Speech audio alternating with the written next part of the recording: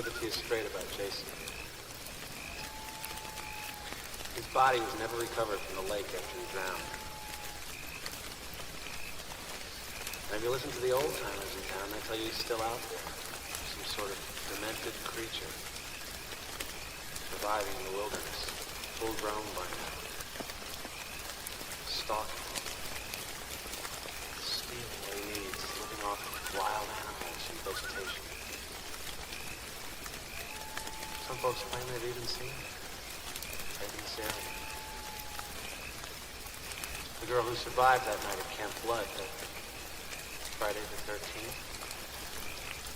She claims she saw it. She disappeared 2 months later. Vanished. Blood was everywhere. No one knows what happened to her. Legend has it that Jason saw his mother beheaded that night. And he took his revenge. A revenge that he'll continue to seek if anyone ever enters his wilderness again.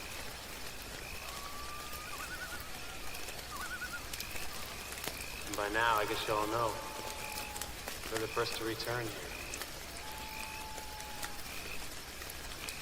5 years.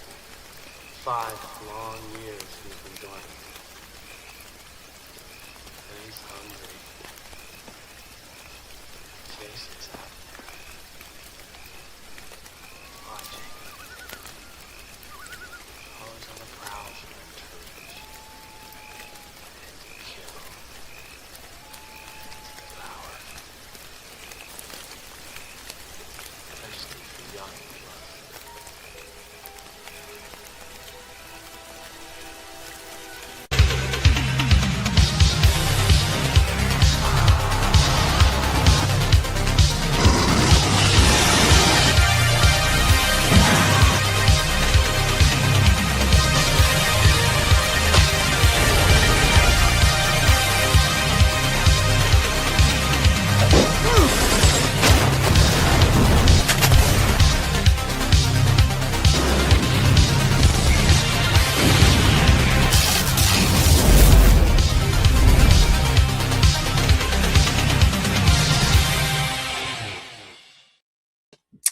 What is up, everybody? Welcome back to Backtrack Cinema. It has been a minute. It's been months and months and months since I've seen all you guys. Welcome back. Yeah, I've just been away, guys. Lost the creative juices. Stuff was happening. Had to take care of some stuff, take care of family, all that stuff. But I'm climbing my way back with a Friday the 13th marathon with Davey Deathray. And can you all hear me, Davey? Yeah. Oh, yeah. We can hear you. I can hear you anyways. So I'm guessing everyone else can hear you. Sweet. I'd like to think so anyways. Awesome sauce. So, yeah, how you been, Davey? I've been good, man. Just really busy. The channel has hit a nice wave of momentum since like mid-November. I mean, spooky season was great and everything, but hit 2K in mid-November, and I think we're 3 away from like 2,800. So it's been a really quick, it was like 13 months to get from 1 to 2K. And it's just been, really supercharged. The community has been amazing. The support has been awesome. Scream 7 coverage certainly helped. And I've been having a fun time doing other stuff since Scream 7 has come and gone. I liked the movie, so it was easy for me to sort of move on relatively quickly here. So I'm pumped for Friday the 13th, man. I know we got those images from the Crystal Lake TV show. I think we're getting some really good vibes from those images there. And we've got fun stuff coming up with, Ghost in the Fog from Womp Stomp, and then Jason Rising too. So I'm feeling a lot better as a Friday the 13th fan now than I was like 7 or 8 months ago, even. Yeah. Oh, awesome. People know this channel anyway, that I'm a Rocky guy, I'm a Stallone guy, but I'm a Friday guy too. Always loved Friday the 13th. I'm a big Psycho franchise guy. And to me, I was listening to you and Vinny the other day. I listened to the whole show, loved it. And he was talking about something about Pamela being sweet on the outside and raging on the inside. And honestly, it's the opposite of Psycho. you meet this Norman Bates Sure. who's just seems like a stand-up, he's kind of odd, but there's this mother's inside raging. So I often wonder if Yeah. the show's going to have showing her with like Jason taking over in the voice. Like, is that actually a Mm, psychosis where she doesn't even know what she's doing, or if it's, I don't know. I yeah, was just, that made me think a lot more. And I was going, well, it is the opposite of Psycho, or it's reversed. So it I was is. like, oh man, you know what? After seeing those images today, I was getting butterflies in my stomach, and now Yeah. I'm getting excited, like real, because I Oh, love yeah. the original movie, which is playing right Yeah. now in the background. Everyone, Kevin Bacon Well, just got laid, and Mercy's oh about shit. she's in the She's stall. just about to die then. It's like the life of a fly, the life of Yeah. a male praying mantis, right? Like, oh, I finally got some, and that's that. Yeah, people do. I think the original movie, because most people consider it not to be the best in the franchise, it really does kind of get the shaft as far as like people are kind of mean to the first movie. I think there's a lot to love with the original Friday the 13th, though. And I know you and I feel that way. I know Facci from Facci Cinema is another person that feels that way about the OG. Not saying we're the only ones. But I do think the original, as far as like, the first three movies all have a very similar vibe, even though the first movie doesn't have Jason. I think people forget that. So they might love 2 and 3, and then it's like, what? So you just don't like the first one because it's not as slick as those other two, which aren't necessarily slick by any means. But I've yeah, always, yeah, I've always had some enjoyment over it. I realize yeah, the flaws in it, but I'm hoping this mhm, show will reimagine that whole movie. The whole movie could yeah. fit in one episode. I think it is going to be one episode. That whole movie, like, I think, yeah, I wouldn't be surprised because like Barry and Claudette are listed for all 6 episodes or whatever it is. yeah. So there you, and that's So not even, yeah, you're right. maybe it's something that's like reverse order or flashbacks, but also it could be like the last 2 episodes are kind of like a remake of the first movie ish. You know what I mean? But yeah, I mean, I think you're right. Pamela is definitely, there is psychosis going on. Whether or not Jason has actually taken her over, at least in the first movie, she's totally batshit at that point because she's creating that, extra personality if it's not Jason. Right. So I'm curious to see how they do it here. I do like that with Friday the 13th, even though it's got that reverse psycho thing going on, the fact that Jason is mentally diminished and physically deformed, I think adds another flavor to the story. You extra feel bad for the fact that she loses this child that was different to begin anyways. So anyways, yeah, I don't know if you have those pictures lined up or to share. Of course I do. Of course I do. I know Been you out of the wanted to talk game, but about I'm them. prepared. But 'Cause, first, yeah, I think the key thing is that it does look like that OG. That's what I love about it. so the first thing I want to just address some stuff, and I don't know if you want to clean house, meaning like what's coming up on our channels and stuff first before we get into this long Yeah. marathon. We got James Sweet coming out, guys, for a bit after he's done with Vinny Hell yeah. on the Ghost Files to talk about Jason Rising. So maybe we'll here he is. He's here already. What's going on, James? I just mentioned you. What's up, man? What's happening, bud? Good. How you doing? Sorry, wife made me go on a Costco run. That's all right. That's all right.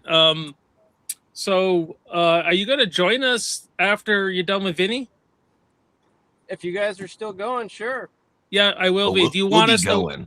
You want us to wait to do the crowdfunding and you talk about it then? Sure, that'd be great. Okay. We'll probably be on part 4 by then, or at least the end of part 3. So awesome. Yeah. James Sweet, director of Jason Rising. I pulled it out here. Jason Rising stuff, guys. Did a fantastic job on that movie. He's doing the second one. Yeah. The crowdfunder link is in the description. It's also in the chat. I put it right at the top and I started everyone. So definitely go check out the perks. I know I'm definitely going to get some, but I got hit with some good news. Jason lives in an aliens reunion at the convention in Niagara Falls. Oh, so James, I got to save some money. I feel you there. I might have to save a little extra myself. That sounds fun. Yeah, so Damn. they got Michael Biehn coming, the girl who played Vasquez, Tom and Nancy McLaughlin, CJ Graham, Darcy DeMoss, all coming for Jason Lives. So I'm pretty Nice. excited. But yeah, James, well, you can finish up your wife duties, as I know what that's all about. And The honeydews. Gotta do 'em. The after you're done with scariest thing Vinny, to have to do on Friday the 13th Yeah. is go to Costco on a Friday. Yeah. That's the scariest thing, right? Yeah, we got a lot of heavy rain here too, so traffic's a lot of fun. So we'll convene after you're done with Vinny, I guess. And you know what?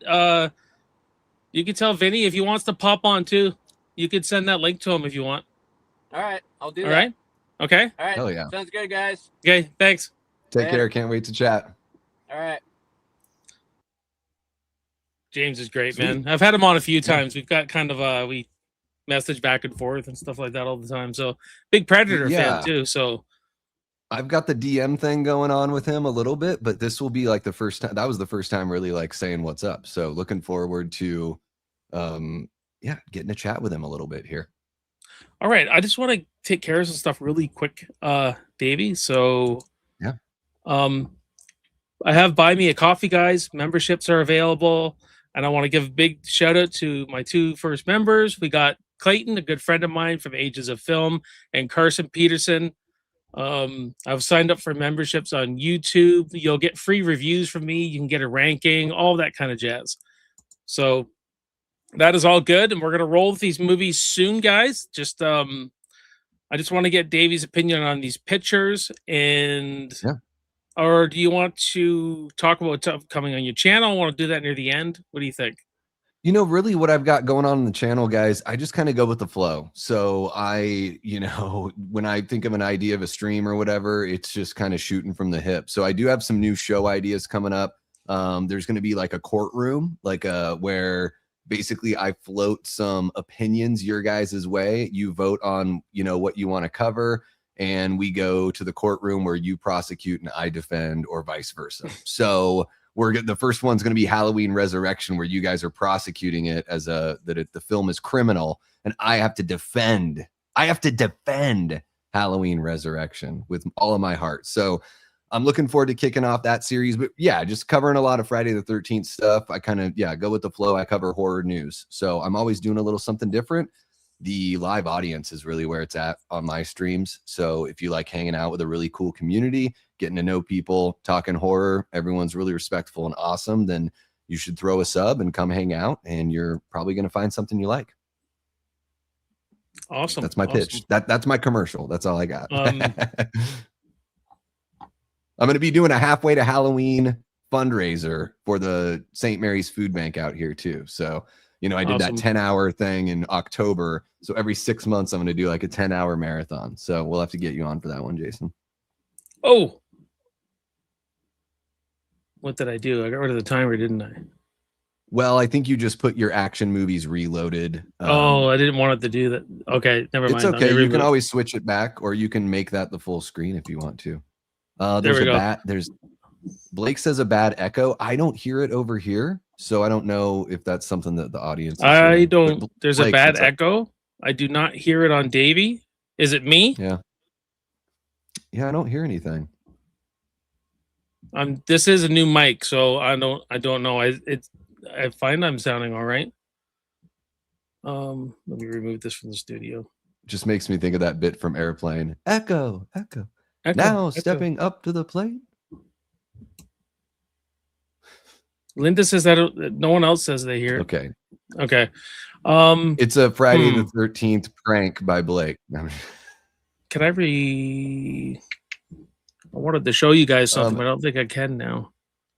Oh, maybe I can. Lido, I saw you put something about Harry working on the score and everything. I mean, Brad Caleb Kane and Harry posted a picture together.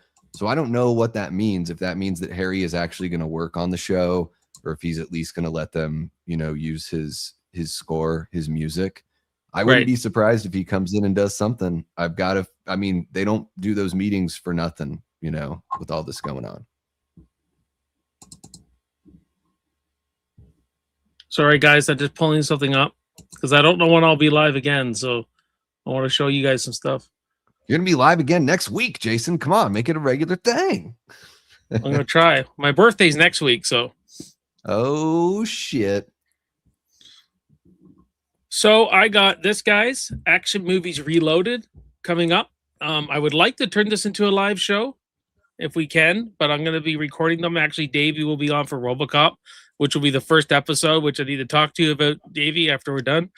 Or I'll message you. I could talk about RoboCop forever.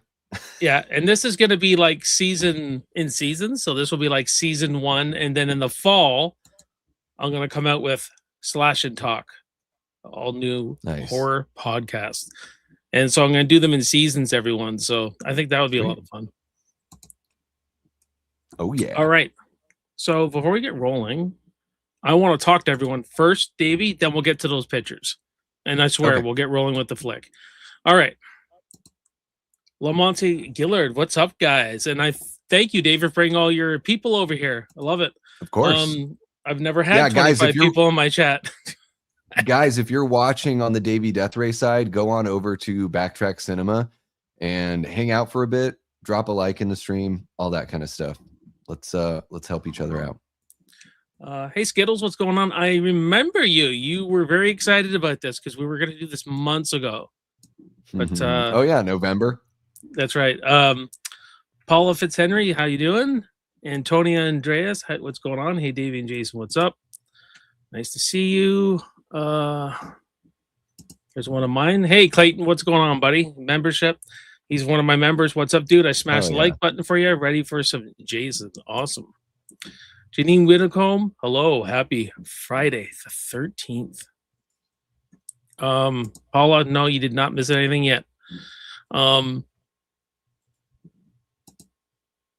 Says all set to see Eddie Munson this thing. Oh. You're to rock this thing. You're gonna Eddie Munson this thing. Davey has a goal. If he gets 10 blue super chats, he will host a bonus late night this weekend. Amazing. Where's everybody at though? Oh, that must have been before. Yeah. Oh, King of Nation. Hey Jason, this is the second month in a row we've had Friday the 13th. The last time I believe was in 2015. Yeah, and we only have one next year in August. Just so you know, everyone. Travesty. Davey Deathray, he put the watch party there for you guys. That's awesome. Hollywood Lido says, hey all, what's going on? Blake, what's going on, buddy? This reminds me. This reminds me when Hogan teamed up with Macho Man, the Mega Powers. Thank you. I was always more of an Ultimate Warrior guy, but yeah, it's pretty much the same thing when you think about it. Linda says, hey, party people, happy Friday the 13th. Yes, happy Friday the 13th, by the way, people. Oh, yeah. I don't think I mentioned that. Gina, what's going on? Says, hi, everyone, again. It's pretty late for you. I know that. Hollywood Lou, I really hope they hire Harry to score the series. He has some really great ideas, and it would be a signature sound, would help trying to evoke the era. Yeah, I think that'd be kind of cool, him to do its own unique score for this. Yeah. Man, I can't wait for part 2. I'm going to stick around as long as I can. Okay, we're going to get rolling very, very soon. I just want to get to everyone. Oh, thank you, Carrie Craves Cinema. I'll jump to watch this when I get home. Hey, everyone. Awesome.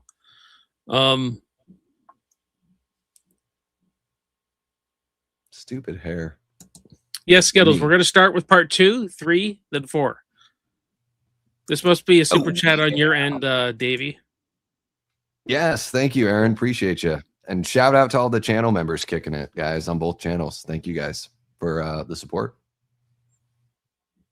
Do have to wear a sack for part 2. I see that, Lido. I see it. I see it. I don't have a burlap sack, though. I don't.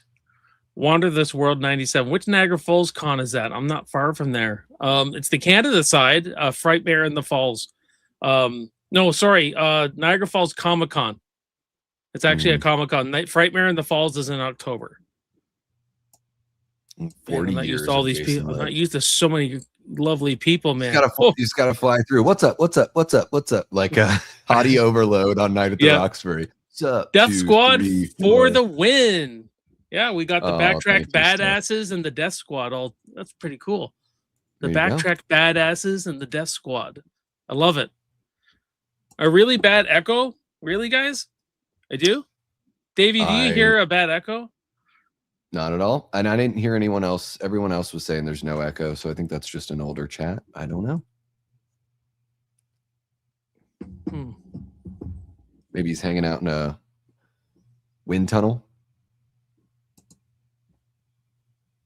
Kyle, what's Just going on, buddy? Sorry, I'm just brain farting here, guys. Okay, that was before. Yeah. No one hears an echo. I We'll don't have hear no echo. more of the echo I talk. hope not. This is an expensive mic, man. This is a good mic, so and it's loaded and everything. So I don't know, but things have happened on StreamYard that I don't know.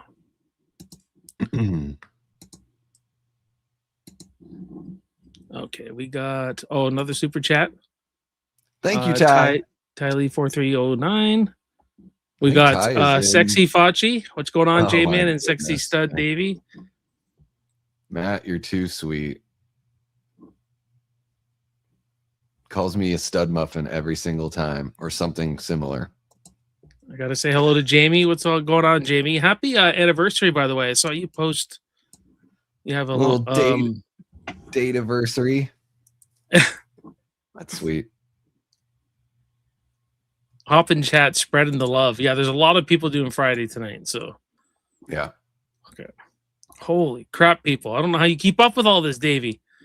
I just fly through, dude. That's what I've done. Is Friday 2 is my favorite franchise. I have learned to just like get on with that because I'm like, I will spend a half hour just saying hi to everyone if I read every chat.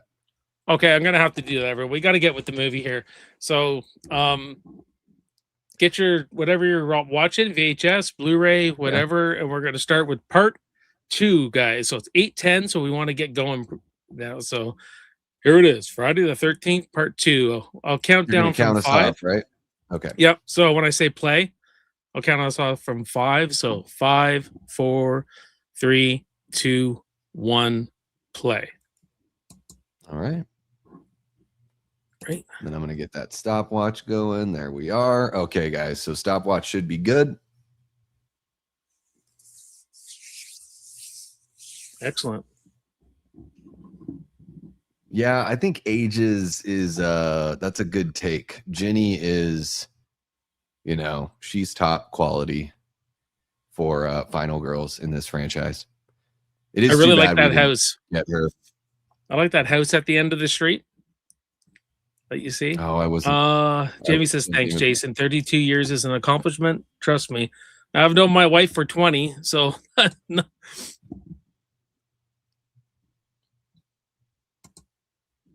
Is everyone wearing their Jason merch? I got some. That's the original Friday. Only person I've been in a relationship with for 32 years is myself, and I can't stand the guy. So I've always had an idea. If I was to write a continuation of this and ignore everything else, from this moment or this whole movie? the end of the movie, I would have Ginny at the hospital, and as she's healing, Paul's missing, even though they say he died. Like, apparently, I would have it starts off with huge manhunt. They go through a manhunt, and Jason pretty much it's like First Blood. They all come in and he just takes everyone out, and then he disappears, kind of thing. Okay. And then wherever the lodge is, there's an all-girls camp maybe or something. And one of the counselors says, okay, near the end of the summer, tells Ginny, why don't you just finish out here? And Ginny goes because she thinks Paul's still alive and she wants to snoop around. Yeah. And then runs into Jason and stuff like that. It's kind of like a true ending to it all. I thought Paul is alive, though, because they leave the shack together, and that's the real ending of the movie, right? Yeah. None of the muffin stuff, him jumping through the window, none of that happens. No. But I think it happened, but none of it happens, right? Because part 3 basically shows you that they leave the cabin or leave the shack. Right. Is that right? Okay. But I always thought that'd be kind of a cool little fan film of the search for Paul or something Yeah. like that. I love the idea of the manhunt thing is a cool way of continuing it, having it be like a two-parter, you know? I love that in horror when you can do like a two-part story. Yeah. I mean, Halloween 1 and 2, I think, do a really good job at it. Swimmer. Wonder if Linda Swimmer. Cardellini will be like that. Very good swimmer. Yeah, it'll be interesting to see what kind of voice she uses. But from that image that we saw where she's holding the kitchen knife, it looks like the sweater is very similar. Like they've nailed the color. I love the blood on the cuff there. It looks like raw and real and dirty. Even Doesn't her it? fingers have some dried blood. It doesn't look like overly slick. It's just a very well measured, and the blood is like goopy and sinewy, like syrupy. I like that. Yeah. I like this image too because it's very psycho-like. And also this is just the way the angle is. It looks like this is where she's beheaded and she's falling. Maybe. That angle of the arm, I don't know, or maybe she's stabbing someone. She could be, but it looks like and the atmosphere here is great. The dog. Yeah. I had to transfer these to JPEG and they just nailed this. This is like an identical shot, but you could see. But I still Very like how Claudette. I love how it's dark still, but you could see. The cinematography is on point for me anyway. Well, did you see Welcome to Derry? No, I haven't yet. I do want to see it though. So Brad Caleb Kane was a co-showrunner over there before he worked on Crystal Lake. And the thing about it, Welcome to Derry, is, man, the costume design and the set design and like the world building, the production value is so good and impressive in that show. It immerses you in the show. And I'm seeing the same thing from Crystal Lake, where it feels like it's going to be an immersion into a bygone era.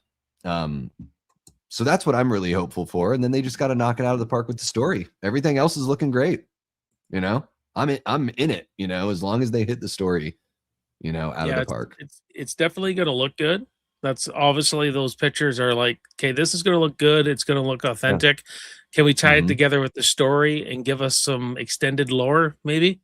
Yeah. Like when I was hearing you talk to Vinny and everything, I really liked a lot of the ideas you guys were bouncing back, like who are the Christies, and you know, maybe Jason, you know, they're trying to cover up this drought because they're trying to protect the town and all that. Yeah. He's a secret love child. Yeah, or even like, I just like the idea of filling out Pamela's character because I do think she's very important in the franchise, but we only get her in that first movie in a meaningful way. So that's kind of a shame. And I think this gives the opportunity to really have her be more of a part of the conversation, you know? And Linda Cardellini is a great actress. So, you know, this should all be pretty damn good. And as Lido says, Linda, hamana, hamana, hamana, hamana, auga. All the little different kind of animal sounds I can do to just show how, you know, only one thing matters to me. I'm joking. I don't. Is that one sent to you? I can't tell. It must be, right? I think that's. I don't know. Is that me? I mean, he's my follower, but I don't know. It doesn't matter to me. Clayton says, "I love the Can't Buy atmosphere of part 2." Yeah, Ages of Film. Thank you so much. Came on over, and dropped that super chat. Yeah, I think part 2, part 1, part 2, and part 3, they all have a very consistent look, you know. I appreciate that about the movies. Not really sold on her jumper here.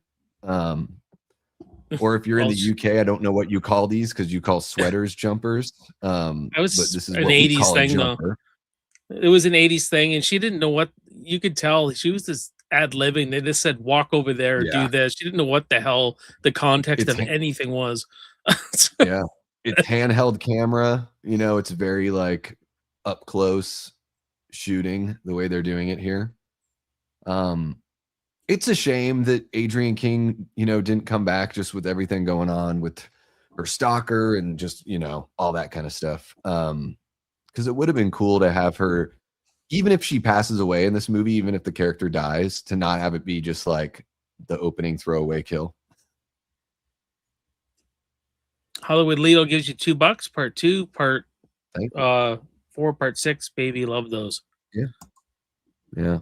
I mean, you could consider it a quadrilogy, 2, 3, 4, and then skip 5, go right to 6. That's like a Right. good 4. If you just want like the Jason story, that's a good like 4 movie block. But what we're watching is basically like human Jason. You know, he's still alive. Yeah. I think. Skittle7713 said, "What's a jumper? Overalls?" Yeah, the jumper is Yep. it's like the overalls with the sweater. I guess like a jumpsuit is kind of like a jumper too. But yeah, she's dressed like a 3rd grade teacher from the 90s. Exactly.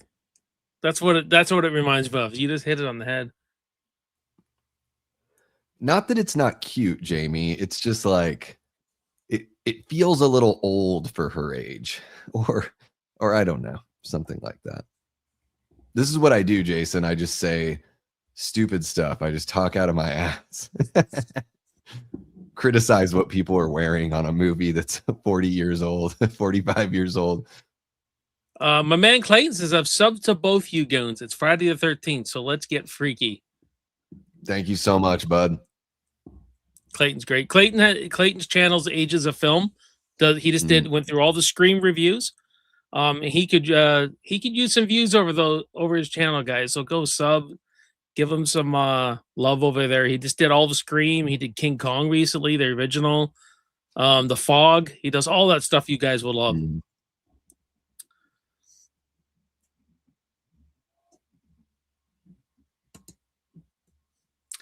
Linda says she's dressed like season 1 Willow on Buffy.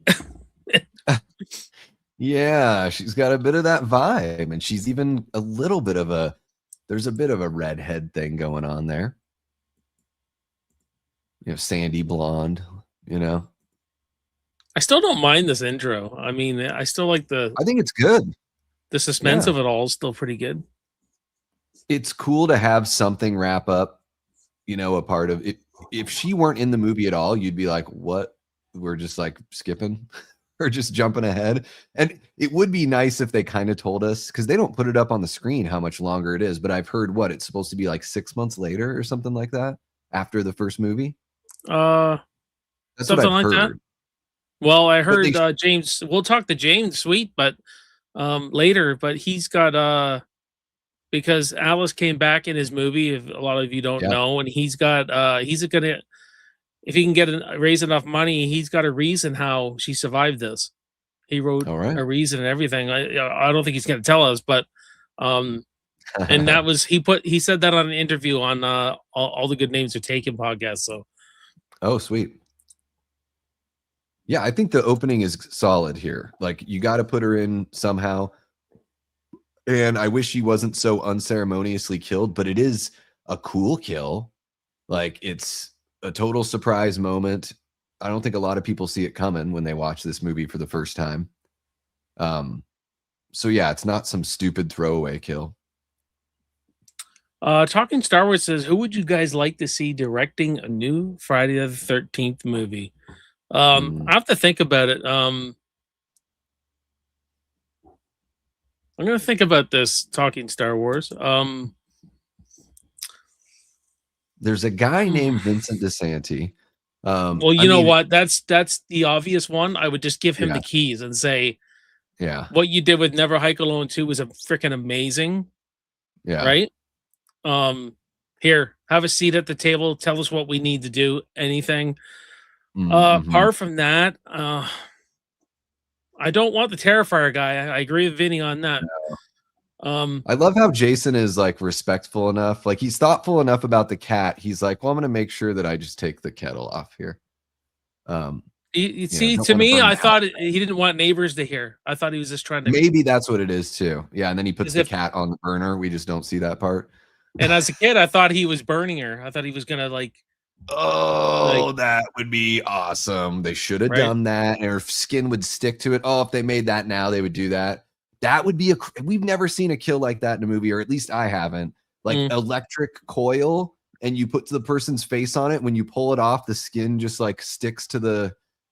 So they have like these ring kind of things on Right. their face. They're pulled But off. he's in the Oh, cabin. He's in the cabin. She's in the cabin later, all skeletized. But did he burn all the skin out? I don't know. Like, I don't know. he It's just my drags her mind floating body out there. back, huh? He drags her body back. Wow. Yeah. Blood was everywhere. Directors for Friday the 13th movie. Yeah, I know Damien Rugna wants to do it. The guy that did When Evil Lurks, and I would be down for that because When Evil Lurks is a totally different kind of horror. So if he really likes, I haven't seen slashers it. and wants to- oh, dude, it's so good. His I first haven't movie, seen it. Terrified, it's really good too. So When Evil Lurks feels a lot like Evil Dead, but it's kind of grounded a little bit more. And it's beautifully shot. But he had mentioned, he did an interview, I think, with Flett, where he talked about wanting to do a Friday the 13th movie. And I was like, all right, go for it, bud. But yeah, I would Man, let Ben have at it. Yeah, I don't know who's who in the. Like, I got my favorites in the horror world now. Yeah. Like, I like the James Wans. Uh-huh.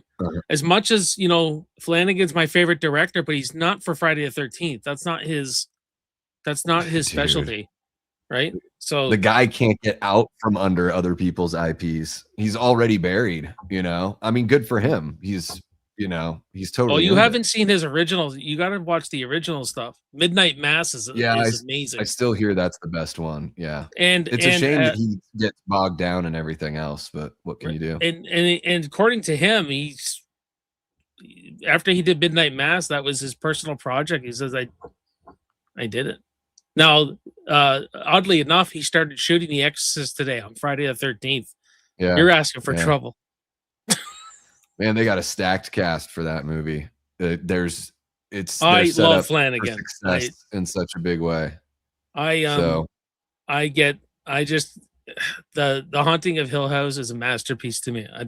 And he wrote a lot of that. Like, he's taken stuff from the source, but a lot of the great dialogue, that's all him writing that. Like, yeah, man. but he's not but he's Exorcist- not Friday though. He's not the Friday guy. not- Even though It's when not even Brian close. when Brian Fuller left the project, Mike Flanagan went on Instagram and said what this guy was planning. So they were in conversation with each other. He says what Brian was planning was mind blowing. He said for Friday the 3rd or for Crystal Lake. Yeah, and apparently they scrapped all that and started over.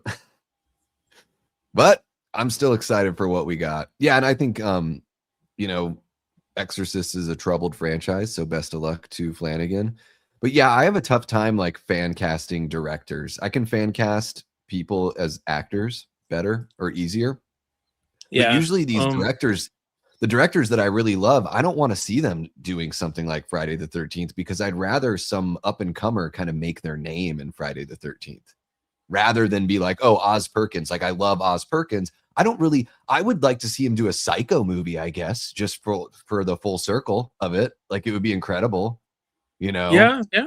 The be cool. familial connection and everything like that. The fact that his dad had directed one of the Psycho movies, and of course, you know, played Norman Bates. But I usually want those guys to be free to do whatever the hell they want instead of like come to a franchise that's existed for 50 years, you know? But honestly, like, yeah, it's tough, right? But honestly, I think I agree with you. Get a new and up and comer guy. They do Friday the 13th. I honestly think all these iconic slashers are going to find a really good home on streaming. So Crystal Lake has got, if it goes well, everyone's going to follow suit. Well, TCM is already planning to do the same thing, and that's the same people, you know, or at least it's A24. Clayton says favorite kill on Friday too. Oh, it's the Mark kill for me. Yeah, me, it's gonna be the Bay of Blood kill, the spear, the sex kebab. I called it in my top 13 kills in the franchise that I did earlier today. I called it the sex kebab. Brad Underwood 5684 says Amy Steele is from my area in southeast. Is that Pennsylvania? Yeah, that's awesome. Canadian guys, so she's very sweet. Yeah, I got to meet Amy awesome. at Mad Monster last summer, and she was very sweet. Nice. Most everyone I've met from the franchise have been like very gracious and genuine. Like Ken Kersinger, huge, beastly, bulging man, as as they would say from Christmas Vacation. Dude was the nicest dude. Yeah, so I've met I got to meet Ted White before he passed. Like really way cool. before he passed. Like when was that? 2019. I went. I think it was just before COVID. He was great. Best.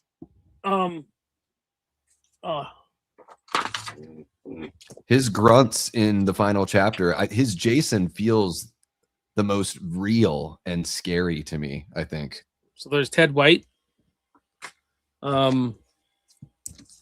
met lady who plays Trish, Kimberly Beck. Says run, Tommy, run. I met Nick Castle, met Dee Wallace, because I'm a huge Cujo fan. Love the hand shot. I thought it was you're a big Major Payne fan, so that's why you had to have Nick's. He directed Major Payne, right? Yeah, I know that. That's my favorite. That's my favorite side horror trivia. The guy that played Michael Myers first directed Major Payne. And way behind you guys. My voice command stopped working on my remote, and the Paramount app crashed because of it. That's okay. Shoot. Well, Paula, you can catch up. The timer is above Jason, so if you just want to catch up, then you'll be right with us.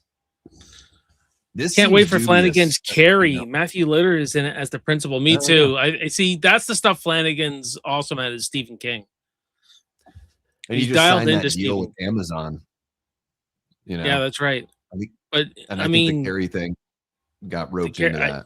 I think the Carrie's going to be good. He's doing the Dark Tower. Apparently, they want him to do a thing of the Mist, which I find is kind of soon to do a. That ass, dude. That ass. Daisy Dukes.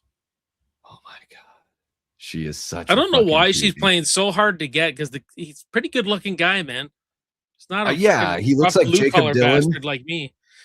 He looks like Jacob Dylan from the fucking Wallflowers, and for whatever reason, she's not into it. But she is. I like her little pixie cut too. She's a cutie.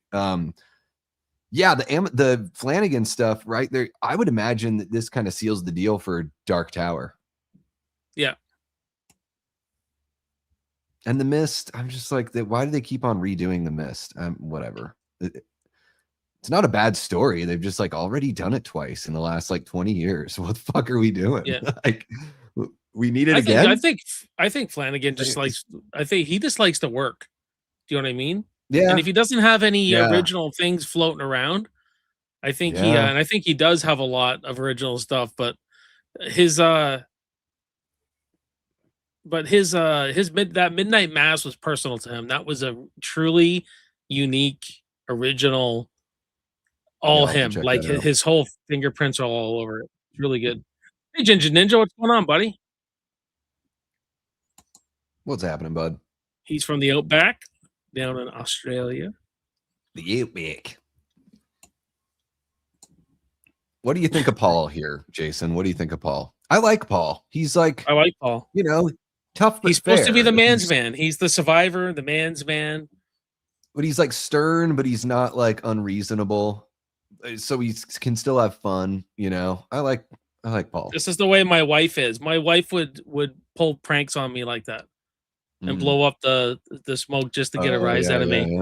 Yeah. My wife's a lot like Jenny in the personality. Mm-hmm. And this is a great outfit, It is kind of like a little sun skirt there. Got a little hippie, cool kind of hippie. I like the vibe here. I like go to a concert, Jenny. I like how fascinated she is with Jason's psychosis. Oh yeah. That's the cool thing about her is, she's got a lot more going. She has a lot more of a reason to be more involved. you know. And Davey, let me ask you something. Why can't they? With four, well, let's say this Crystal Lake's 4 seasons. Why can't we be introduced to Chris Higgins in Higgins Haven? Why can't we be introduced to these two, but take them in different directions? Tommy Jarvis, like have them all in the series as characters of the town, and let it play That out. would be cool. Yeah, there's right? no legal reason why they couldn't, as far as I know. So it would just like depend on if You they could even have the wanted. bikers coming in causing trouble in Crystal Lake. Oh yeah, you could have them You know, being, especially if it's going to be like Bates Motel, where everyone's involved in some seedy bullshit. You know, Bates Motel had like 5 different stories going on, a whole bunch of people up to no good. You could do that with Crystal Lake. You know, you I could open love it up. that. Was one of the best shows I saw. Huge Psycho fan. No, So see, they yeah, nailed the relationship well. That's all I want to see them do here. mhm, Nail the sure, relationship. I want to see the yeah, grieving and the rage and the love for Jason and Jason's love for his mom. I want to see it all. That's what's been yeah, missing in Friday the 13th is the like Vinny said, protecting that shrine. Like, where'd the head go? Why didn't he? You know what I yeah, mean? Like, that's what I love about Jason Lives so much. He's coming back to clean house, whoever's in my area, probably to get the mother's head back. But I mean, Vinny answered all those questions though, and Never Hike yeah. Alone, which I kid you not, guys. Like, if you haven't seen Never Hike Alone 1 and 2, or the whole trilogy there, the whole series, watch it because it Yeah. the lore is all intact, Yeah. and there's so many of these movies. Vinny has 2 scenes in the whole thing that almost made me jump out of my seat, and I couldn't believe it. The one where the cop is apprehending Jason, and Jason's just sitting by the candles, is one of the most Mhm. unsettling scenes I've ever Oh yeah, seen in a yeah, yeah, movie. yeah. And when Jason goes right off the dock and travels through the water, and I went, finally, somebody fucking gets it. It's Oh like, yeah. No, it's funny if you think about everything after part 3. The only other time Jason's mom is mentioned is a little bit in Freddy versus Jason at the very beginning, and then the remake. They give you that really quick prologue to kind of show you the end of Friday the 13th, 1980. You know what I mean? So, and other than that, all of the other sequels since part 3 have ignored the whole mom connection. I think that's why the show will be really great, because we're going to rebuild the foundation. Pamela's going to have a bigger part of it. I think a lot of like fandom has even forgotten, you know, how important she is to everything. absolutely. Jamie says Ginny inspired my personality and life view. Seriously, I told Amy Steele that. That's great. Do you tell your husband? I said I was sorry. She was um, talking about how hot she was because it was the middle of the summer in Phoenix, you know. And as I was walking up to her, I was like, I hear you. I was like, I'm a ginger myself, you know. I got the freckles to prove it. It's tough out here for people like us. Yeah, we're gonna get more, Steph. I think the whole season of this whole first season is gonna be all about establishing her as a bigger force. and And you I have hope, to, even if they or it shift does. Sorry, go ahead. oh, sorry. I was going to say, even if they shift to Jason as the main antagonist for season 2, I still want him to hear her in his head Yes. and have the Yeah. shrine, and that she's a continued piece of the lore that's always there in some way. I don't think you have a choice. You have to set up the relationship where the rest of it falls apart. You're just gonna have the series again, Especially and since it's a show. like Like Stalk and they're Slash. You know what I mean? yeah. Yeah, they're going to do that, especially since it's a show. Clayton says, "I want to see some interaction with Jason and his mom." Yeah, so do I. Oh yeah. We're going to see that. That's definitely going to be there. Callum Now, Vinson is listed for 4 episodes. So Callum Vinson should be there for 4 of the 6. The guy that's listed as adult Jason Voorhees is listed for like 3 episodes. yeah, and I do think So that's just Vinny's right. I think this is going to be flashbacks. I think it's going to okay. start. I think it's going to start with either um, Barry and Claudette, and you know that the Barry and Claudette, the original death, Mrs. Voorhees chased her around the lake. Like, that was Oh, in the wow. script. They just never filmed Okay. it. So they may do that. You may see Yeah. that route. right? It would be And cool why? if that were extended. Yeah. And one thing Brad Caleb Kane has said, we're leaning more into psychological thriller with rivers of Yeah. blood. I quote. Yeah. That tells me that we're getting in here. We're going to be getting in here. There's going to be tension. It's going to be gory, I'm sure. Yeah, that tells me it's gonna have a giallo feel when I hear rivers of blood mixed with what he was saying, like a 70s thriller, mistrust of like institutions kind of stuff. Yeah, I think that's what we're gonna get. Like you're spanking him for grabbing too many cookies out of the cookie jar. Maybe. I don't know. Do you think Jason's gonna talk? Do you think he's gonna be verbal? Maybe slurred words, because if he's kind of deformed, maybe there's something wrong with his mouth too. And when I guess he does cry for help, so he can talk. Based in part 8, he did go, "Mama." Yeah, you're right. Does he really? Part 1, you're right. He's saying he's yelling. He's crying for help. So he's gonna be able to talk. Okay. Do you think they're gonna match that look from the original film? Like try to match the original Tom Savini? I think it will be his own unique look, but I think it's gonna be like that. He's definitely gonna be deformed. I've been listening to you a lot, so yeah, it would be cool. It would be cool if they did something similar, because I love that Savini look. Hey, Shitty Pickle, what's going on? Oh, also, guys, at 10:30 tonight, my good buddy Caleb from the Dark Ether Files podcast, he's watching Jason Lives at 10:30. So if any of you want to dip out for that and show him some love, no, I'm just joking. It's my favorite. So can I dip out? No, I'm just joking. We're saving that because I want to do something this year for it. Yeah, it's like August 1st, I think, is the 40th. I think it's a Saturday this year, so that's awesome. I'll be on holidays then, but I might have to do it a little before then, but for sure. Take it off, Jeannie.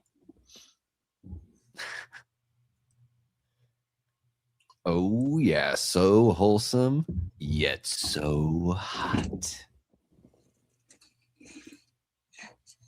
That's what you get with the Davey Deathray experience. You just get me commenting on women's physical attributes. My wife made me this. Holy shit, that is beautiful. It's wood burned. It's like all wood burned. That's what I was gonna ask. Yeah. Oh man, that's she really captured the shadows pretty good. I really like it. Yeah. Which Jason vibe is she going for? Is she going for 6 right there? Oh, I think she traces them first. Like, she just didn't go off her brain and go like this. But she has a good steady hand. Because it looked like a button-up shirt, right? So that's why I was asking if it's Jason Lives. I think she found the picture online. It looks like Richard Brooker or Ted White to me. But okay. Oh yeah, he's got a button-up in those two as well. What if Jason was a metalhead secretly rocking out when all the campers are gone? He climbs out of his hole just to rock and roll. He was actually doing like an air guitar dance and fell off the dock, and that's how he drowns. Wow, guys, thank you for coming over. I don't have this many people usually. So how many people are watching? It doesn't tell me over here. Oh, 37. Holy cow, you guys are amazing. Guys, especially with so many people out there. Yeah, if you're watching, hit the like button, subscribe to the channel. This is streaming on the Davey Deathray channel and Backtrack Cinema. So go on over to the other stream and spread some love as well if you haven't already. Hey, brother Fluff, how you doing, buddy? Fluff. What's happening? I know the Fluffer. I know. The Fluffer Nutter. Dude, and Ralph is just kind of a creep right here. Yeah. Rightly so. Jason takes him out. I'm just curious of what they're going to do with him too. Like, he knows Pamela, obviously.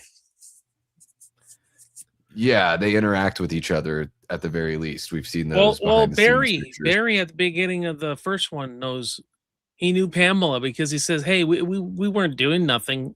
It seemed like he knew her. Like, Well, yeah, she's the cook, Yeah, or she was the right? cook, what, the year before or whatever it was. Yeah, so they probably knew who she was. Beware of bears. I love it. Yeah, especially if you're on your period. Yeah. This is a good crew, though. This is a good cast. Yeah, and they have a lot of them because basically half of them aren't even there for the movie. You know, I mean, even Ginny and Paul are gone or at least gone from the camp for a good chunk of the film. So, Oh, my favorite character, Crazy Roll. thank you, Shitty, for the kind words there. Yeah, the ladies should be so lucky. You should count your blessings that I'm being a total pig-headed man. But whatever, you know, I just have to accept that that's who I am and continue to be gross.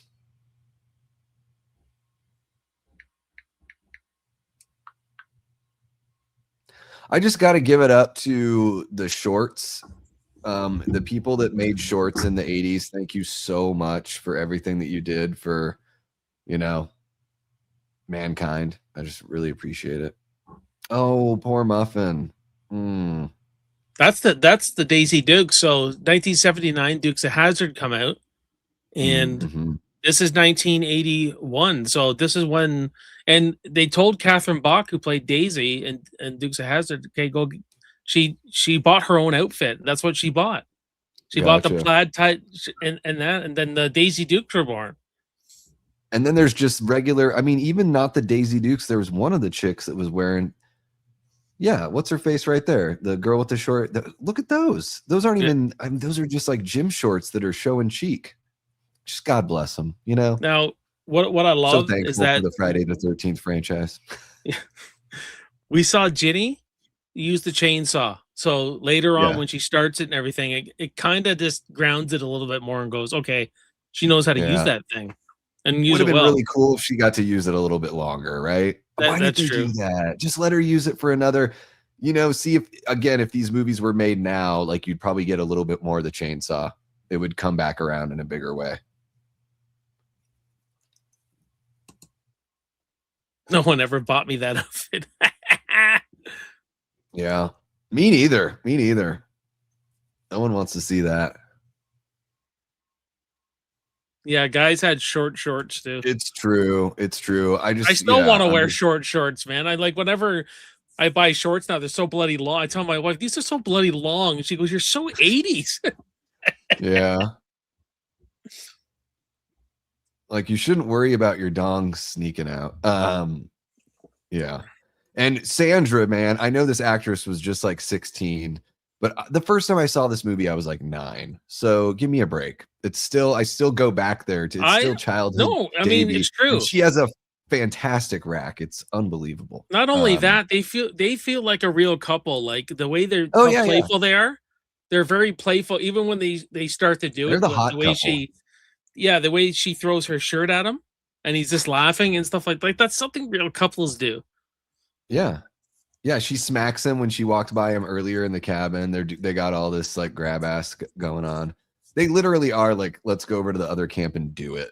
Like they're that couple. They're the 80s couple that you want to be. And he's kind of like your replacement Kevin Bacon. He's got that kind of vibe about his look, For sure. These floating docks always creep me out.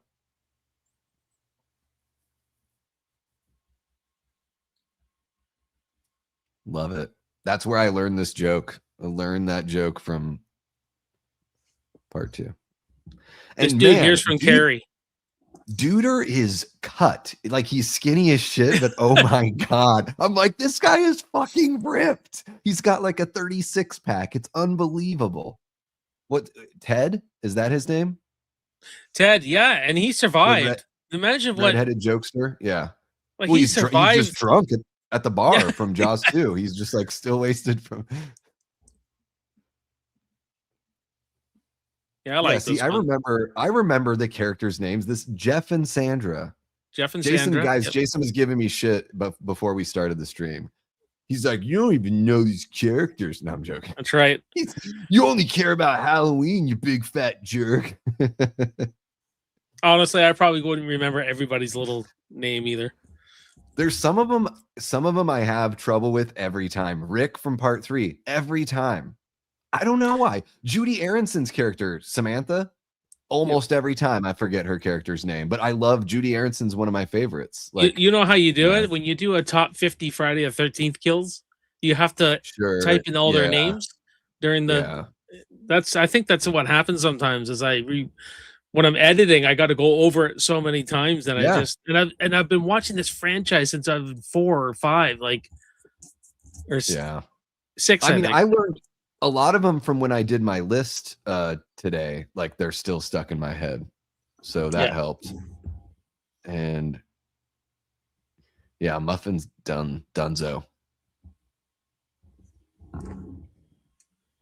Yeah, it's true, Steph. Like, I've always been, when I was a little kid, I was a very curious little kid as far as all of that stuff goes. I never had my ooh, like girls are icky kind of phase when I was a kid either. So yeah, when I watched these movies edited for television, no nudity or anything, of course I was looking at the butts when I could. Of course. Yeah.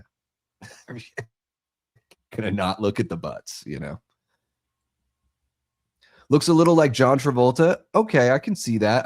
Even a little Bon Jovi kind of look. Jeff, Bon Jovi meets Kevin Bacon.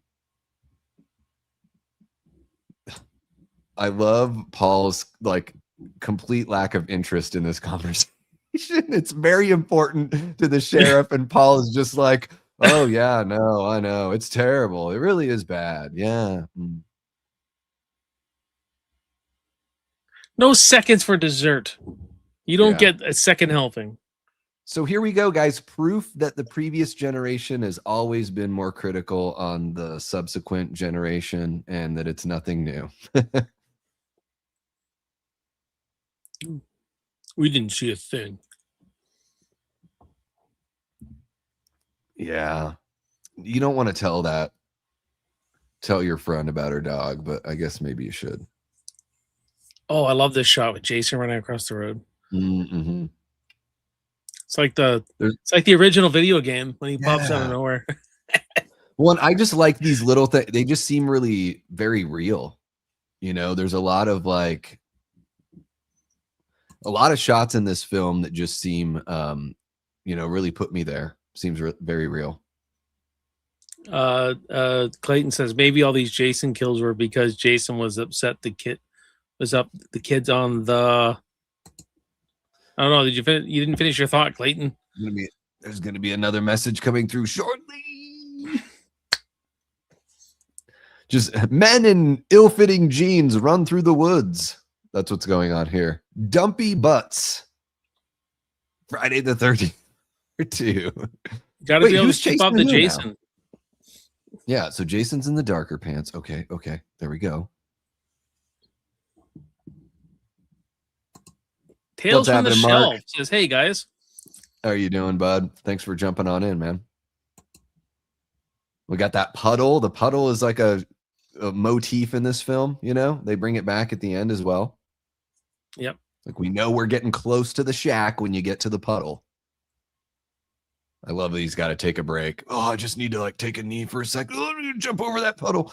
Oh, just like Pitfall. Okay, I'm going to go run through the woods. Have you ever seen Jason does run? Yeah. Yep. Oh, for Jason sure. In this movie, quite a bit. He runs in all the classic Friday films. Yeah. Does he in 3? Oh, yes, he does. Yeah. In the hallucination at the end, he does. I don't know if he does. No, he does when he's running after and he puts his head through the car and everything like that. Okay. Yeah. There you go. He does run. There you go. Dude, I'm just saying, you find a shack like this out in the woods. I know you're the sheriff. I just wouldn't go into this thing alone. This is where you go. This is where the backup. We need backup here at Crystal Lake. This is where you're like, whatever's living in here is probably defensive and well equipped to be living out here. So maybe I don't need to do this alone. Jason tried to rip me in the middle of the message. The sick bastard. Son of a bitchin' Jason. And Tana says, will we ever get a new Jason movie, or is it us? I think we will eventually, but there's still lawsuits and craziness I happening. think all the lawsuit stuff is figured out as far as the rights go, but I would say 2028 is probably the soonest we could expect a movie from Friday the 13th. I'm just telling everyone, soak up the Crystal Lake show. Yeah. If it ends up being not good, then, and I'm sure there's going to be people who love it. I'm sure there's going to be people who don't like it. If it's a massive success, the likelihood of the movie getting like more push is very high. Dude, that kill's brutal, man. I always was freaked out by the butt end of a hammer growing up.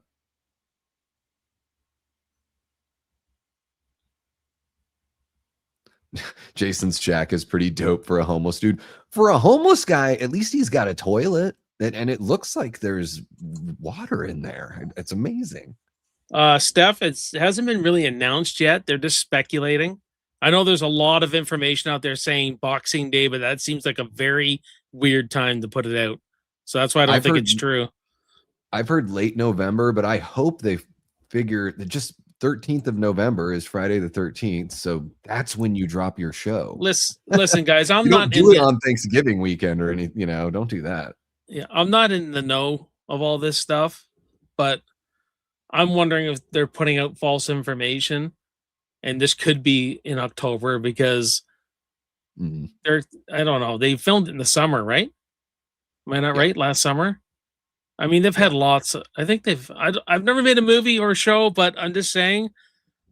It just seems like why wait all the way to December and pass up your chance on Friday the 13th? Yeah, you know what I mean. I mean, we got still shots now. I don't know. I think they should debut it on November 13th, which is Friday the 13th, and then you kick it off, and it runs for 8 weeks, and it's all people are going to talk about. The show would be finished by the time Christmas comes around,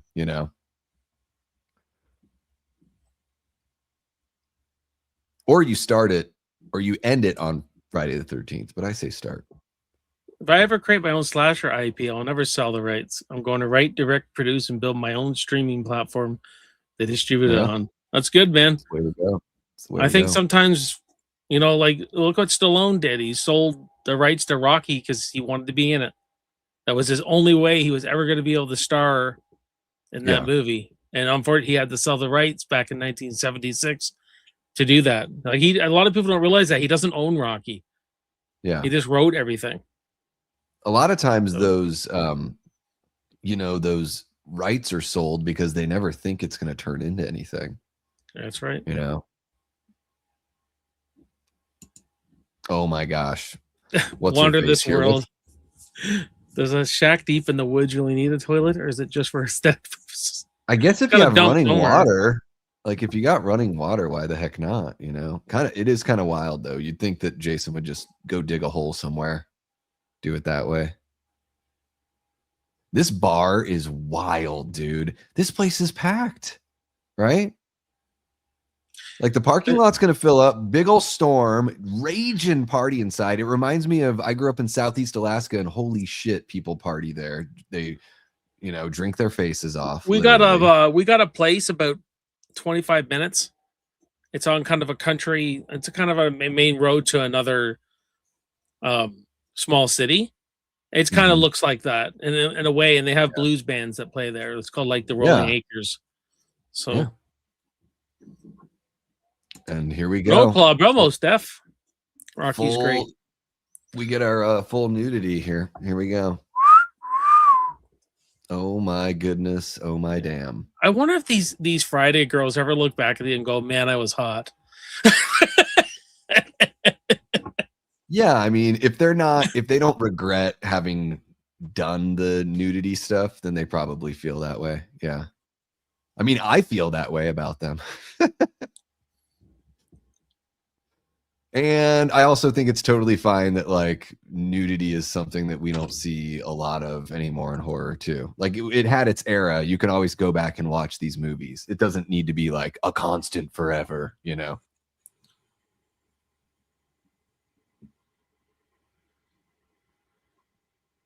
Yes, King Henry. What a healthy young lady. That's right, Jeff. You don't need to prove how strong you are. You got a woman. Yeah.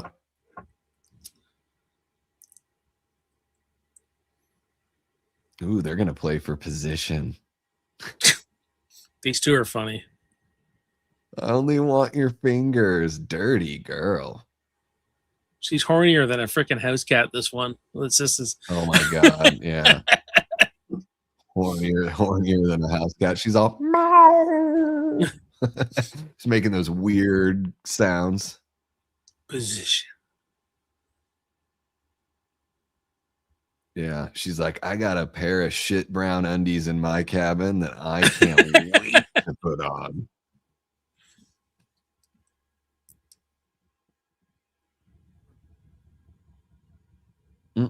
This guy. This guy here, eh? This guy. Yoink. Can't wait to sniff these. All right.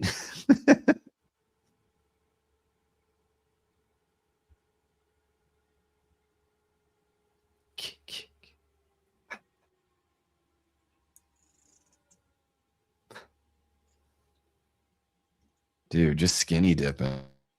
Right. It's kind of ballsy just going skinny dipping, right? Like anyone could see her. I don't know. Have you ever? I skinny dipped once in my life, and I was like, I don't know, maybe almost 30 or 30. It was, I was at this festival that we were all like camping in the woods at on Lake Shasta, and at night we all, well, not all of us, but anyways. Skinny dip. I don't know. We'll get to part 4. Skinny dip. Does it ever get warm enough where you're at to go skinny dipping? Oh yeah, we get really hot summers, very humid. I personally have never done it, but that's me. I don't. Never too late to try. No, it feels weird. I'm even though it's basically the same thing to have trunks on, I just feel much more. I don't know. Maybe I'm a fuddy duddy. Peekabooby. Linda says.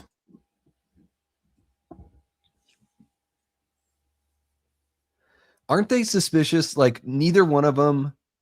She's not even like, why is this snare set here? Like Jason must have set the snare. The thing is, she's just playing hard to get. She likes him. You can tell. Yeah. She does. She's no one else is paying attention to her. Yeah. Except him, really. If they would have lived, they would have done it. Let's face it. I just can't believe they just don't think it's that big of a deal. Like, wow, this is really strange. Who set this trap? Well, they thought it was Paul. He says Paul and his stupid wilderness bullshit. Oh. He thought it was Paul. Seems kind of random.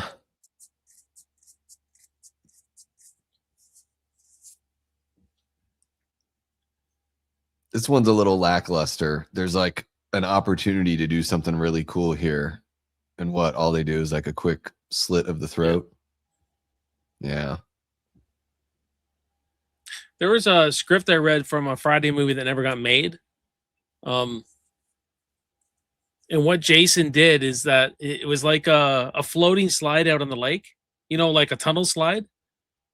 And he sticks a machete up through the slide. And when the guy comes down, his legs hit the machete and split. He splits and goes out to the, like creative shit like that. I go, why wasn't this made? Like, yeah. I mean, even the kill that they just had there, if they just showed it for a little bit longer so we get more of that blood, would have been nice. Have you seen oh shit, it's an Australian horror film. I forget what it's called now. It was a Shudder exclusive. Guys, Telecaster. I'm gonna eat some pizza. Don't judge. What the hell is that called? The Furies. I don't know if you've seen The Furies. So there's a kill in there. So the guy has an axe, and he presses it against her cheek on the tree, and he cuts her this way. He pushes the axe in on her face. It was like really cool. Like it was a good kill. I like those that telly. I like Fender tellies. That's what I have. I have an American Telly. It's got that S1 switch, so you put the pickup selector in the middle. Yeah. And the switch like mimics a humbucker on a Gibson SG. Sweet. I'm more of acoustic player, but these days. Telly is just the most versatile guitar. I think you can play any genre. If I it's love got the Strat. best tone. I like my Strats. I just. Oh, sorry. I want to get to Jeff first. Hey, Jeff, what's going on, buddy? What's My happening, followers, Jeff? one of my very, very long time followers. He's Hell yeah. loyal as hell. Clayton comes back with $2. What do you guys think of Sackhead Jason? He's a little clumsy, but I do like him. I think it can be creepy. I think the sack looks way better in the remake. Yeah, I it's would have got kept like the sack. I would have kept the sack on a lot longer in the remake, man. Hmm. I thought he looked way better than he did in the mask. Yeah, I like both of the looks in the remake. The sack does have like the tighter fit is, yeah, a little bit of a better look. But I really like him here in part 2. I don't mind the clumsiness. It just feels a little more real to me, kind of the way Scream feels. So yeah, I really dig Sackhead Jason. What's happening, Carrie? What's going on? Shout out to all the channel members hanging out. You guys are awesome. And of course, the Death Squad mods. Do you have any moderators over there, Jason? No, I don't get enough people to even. Nothing ever happens on my channel that warrant it. So I haven't really made anyone a mod. Well, there you go. I'm not live enough, you know what I mean? Or I wasn't going live enough. So, Mhm. and you know what? I don't really get a lot of troublemakers. So, Yeah, maybe that's good. maybe every now and then. Not popular enough, guys. Hey, less problems. I love all this stuff with Jenny, you know, talking about Jason and trying to figure out, like, really getting into the psychology, kind of like what you were talking about earlier. And we get it, like, she's like upset now. They're not buying my theory, these dickheads. Jeff says, what do you think of the rumored December 26th launch of the Crystal Lake series? We just talked about that. I don't think it's true. I think that'd be kind of ridiculous to release it that time of year. I can't even find like whatever article was saying that. It's when fake. I did a search for it, I didn't even see anything pop up. I have, if it's not coming from Bloody Disgusting, Friday the 13th franchise website, or Peacock or A24, I don't believe it. That's all there is to it. I'm like sorry, like I just don't.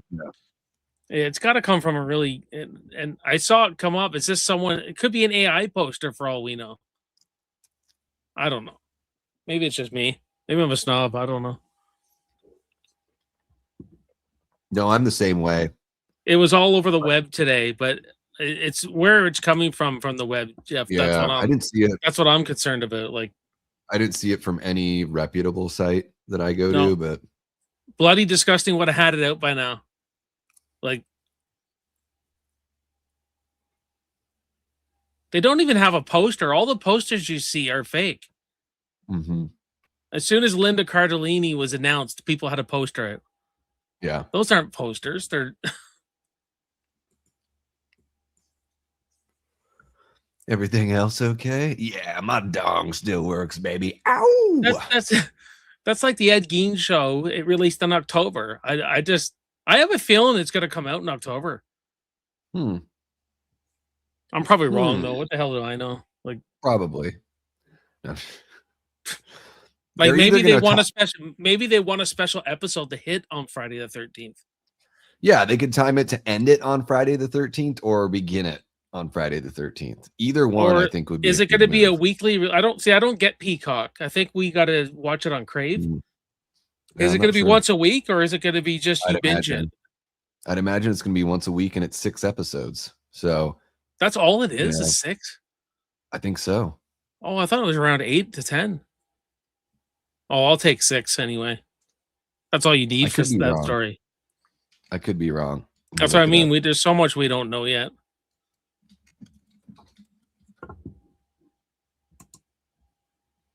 Personally, okay, Carrie, I think it's fake. I think it's fake. I think it's a fake website. Not a fake website, but I don't know where they're getting it from because no one else is. Yeah, especially here's when the you way I read go, things on guys. Facebook. If it's not from Variety, The Hollywood Reporter, or like Bloody Disgusting, I don't even consider it real. You know? So, and I mean, I haven't seen it there, but I also have been busy all day. So I just checked earlier this afternoon. But yeah, I didn't see anything about a definite date.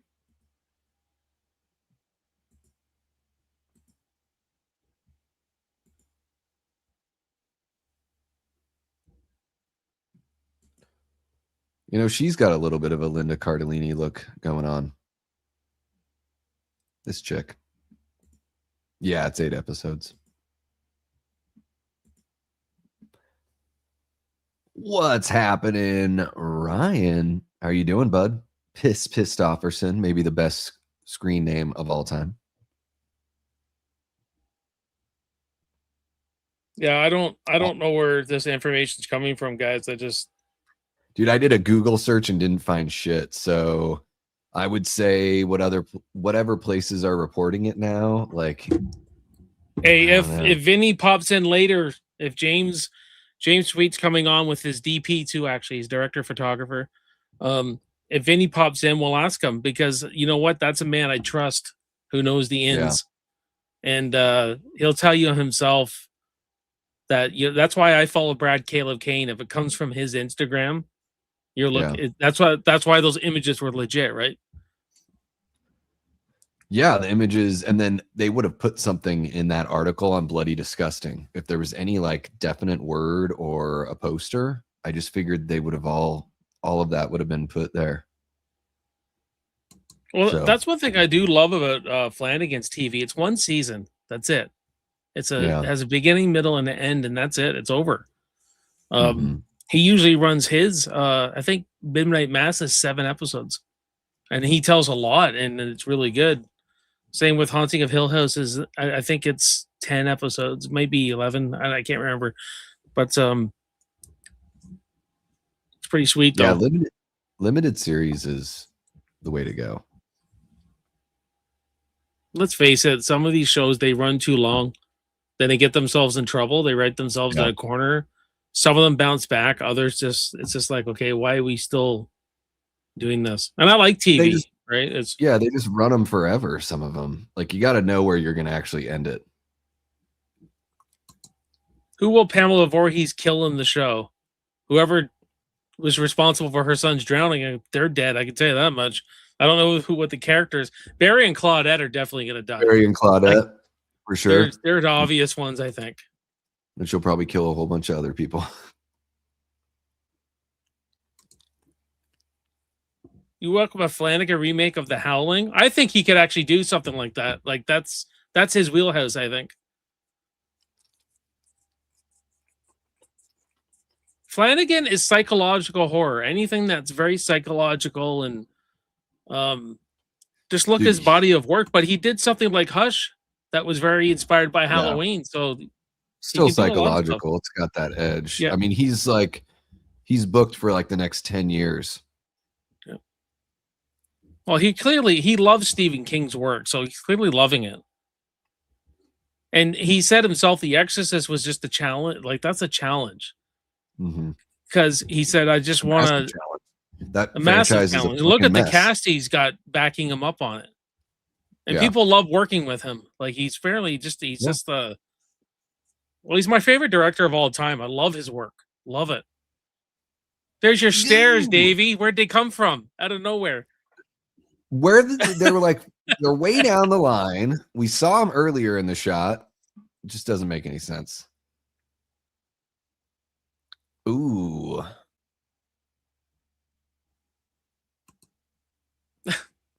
Wow, I love that. Carrie Bloody Disgusting was just saying we have another Friday the 13th this year, and that's in November.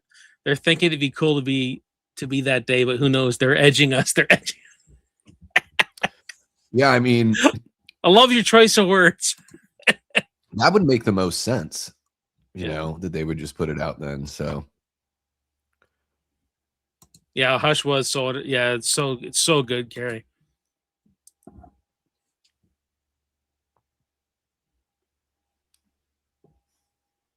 I don't know how you pay attention to the movie with so many great people in your chat.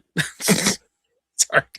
Sometimes it's tough with watch parties because I'm trying to make it entertaining for people that might tune in like on a replay, and hopefully they can match up the movie and everything. But yeah, it can be tough for sure. What a way to go though, man. The afterglow. Sure. Like if I wanted to go, that's the way I'd want to go, man, in that moment. Yeah. Sucks for her. She can't even like get out from under. She stands no chance.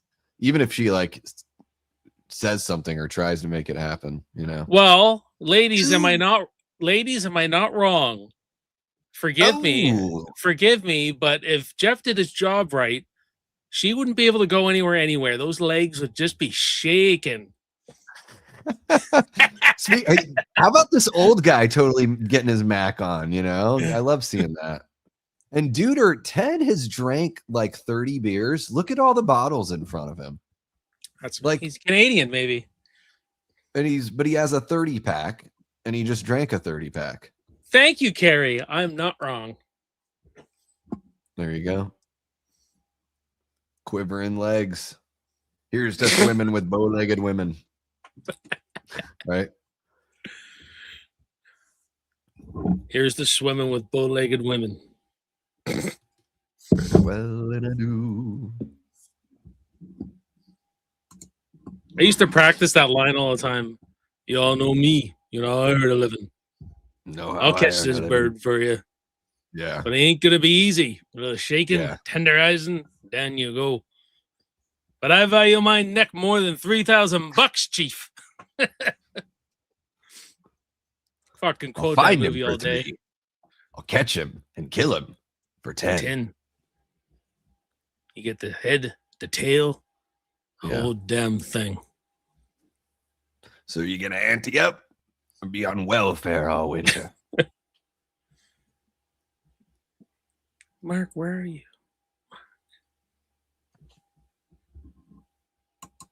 Why, thank you. Mm-hmm. I got nothing to do at work in my brain sometimes, so I just quote things. I was sending Davey RoboCop quotes. Oh, RoboCop. Dance till you drop with the RoboCop. Just give you my fucking phone call. Yeah. We should just do movie quote night. We'll just sit here and do movie quotes all night long.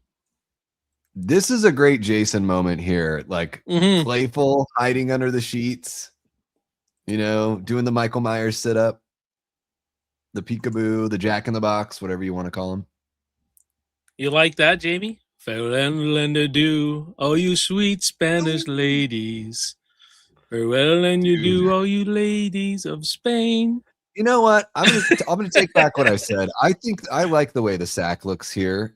I guess it looks better in the remake, but I think it looks scary here too. Don't you like the sliver? I don't know what it is. I don't know if it's like a damaged thumb or what he has there. Yeah. Did he damage his thumb? It's kind of neat. Yeah, it's like he actually slammed his thumb in the door. That looks very real. And I love that. Oh, Davey, we got a watch party to do. Bring me on. Is that Terminator? It's very different from Terminator, which is really cool. They're both really good movies from the mid 80s. So yeah, but they're pretty different. I love the campfire scene in the beginning of Friday 2. I think the 09 remake is the only other one that has one. Yeah, but it is so not handled well, the remake with the campfire. They just glaze by it like it's nothing. A little bit. Yeah. Well, but you get to see this campfire in a lot of the other movies because I think they use it in like 2 or 3 of the others. Right? Jamie, of course you did. My parents went out on a date, and I remember them coming home from RoboCop, and my mom was like, that was the most violent movie I have ever seen. Yeah. She's like, Jason, go to your room. Your father and I have some business to take care of after seeing that manly, awesome movie. I like what I like when the girls are doing coke and Buddy walks in and says, bitches leave. Bitches leave. Yeah. Carrie Crave Cinema. I feel like That's one of- RoboCop could be a fun as a watch party, only if Davey wants to invite me on. I might have already done it on the channel. I don't know. I really love that movie. It's one of my favorites. I think it is the best 80s action movie. I think it's like, to me, it's the most quintessential one. I don't even like, I know you're a big Predator guy, Jason, but I think RoboCop beats out Predator and Die Oh, not even Hard. RoboCop's not All even them RoboCop's movies. not even Terminator level to me. Like I would give But I don't think Terminator. of Terminator's action. I think of it as like sci-fi thriller. But yeah, whatever. Yeah. It's action-y. T2 This is for sure action. this is pretty cool, guys. That Oh yeah. Jason Voorhees. Some good artwork there. Yeah, I quite enjoyed Jason Rising. This is one of my favorite bits from the movie right here, where Ginny has like a feeling of Jason in there and then sees him with the lightning, Yep. flashing. It's pretty good there. If he would have got him there, man, that would have went right through. Yeah. Okay. I What are love you, all Hooper? of this stuff. I love all of this. It just feels very messy and real. Yeah. What are you, Hooper? Some kind of half-ass astronaut? You gonna go in the cage? Cage in the water? You in the water? Shark in the water? Shark.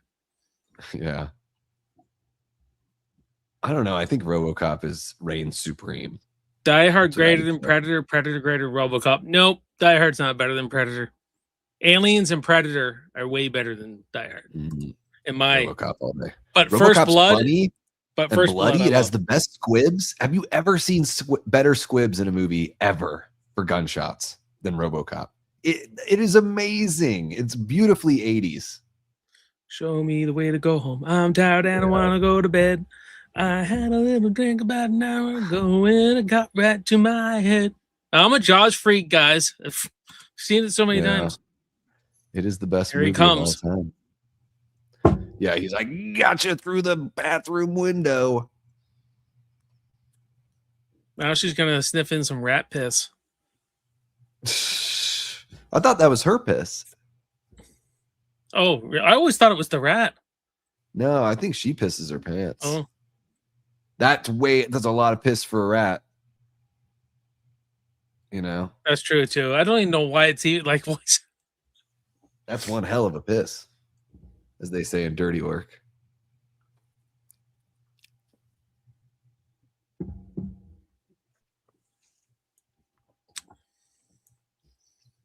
Man, this movie's third act is great. it really is. It has some of the best jump scares too. Like They they hold up. Yeah, they take care of all these kills while Paul and Ginny are gone, and right as they come back, it's just like high gear. Dang, set him up just standing up in the pantry like that. Way to go, Jason. And she really did that, eh? Like she looks like she actually jumped out that window and Mm-hmm. it's all good. Yeah, stunt doubles? No. Carrie Cray Cinema says she definitely peed her pants. Oh, see that? I've seen this movie so many times and I didn't realize she pissed her pants. She peed a little bit. No, there he is. Dude, the sack looks dope. It looks so Yep. good. I think he's super creepy.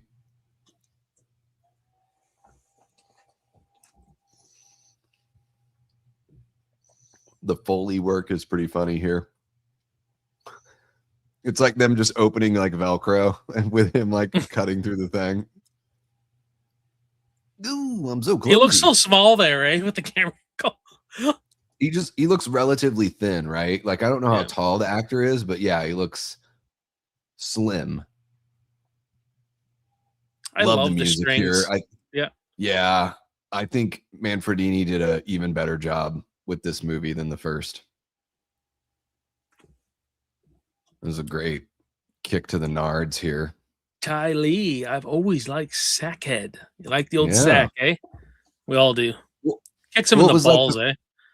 The first time I ever saw these movies, I saw the first movie on TV and I didn't know that it wasn't Jason. So the whole time I'm waiting for Jason to show up and then I found out it was Pamela. So like I actually got the whodunit experience. And then watching this movie for the first time on TV, I had no idea that he ever had like a different look other than the hockey mask. So I think it's cool. Clayton says, as someone who deals with rats on a daily basis, that piss was definitely not from a rodent. Yeah, he's the exterminator, Clayton. I'd imagine That's they what he does for a have living. much. They don't have much to pee. Oh, what's going on, Austin? What's going on, buddy? Davey, what's up? Jason, good to see you back at it. Yeah, my last review was 2 months ago. My last stream was 4 months ago. In fact, my last stream was the John Candy, John Hughes with Davey. That was the last time I went live. Bookending with Davey Deathray. Things are so busy, guys. Like I'm a daytime supervisor now at work. So just a little bit more responsibility. Been fixing the house up. You know, we redid the flooring in our bedroom, and I don't. It just seems like I can't seem to string together any kind of content lately. But got to take care of the real life stuff. You know. Yep, that's what it's about.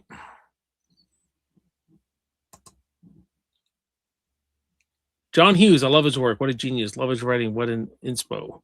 Absolutely. One of my favorites. Yeah, that was a fun stream. Where's my dinner? That's what Jason's saying. No. Absolutely. Over here. Absolutely, Carrie. I was also really creatively just done. Like I just felt like nothing was inspiring me. So I went back and played my guitar. I've been playing guitar for the past 6 weeks again. I'm a blues player. I play acoustic blues, play old time blues. It's the kind of stuff I like to do.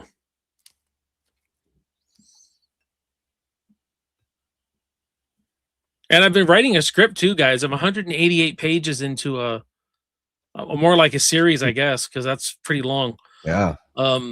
It's about the blues. It's like a southern. It's like a southern fable. You know, some lore, some blues musicians. It's got some action in it, and it's hard to explain. But there's the piss. And she peed just from the rat. The rat made her pee, not Jason. Yeah, but come on, wasn't Jimmy. It wasn't near her hip. It's near her head. It really made its way down there. I have no idea what's going on with this. The continuity on the piss is not very, cleaned up here. And she never heard him getting up on a chair. No. Selective hearing, huh? Oh, everything's fine. Oh my goodness. There we go. Wow, clumsy Jason, huh? What's happening, Blu-ray? How are you doing, bud? But I think I just want to do content with people a lot more now. Do reviews with people, do stuff like this, like what Davey and I are doing. I don't mind going on solo, but I'm not chasing the algorithm anymore. I'm not putting an intro down to 5 seconds just to appease people who can't sit through a 10-second and like that kind of stuff just pisses me off now. I don't want to do it no more. That's why I just cut a moment out of what I've already saying, and I use that as my intro, as my yeah. What I'll do, I'll take my old content and just do a shitload of shorts and Instagram reels and that kind of stuff. But like this year, I'm working on a huge Rocky thing, so I want to get that done. I got a couple of shows coming out, and I want to cover Crystal Lake. Every episode, I want to hop on that night and just get it out, man. Another super chat from Jigsaw 316. Here, wee 7, come 11. What's happening, Jigsaw? Thanks so much, man. Yeah, we are getting there on that super chat goal. The piss continuity. Yes, they fucked it up. This is one of my favorite shots in the entire franchise right here. Jason running up, and we see him like Ginny doesn't see him, but we do. That's one of my favorites right there. Yeah, I like that. Steph says excited about the Rocky again.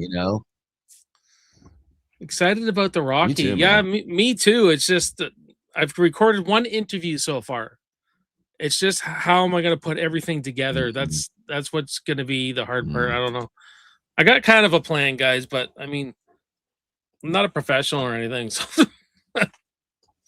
True. And see the head, the candles.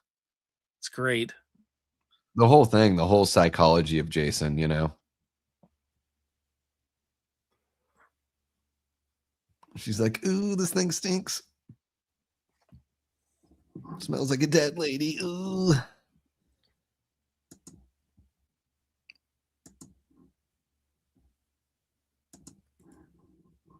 And there's a lot of 1986 movies to talk about. All turning 40 this year. Like there's some. I did a stream on that like last week because I was like, I know. We're gonna have to talk about these even more because there's so many good Cobra. ones to talk about and celebrate.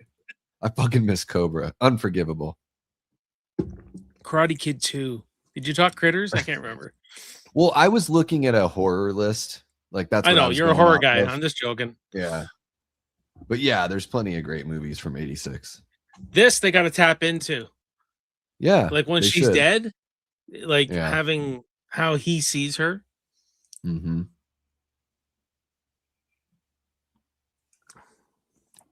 Antonis, man, thank you so much for the $4.99 and Jigsaw. I did not thank see you that, for Davey. Sorry. too. No, you're all good, man.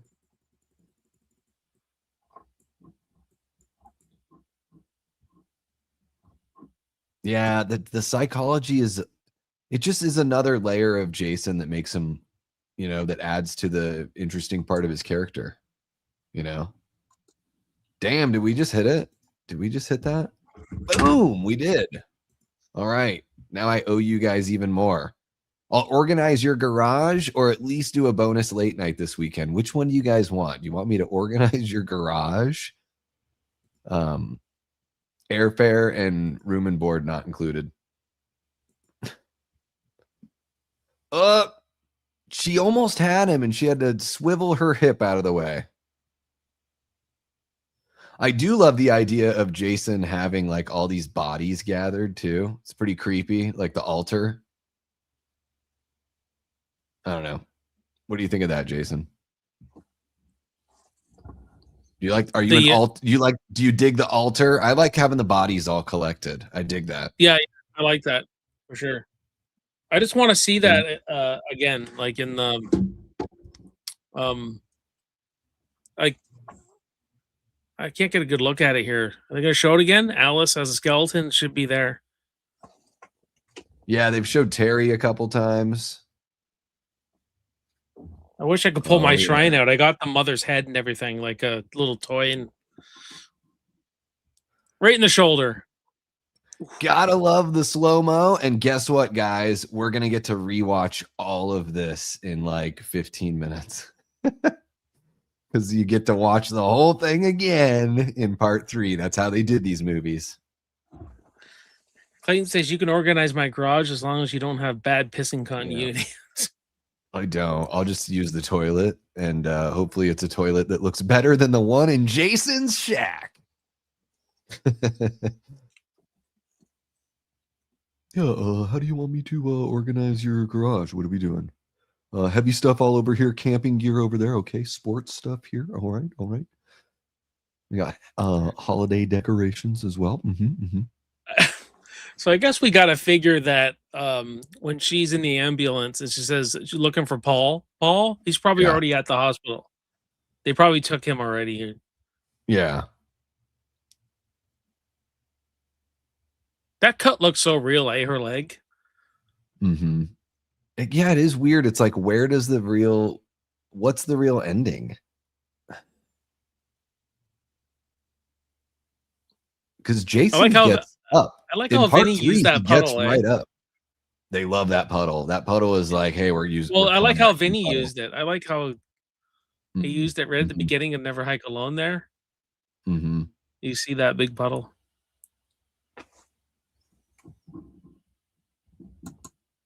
Yes, I do, Antonis. Yeah. It's a beautiful here, box actually. set.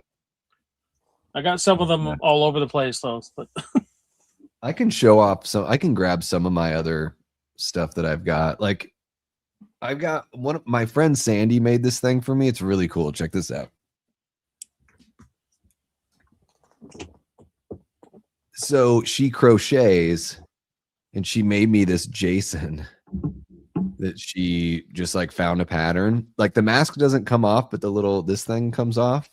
And he's got his little bloody machete there. And she kind of did Jason from, it's a little bit of a Ted White look. He's got the green Oh, that's button-up cool. on. And it's a little bit of a Jason Lives kind of vibe too. So those are my two favorites. The pockets are actually pockets, guys. And she, not only did she make that one, but she gave me a Michael Myers one too. So he's got a bloody knife and all that. Yeah, Austin. We're watching 2, 3, and 4. It's a marathon. Yeah. I like the marathons. In it to win it. These are gonna fall over. I fucking know it. I'm gonna show you guys something. So this is the little shrine in the mother's head. Ooh. Very cool.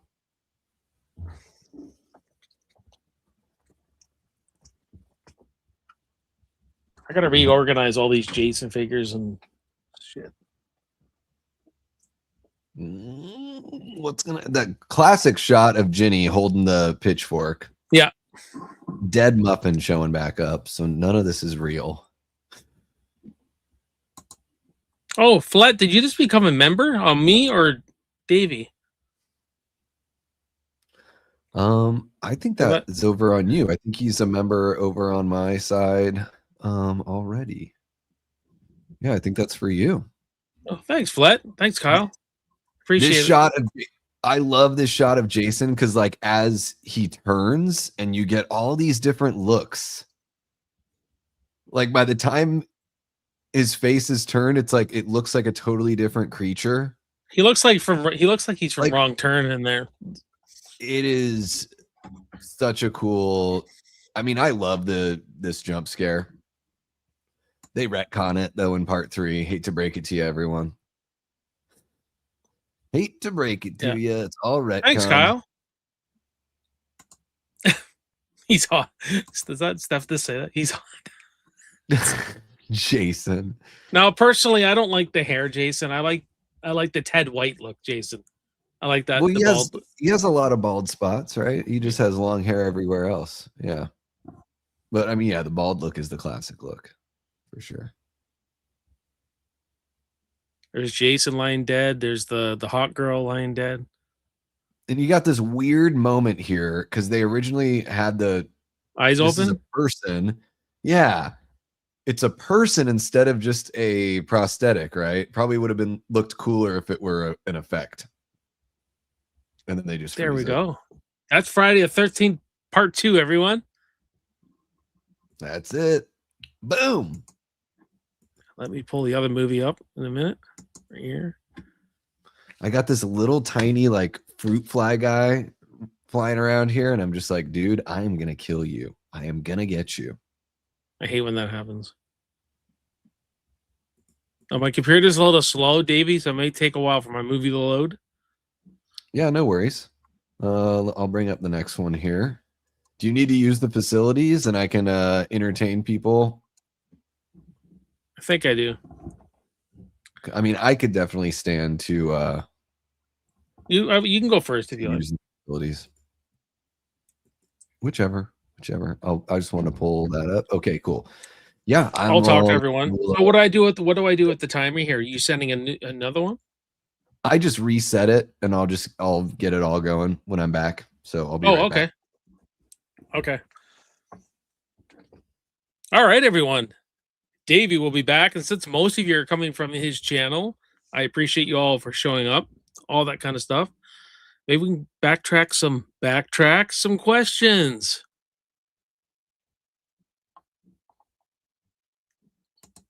Blu-ray Addict says Ted White is my second favorite Jason. My favorite is Kane Hodder. Kane Hodder is badass though. The look of him is badass. He does the good old head tilt and the sometimes the way he looks through the mask. He acts through the mask pretty cool too.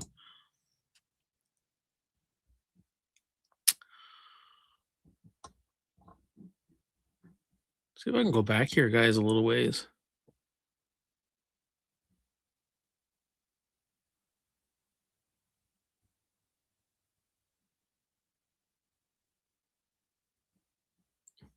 Do.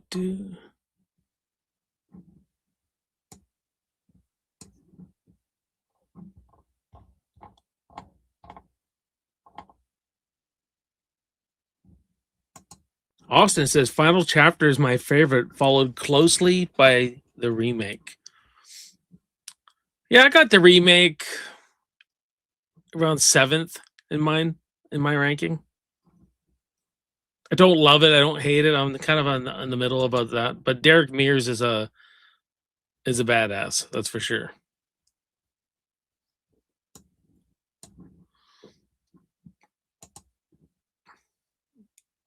Don't pull a Frank Draven and make us listen.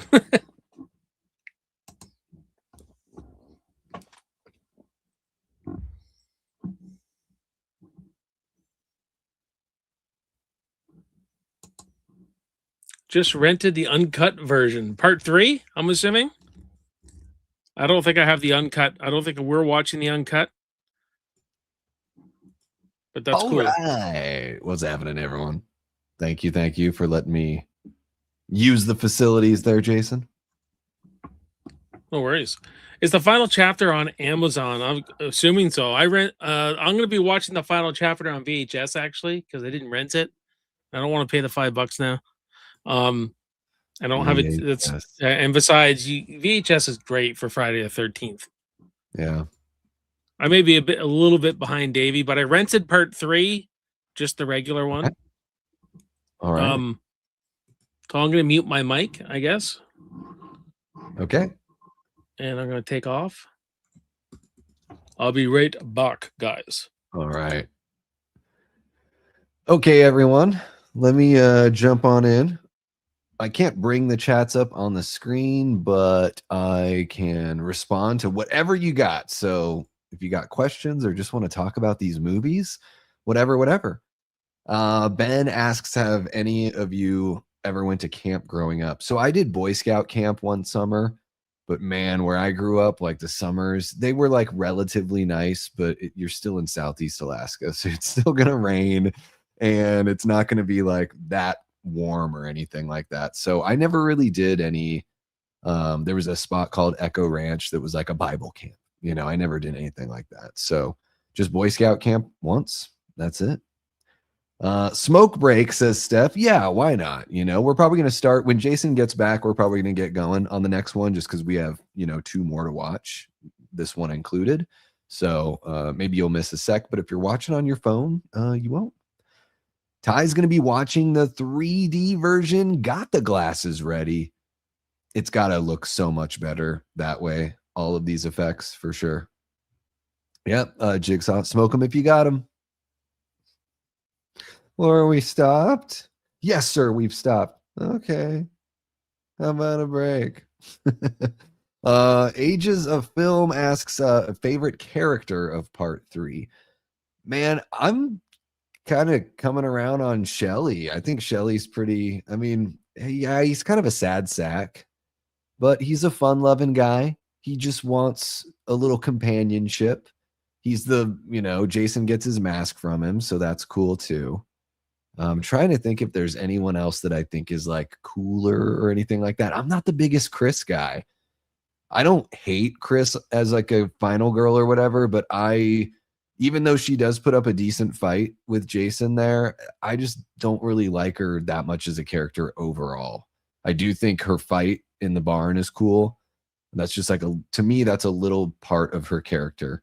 So yeah, I would say I'm going to go Shelly. I'm going to go for Shelly. Maybe that's a hot take. Or I guess I would pick Jason. He's pretty dope. So I think I own those 3D glasses as well. I think I have them too, but I'm going to be watching on the computer. So I don't know if it would, I don't think it would work that way. Jason looks menacing in part 3. Yeah.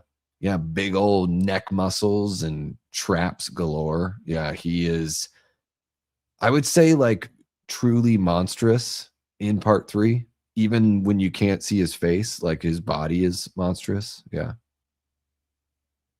Steph, the 3D version looks pretty cool. I mean, the effects are still the effects, but it's nice to see them, you know, fully realized for sure. That face is a lot to deal with. Yeah. Chris was never one of my favorite final girls in the franchise. My top 3 are Megan, Trish, and Jenny. There you go. Yeah, I think those are all better than Chris, for sure. I do quite like this movie, though. I think part 3 is pretty good fun. Even like Harold and his wife at the convenience store, man, she is like, it's like they found an actress that was like 25 years old, but they wanted her to seem like she was 50.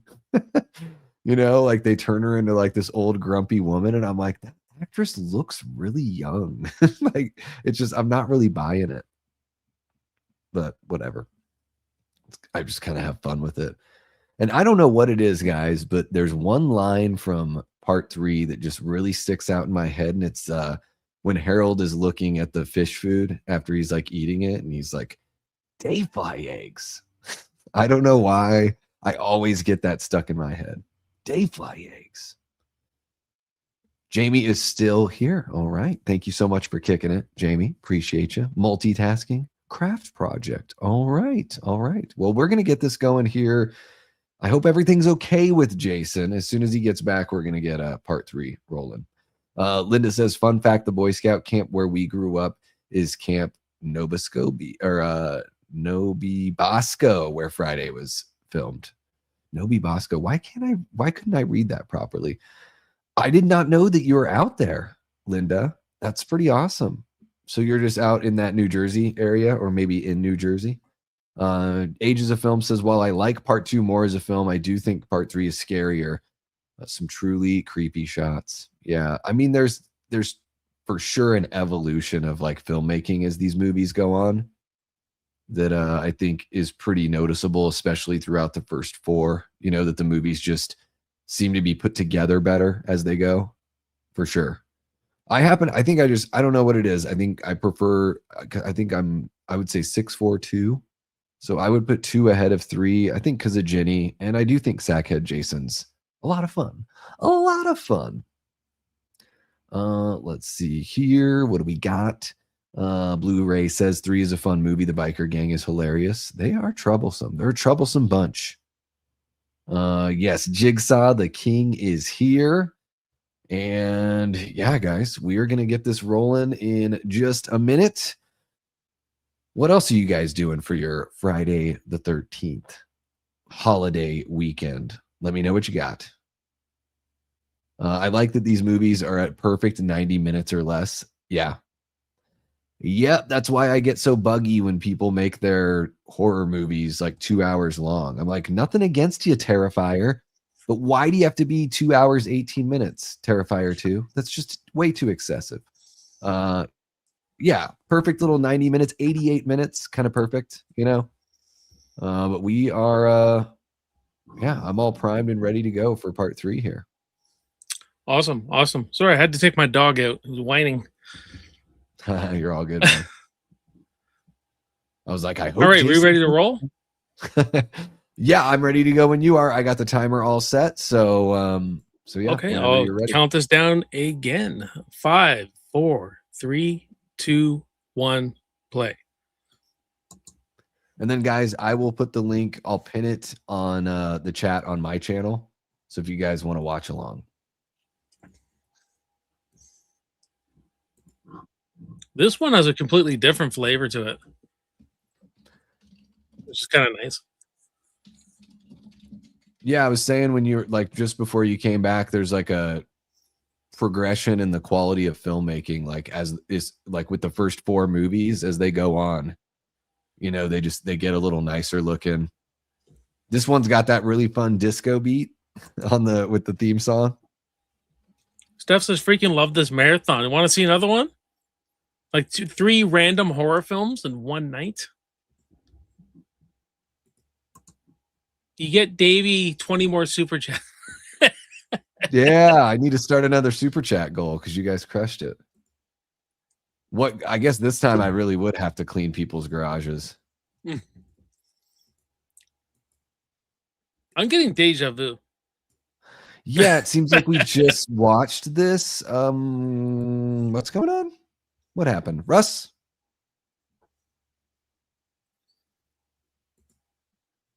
A Oh good yeah, triple feature. triple feature's great, man. I mean, if they are all an hour and a half, that's really not so bad. Well, hey, I did T1 and T2 in the same night, and they're longer. So it was They 4.5 are longer. hours or something like that. Damn. Yeah. Right? That's a good 1-2 punch. I mean, that's all you need. You don't need any of the other movies in that franchise. No. Even though I do have some enjoyment with Salvation, but you're right. T3's garbage. Hate that one. T3 is like just that one scene, that one crane chase scene is like all it's kind of known for, you know? Yeah, and I love the characters in the franchise so much. Just because of Sarah Connor and the story and the lore and this. Yeah. What can you do? Can't seem to match it. Yeah. Clayton says, I would have loved to see Jenny return in more Friday films. She really was a solid final girl. Yeah. She was going to be in the hospital. Like 3 was supposed to be Ginny. They were going to continue her story. Yeah. What was it? Did she just ask for too much down. money or something? I thought she turned it down, but okay. You could be right though. Maybe at that time, I think she regrets it now. Like that's what I've heard. I know she regrets it. Yeah.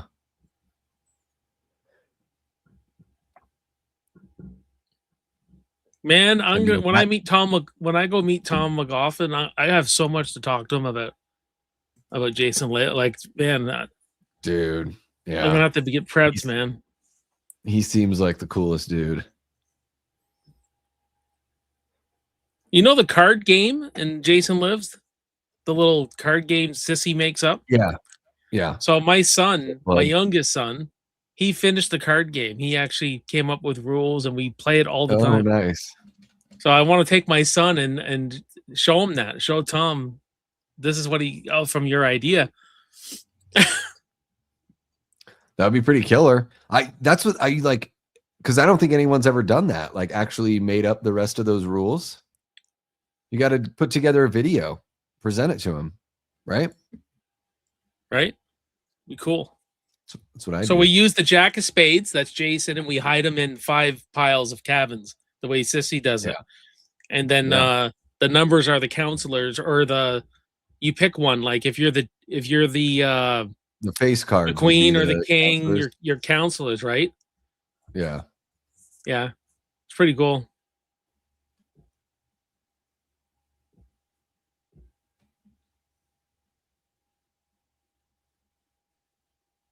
Music's great. All right, Psycho, it's great. You guys think Jason likes cards? Is he a low-key card player? I see him hitting the poker tables on weekends. I love poker, actually. It's fun. Yeah, Saturday through Thursday, he is at the poker tables. And then, Friday's his day. Steph says, I'm pretty sure that this is the first Friday the 13th movie I saw when I was, 5. Number 3 was one of the last ones I saw, believe it or not. Yeah, I must have seen this one, on TV as a kid. I think it was one of the ones that was played a little bit more. Like, I remember part 2, part 5, and part 7 being played a lot on TV when I was a kid.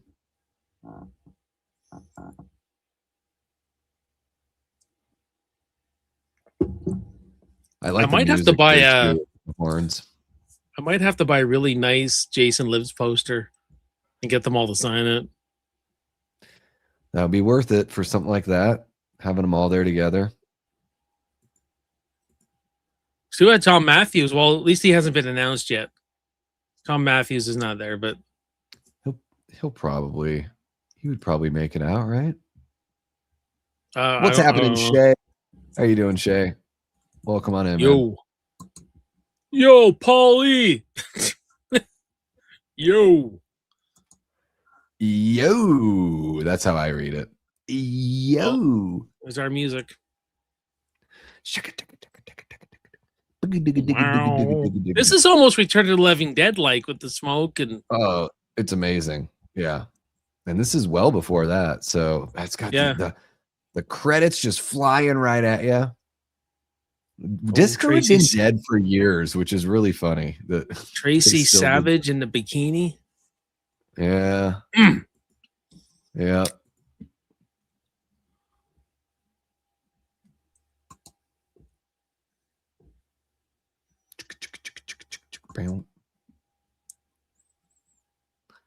Where does this rank? Like, do you put this on every Halloween season? I don't miss it in the marathon. It's around I mean the music. You just the drop music? the needle. Drop the needle on this one. I dig it. Like, I like putting it on when I'm handing out the candy and everything. I like throwing this track in the mix with all the John Carpenter stuff. Honestly, no, I don't listen to it that much. I listen to Jason Lives soundtrack a lot. Oh, that one's tons of bangers on that one. Yeah. I mean, the paintball part gets kind of the music, you know, it kind of a little goofy, but but I love the opening of the music and that and everything. And I like the original. I kind of like the original score. I have the original Friday on vinyl. So unfortunately, I had a little bit of financial problems, so I had to sell a lot of my records. But I kept all my blues records, and I kept some other ones. I kept my Friday the 13th one.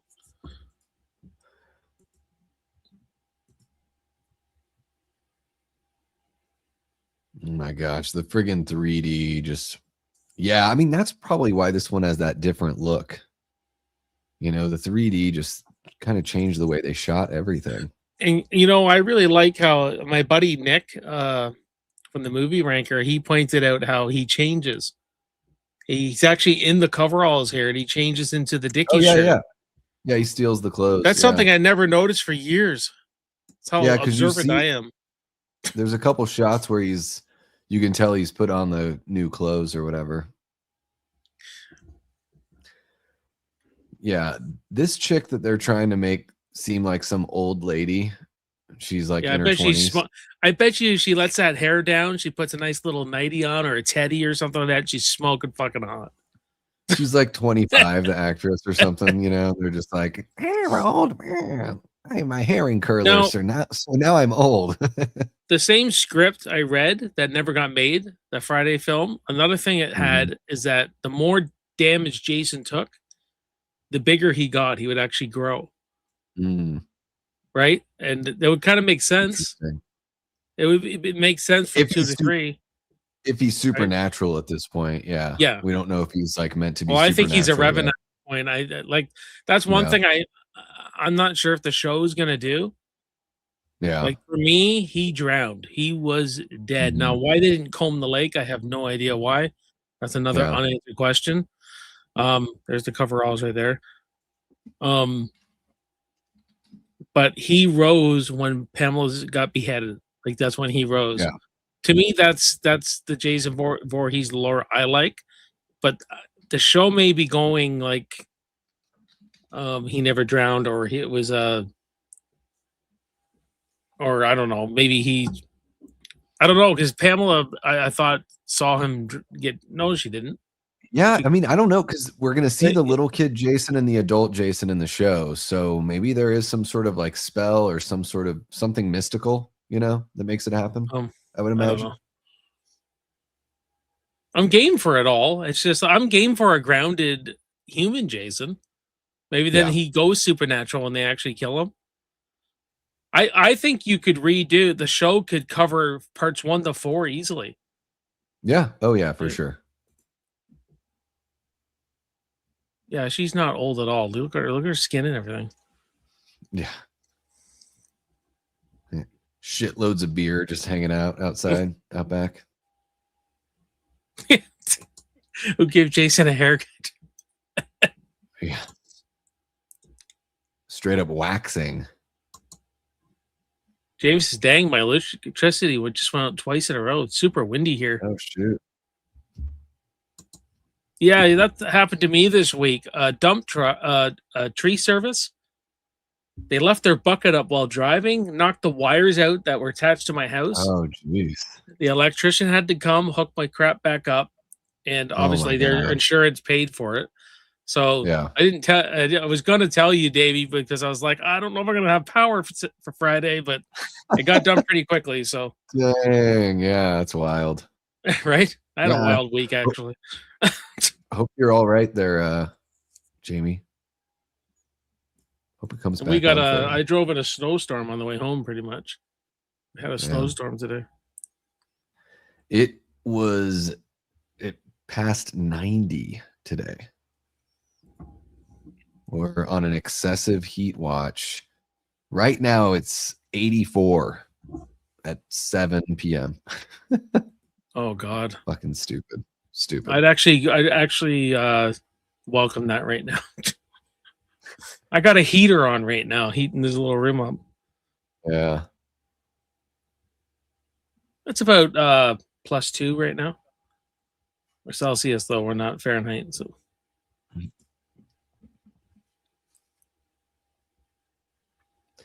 Man. he looks way older than she's a And biatch.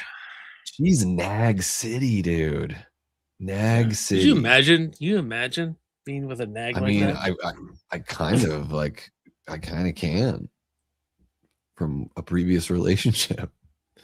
Like, there really is no pleasing you. I have no peace. Thank you so very much for what you've brought into my life. What happened to the person I used to know? Can you bring them back? Oh, you're this way now. Oh, well, shit. Sucks for me.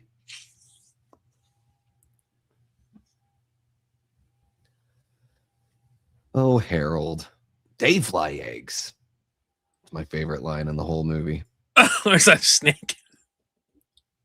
Snake on a wire. Yeah, one of the 3D effects that didn't age super well there. Clayton says, I mean, he's a sick bastard for eating out of the donut box, but that's just wrong, dude. I mean, he drinks the juice, you know? That's pretty Oh yeah, gross, he's too. he's Puts eating it and back. drinking all his merchandise stuff. Shit, he's got to sell. Because that stuff didn't used to have like those seals, those freshness seals. Just drinking Jack on the shitter, dude. 69, dude. 69 degrees here right now. No pun or anything. Just saying.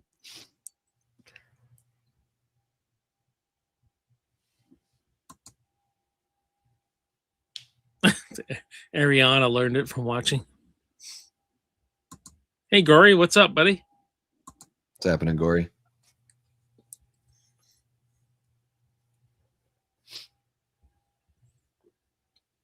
What's happening, Ryan? I see you in there. I can vouch for you, Davey. What did I say? What do I need vouching for? I need some sort of vouching. I already forgot because I've just been hitting my pen and talking for hours. How long have we been going? Okay, just about 2 hours 15. All Yeah. right. Tylee says, man, you guys are missing out. This is such a vibe in 3D. I bet. I've They got to seen release it back I've in seen it theaters. 3D. Yeah. I've seen it in 3D before at home, but not in a theater. That would be killer.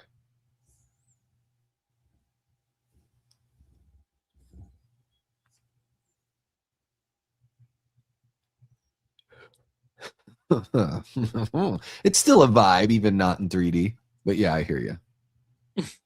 Wow, this is someone who knows their trivia. The actress who plays Edna was married to David Caruso for a couple of years. Damn. Was I she had no jaded? idea. It's a good joke there. So that explains why he had that big thing on his stomach the whole time. Okay. Because they totally gave him a fake gut just so they could stab him in the fake gut.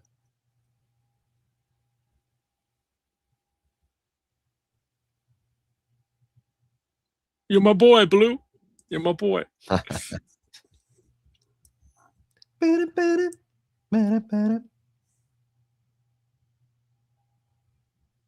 Their score is good. Yeah.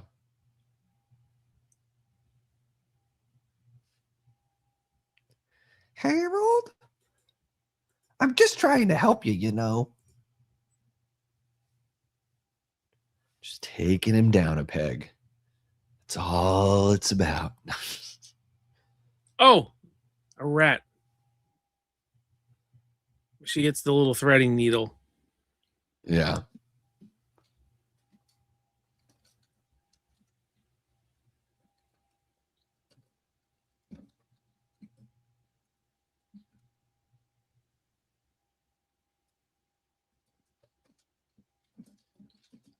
Some good looking ladies here. Mm. Now I know Dana Kimmel from my favorite Chuck Norris movie because he plays the daughter, Lone Wolf McQuaid, which is 1983, Oh, so it would have been a year after this. Mm-hmm. She's a cutie. They both are. She's a cutie. I'm just not like super sold on Chris as a character, but you know, what can you do? Yeah, but she does inflict a lot of damage on Jason. Like she does. She goes crazy doing it, but She has that one moment. Yeah. She's so crappy to Rick. I love that Shelley's got the Alice Sweet Alice mask here. Too. he walks him back like we're gonna need a bigger shitter. Yeah. You're my roommate and I like you. This guy's just an attention seeker. He is, yeah. But you know, it doesn't got a lot going for him. If we're judging on looks, I don't. But He's a bit of a sad sack, I think. Yep. But I like the character of Shelley. Jason gets his mask from Shelley, so he's okay in my book. she is not going.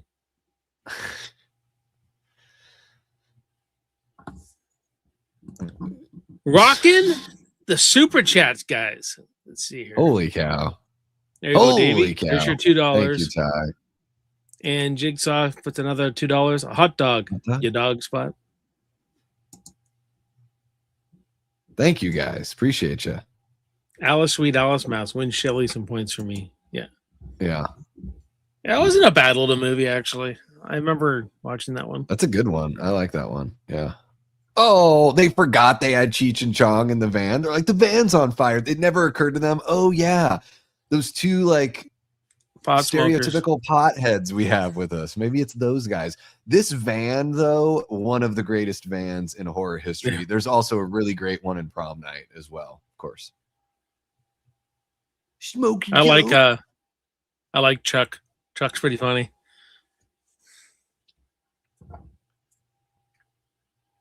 They seem really old to be hanging out with these people, right? I think they just look that way because he's got the big beard and they do seem like they seem more like 30s if I was gonna. Yeah, they definitely do. Hey, give me one of those joints so we can use our 3D effect. Thanks. All right. Brooke Scarlett comes in with a $1.99. Happy Friday the 13th, everyone. Happy Friday the 13th to you. Thanks for coming in. Thank you so much, Brooke. Thank you. One of our great channel members and Death Squad mods. Sweet. Oh, okay. She's highlighted blue. I guess that's why. The van in the original Texas movie would be a collector. Oh, yeah. Yeah. It's not as snazzy. Like this van is like got the carpeting and everything, but it's an iconic van. Yes. This one's even got the secondary gas tank and everything. Awesome. Super cool. They're eating the weed, eh? They're trying to. I wouldn't have put Yeah. that shit in my mouth. I would have been like, screw you guys. I would not eat a bag of weed. Yeah. I'm not into that. I don't even They think it wasted would it do now. anything. Yeah. I don't think you would really get that high. It might make you sick. You know, Vera's pretty smoking hot, too. Yeah. God, I want to get this little fruit fly. Yeah. That, you know, no shortage of good looking gals in the Friday the 13th series. Definitely disproportionate. There aren't as many good looking guys for the folks that like the guys, but yeah, whatever. Screw them. It's slashers. We want our chicks. Give us hot chicks and kill everybody. Yeah. It's a very simple formula. Oh, going hard in the paint. $9.99. Holy Ryan cow. Mike's, hey guys, wish I could stick around, but back to work. Happy Friday the 13th. Happy Friday the 13th to you. Ryan, Thank you for dude, stopping you in. are, yeah, you're too sweet, Ryan. Thank you so very much. Don't go broke giving me super chats, but thank you so very much, Ryan. That goes for everybody. No, I love you guys. They should have just ran over this dude. There we go. Just He's your, that's well, they it. killed Ralph off, so what do we do now? Yeah. Right? You look just like my grandpa. He looks like my grandpa. It's true, Ryan. Everyone is a suspect. Yeah, I hope you have a great rest of your night there at work. And yeah. Which Friday the 13th are you going to watch when you get home from work, Ryan? That's what I'm curious about. There were other parts of the body. Yeah, that's true, Steph. They obviously never seen Texas Chainsaw Massacre. Yeah. You did a stream, Davey. I didn't get the comment on it, but about the Texas Chainsaw show, I would kind of do a reimagining of the movie in a way too. Yeah, it'll be interesting to see what they do. I don't think you need to go back to Leatherface's childhood. I think we kind of know what happened. Yeah, and I think like they're probably just going to do what the. I think it'd be cool to see Grandpa and what he was like. Yeah. If anything, they're probably going to see how the Crystal Lake show goes, and I think so. I don't know. Probably try to copy that if they can. Well, if anything, template. Flesh out Sally and her friends and her brother, and you know what I mean. Like, you could do all that. Jigsaw, $5 on a killing spree.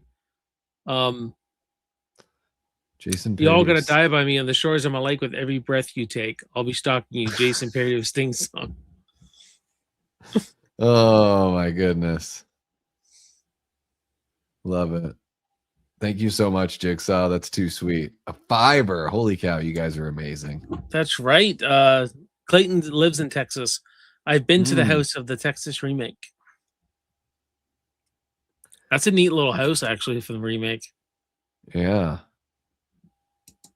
Blu-ray says apparently a new Friday film is in the works, according to TMZ. TMZ? Well, the Jason Universe has said that they're working on one, but nothing's in like official pre-production. Thank you so much, Ty. That is way too nice, man. Thank you so much.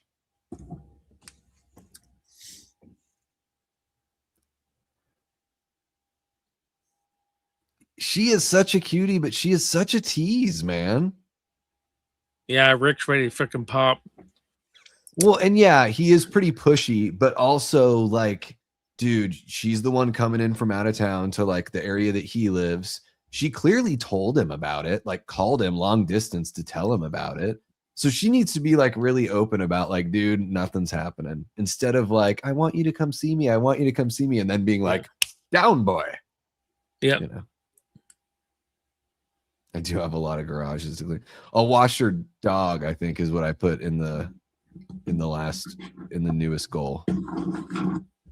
I'll wash your dog or do a bonus watch party this weekend.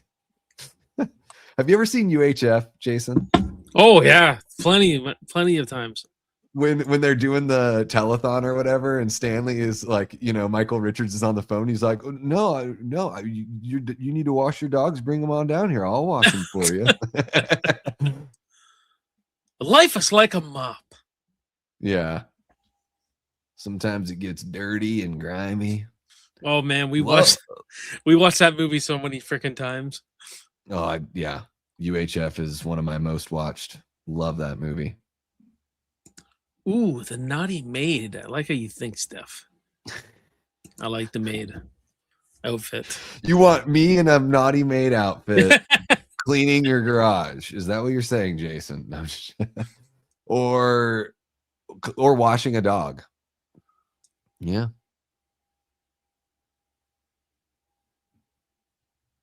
He moves like Michael Myers a lot in this. He's very like sneaky, kind of in the background, stalking and stuff like that. I always found him very, very Michael Myers like the way they shot him in this. Yeah, he is like a specter, you know, he's just like almost like a ghost.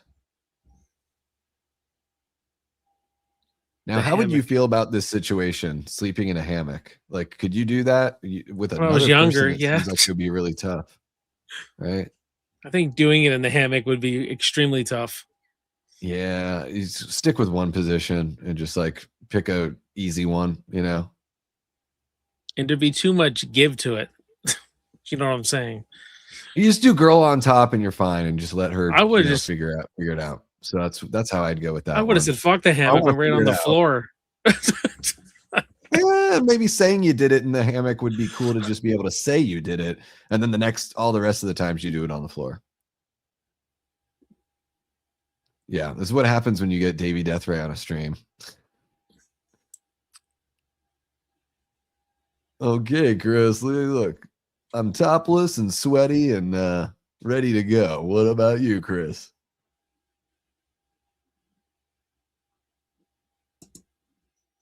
Clayton says, oops, Jason said the trigger word. Don't get me going on Michael. Yeah, he's a huge Halloween fan.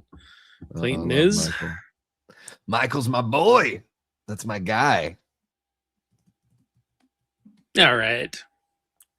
Set aside 3 hours a day to fulfill our needs. Oh my God, dude. You're going to bore her before you've even started. No woman wants to hear 3 hours a day. Dreadful, right? It's too much. Much too much. 3 hours a day. Come on, Rick.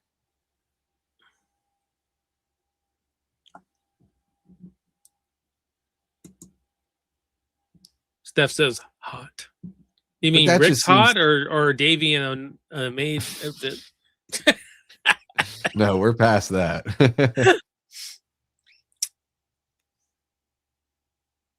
Well, I'll give you give the audience one thing. They eased me back into it pretty easily. Oh, on the live stream stuff? Yeah. Yeah. So like And you I got a never good left. crowd, so you got to reward the audience by coming back, going live every weekend. Right, Sometimes I don't know what audience? to talk about. That's fair. I mean, you want to make sure that when Look. you're, you know, that you've got something that you are passionate about, for sure. You could always just do a Q&A and ask me anything or whatever kind of thing. Yeah, I like to. I don't actually know. like doing those. I Even try like to do the them. 40 years, like Yeah. action movies that are celebrating 40 years, you know? I actually like having people on for Q&A, like a guest, like doing them with someone Yeah. else. I think I just find it you can bounce off each other. Clayton's one of my Ages of Film. He's one of my good buddies. Get together every now and Yeah, then. that's another thing too, is you could always, you know, you could bring Steph, somebody you on. are a sweetheart, and I consider you a backtrack badass. There you go. There we go. That's what I call Backtrack Cinema fans. Nice. Yeah, I'm gonna fuck it up. I'm gonna fuck up your beetle. Don't worry, bud.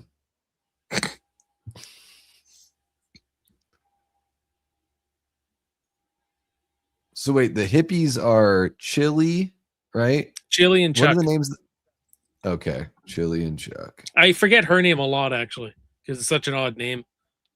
So Cheech and Chong, Chili and Chuck.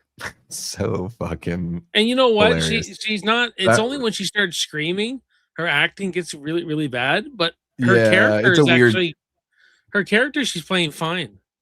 It's a weird death scene, for sure. Jelly's dead. And then she just is sort of like mildly upset at being stabbed in the stomach. Like, oh, this is inconvenient. There you go, Davey. Here's Holy 7. shit. Only you guys, 3 more. You're gonna be busy. You guys are amazing. You guys are amazing. I know all of my time belongs to you. All my base are belong to you. Yeah, the split kill is pretty cool, Ty. I'll just call you That Ty, is I guess. That was my number 2 on my top 13 kills, is Andy's split decision, is what I call mine it. Mine are well, I know my top 2. I can't remember what I did after that. Marcy is number 1. Axel from part 4 is number 2. I just love that kill. Oh yeah. Jason's death cool. is up there in part 4. That's up there for me. Yeah, I didn't put any of his in there because he keeps on coming back. So I'm like, well, it is, but it isn't. I was like, I'll just do the people that actually get killed. I like this biker chick. So do I. She's pretty hot too. She's totally smoking, but she is also like, she's kind of a bully, but also she's the one trying to talk him out of taking it too far later on. So she's got like boundaries, you know. Is this your brother? Clayton says Jason and I are doing a Rambo ranking over on my channel later this month. Yeah, we are. Yeah, we are. There you go. I'm going to show. I think I've seen one Rambo movie. I think I've seen one of them, and I think Steph it was says it was that reboot. I watched all the Rocky movies just so I know what's up. Yeah, Rocky's great. Those are good. I don't know anyone who doesn't like, who goes, yeah, I don't like Rocky movies. I don't think I've ever heard that come out of someone's mouth. Clayton says 8 out of 10. Get that dirty maid suit ready. Oh, that's great. I love it. Cheeks hanging out and everything. Just to be terrible. Vera's just a freaking spitfire. This woman, she's just the. She pistol. is. I like her quite a bit. Yeah, yeah, I like her. See, if the characters they do bring into this Crystal Lake show over the course of the seasons, I would like to see them kind of modeled after some of these people, maybe, or mixing a few of them together. Yeah, but you're also right. Like, there could be a biker gang. There could be, like, they can set up all these things, even if they don't have all the characters one for one, you know, replicated. You know, so I'm curious about that stuff because usually I talk about horror stuff. So sometimes YouTube doesn't like it when I try to talk about other stuff. They don't like it. They don't like it at all.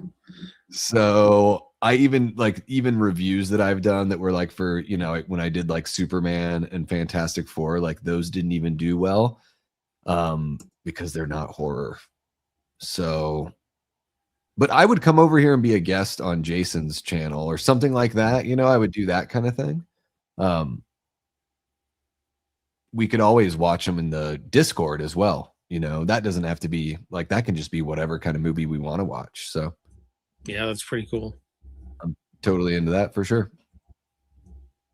I've done the Rocky movies, watched them all here, and then Kyle had me on for every one of them. We did them over there. I just got to do Rocky versus Drago now. So I've seen all of them. Like, I haven't seen the Creed movies, but I've seen all of the mainline Rocky movies. But seriously, when it comes to Rambo, I've only seen the one that was called John Rambo or whatever. Oh, you got to see the First Blood's my favorite action movie. Yeah, I've never seen any of those other ones. I don't know if you'll take to it, but Sean G. You probably like it just fine. Sean G. 1971 drops $2 for you. 10. Let's run it back again. Thank you so much, G. Appreciate you. You guys are amazing. That's incredible. Ghost in the Dark Kills is watching Jason X on Tubi. Nice. Welcome on in, Ghost. We might end up watching that in the Discord this weekend because I asked my crowd earlier today what movie they prefer, Jason Goes to Hell or Jason X, and it was like 51-49. Oh, Can you believe that? I prefer Jason Goes to Hell. There were like 50 votes and it was, or, you know, 50 some votes and it was 51-49 Jason X, which I think I prefer Jason Goes to Hell as well. Yeah, we fucked your car up, dude. We're sorry. You know what? Poor Rick. Yeah, Rick, and they just act like no responsibility. They're just like, let's get out of here. Stay with me. Like, why? You're not going to give me any of the good, and now my car's fucked up? You know? Stay with me. Yeah, he's legit. He's asking the good questions. She does not play fair at all. She is unfair. She is taking advantage. He is totally friend zoned. I'm gonna die on this hill, okay? Rick is being mistreated in part 3, y'all. It's not cool. It's not cool, man. He just wants to go to Pound Town, man. Yeah, least she's he's pretty being hot too. Honest about he's being honest about what he wants. She is not being honest with him about like where the line is and what she wants. She's being vague as fuck, you know? Like this chick is pregnant I don't know. She's hornier than Chris. I would say I'd say Chris is completely confused because of what happened to her being attacked, and Has she's not nothing like, to do with Rick. right? So she needs to be more honest with it. She's not being honest. That's all I'm saying. That's one thing this one does have, though. At least they have a core relationship that they're playing with, I guess. Yeah. A lot of them don't have. I mean, poor Rick just gets killed for just because he was trying to get a little action. It's terrible.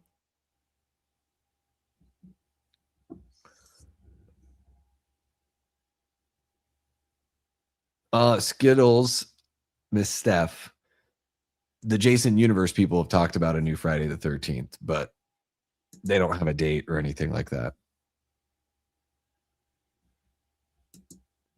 Now, what are we really going to get? I don't know. Who knows? It depends. I want to see who's writing it, who's directing it. Like, those are the kind of things. Once they actually make an official announcement, because they just said they're working on a movie, but when they actually are ready to announce something, they'll have a title, they'll have a year and probably a time of year or a month, and they'll have, writer, director, producer, all that stuff laid out. But I don't think we're going to get a movie until 2028 at the soonest.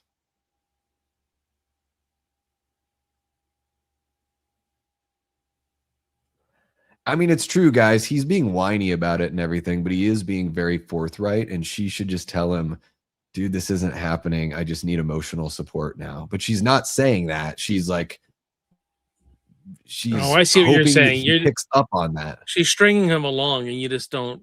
Just tell him. Just tell him it ain't happening, but I want you here for emotional support. She's making him do all of that work that instead of just being honest. Chris doesn't owe him anything. That's totally true. And she could, I think she owes him honesty. He's being honest with her. That's all. I'm not saying she has to give it up to him. She should just be like, scram, dude, it ain't happening. When do you think the Freddy Krueger will get a new movie? When the Craven family gives the rights up? They own the rights, and they're not interested in doing anything, I don't think. Yeah, I mean, at some point, they're going to realize they can make a lot of money by marketing. Yeah, that's another one. When's the last time we saw anything? 2010. Besides 2010, right? Like, that's the last one. Come on, like 16 years ago, guys. And it was really bad. Yes, it's. I mean, I know there are people that like it, but it I hate it. I hate successful. The movie. Yeah, I didn't like it too much. So yeah, I don't know. I think what it's going to hinge on, Antonis, right? That was Antonis. Yeah, that was Antonis. Thank you for being a channel member there, Antonis. I think what it's going to hinge on is let's see what happens with Crystal Lake and Friday the 13th, and let's see what happens with TCM, and the Craven family is probably paying attention to that kind of stuff before they make, some decisions. I can only assume this is geared towards you because he's on your channel. Mr. Like It or Not, big fan of your channel. Will you be at CinemaCon next month? Thank you so much, Mr. Like It or Not. Appreciate you hanging out with us. Where is that? Let me see. Where is it next month? CinemaCon April? I'm in the Phoenix area, so it is in Las Vegas. I was asked about this like last week. I would love to be able to attend something like CinemaCon, but it looks like it's going to be something that would be pretty expensive and something that I just wouldn't be able to work in this year, unfortunately. I don't know. Maybe in the future, if the channel keeps on growing and all that stuff, I could, find, even bigger reasons to make it to those events or be a part of them in some way. So, won't be able to make it this time. but thank you for asking. Antonin says if Wes Craven was still alive, would we have a new Freddy movie by now? Possibly, if he was interested. If he were still alive, he would have seen what happened with Michael Myers and that John Carpenter had success coming back as an executive producer, and he probably would have wanted to, see if they could do something like that. Rick, death by blue balls. Yeah. Do you think he came when he got killed? There's no lie. It hurts. Yeah. Clayton says, well, I got to kick rocks for now, but might be able to drop back in towards the end of part 4. If not, good kicking it with you freaks. Thanks, Clayton. Thanks for dropping by. All your support, so much, all the super chats, all that kind of stuff. Yeah. You're cool, really man. Appreciate you, bud. Take care. This guy always reminded me of Scott Thompson from Kids in the Hall. Always thought he looked like him.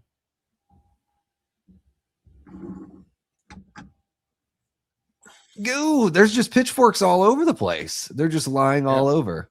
I like that he has to confirm by touching. Oh, yeah, it did go through me. Oh, that's a bummer. Yeah, there we go. 3D wooden dong in your face. Talk about morning wood. Am I right? What the hell are you guys doing in that? Yeah, that's what I'm saying. Do you think because Rick had those blue balls, do you think he came when he got killed? I mean, I guess you probably do if you got anything in there. It's a full release death, This guy's great. The alley shuffle at the end. Yep.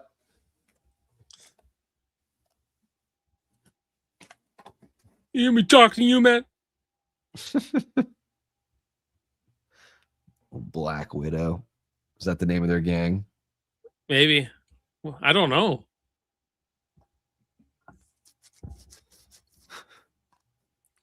How did we get on the topic of blue balls? Blue balls. Was it a dollar night? Just kidding. Well, because of Rick. Rick.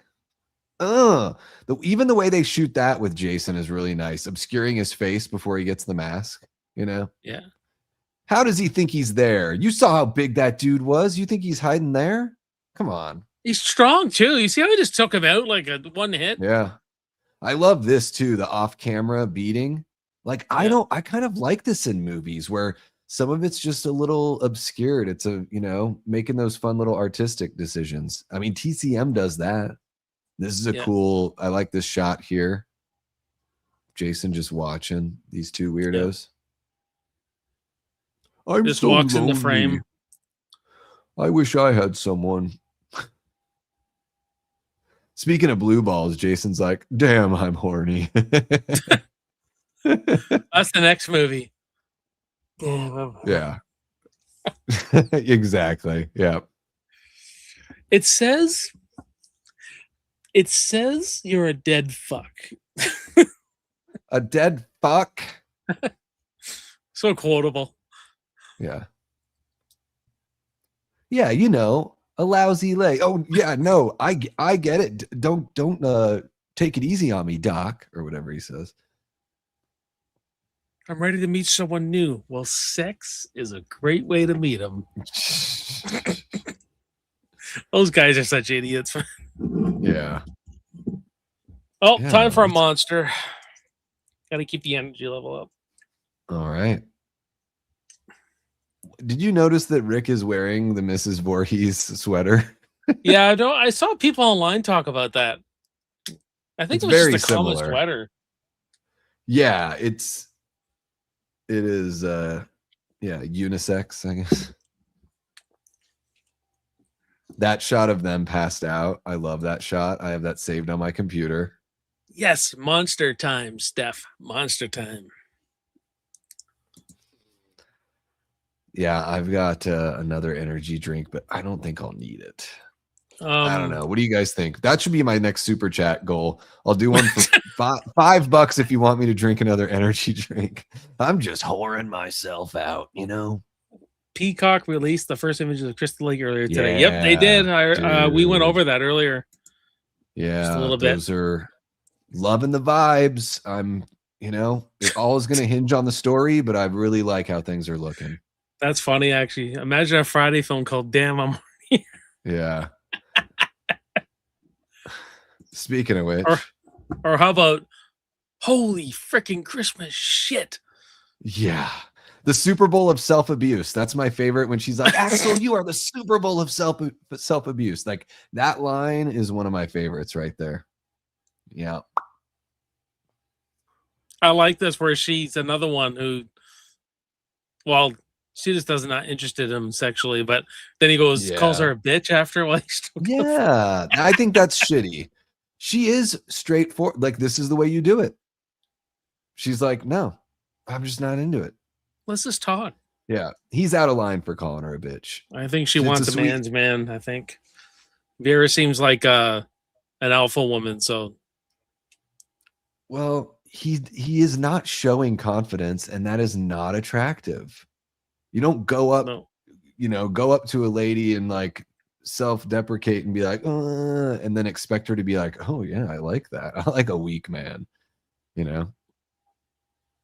But I still think she's sweet for telling him.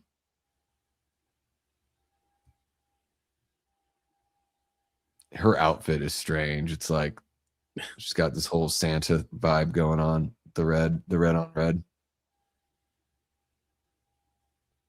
Shelly's like, am I Seth Rogen? Am I a pre Seth Rogen? Seth Rogen?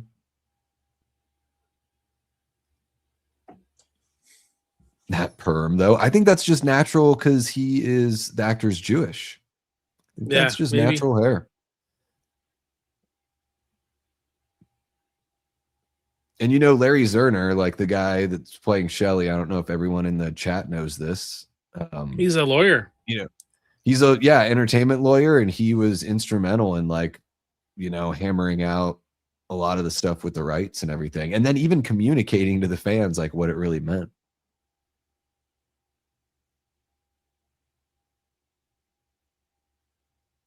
Oh my goodness. The hammock. It's just Rick, it, man. Turn your lights off, bro. Bow chicka wow wow chicka wow wow. Yeah. Yep. Steph agrees. No crybabies. Yeah. I don't look attractive. Anyways, I like you. Like, no. That's not how you do it. No, the women don't like that. You go up to her and you go, look, are we going to make out or what? Because I'm feeling this strange energy. No, I'm just joking.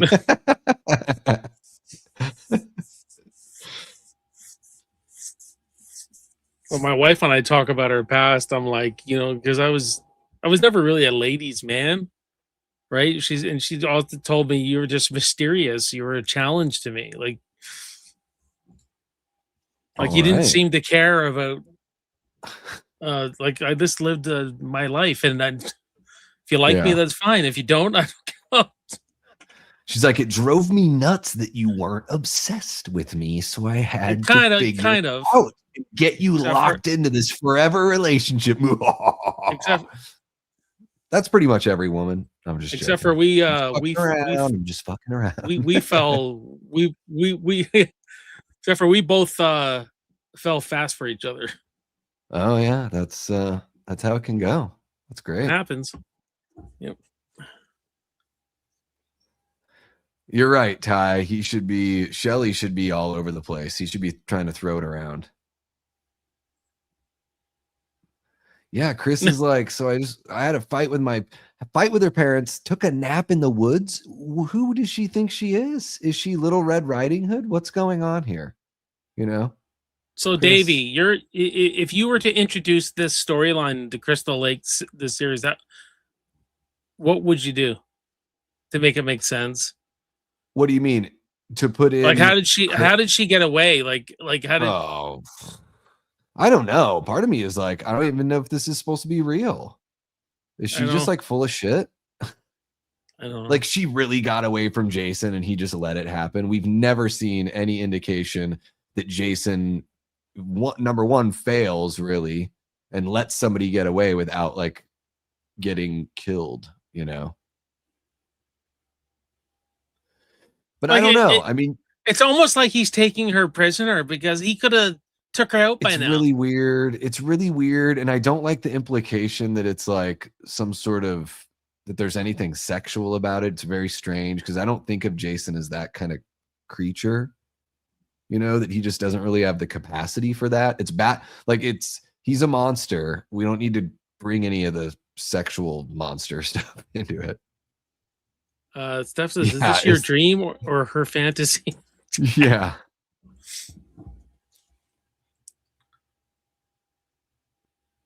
Rick is sitting there thinking, so she wants me to like attack her now and drag her through the woods? All right. You're sending the wrong vibes, girl. Yeah. All right. Well, sucks to be you. Talk about a trauma dump. This guy is like, what did I get myself into? Davey Deathray, what service are you watching on? I'm watching it. So Paula, I pinned it in the chat. I'm watching it on a site called flixmomo.org. But I would say if you use this site, you're going to want to use a browser like the Brave browser, or at least have like good pop-up blockers and stuff. I love these people passed out. It's so great. And I love her little, she's got a little boot inhaler kind of thing. But yeah. I think that's just a thing that stores weed, but it's supposed to look like an inhaler. Now it would be a vape. Should be hanging a vape off her. Yeah. I love this shot of where he turns on the power and Jason's standing behind him. That's a great shot. And this fucking grubby hippie walking around without any shoes or socks on. Like, it's so gross. It's like, he's such a chicken shit, this guy.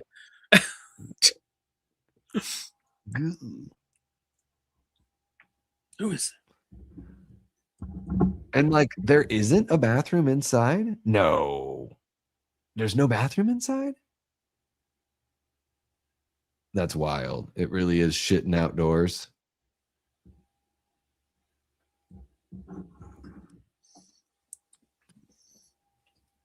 Smallest joint ever, says Steph. Is Steph a regular on your channel?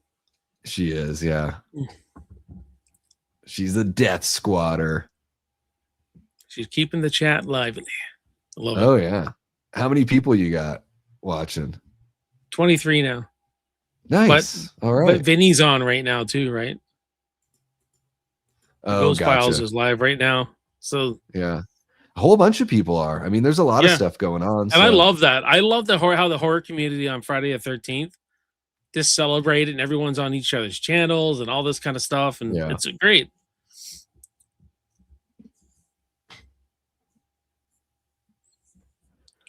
Fucking Shelly, even though it looks nothing like There's more paper than grass in that thing. Yeah, that was, but they're probably smoking them all day. So that was like the vibe back then in the 80s. Butterball.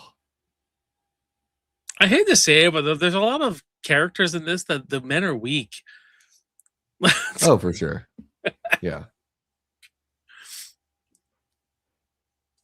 You're Rick right, is the only tough guy.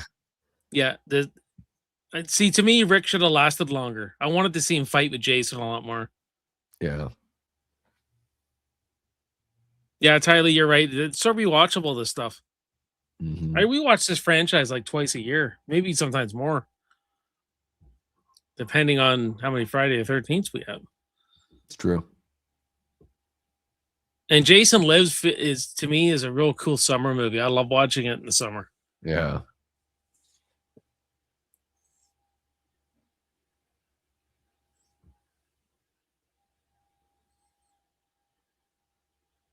Oh, shit.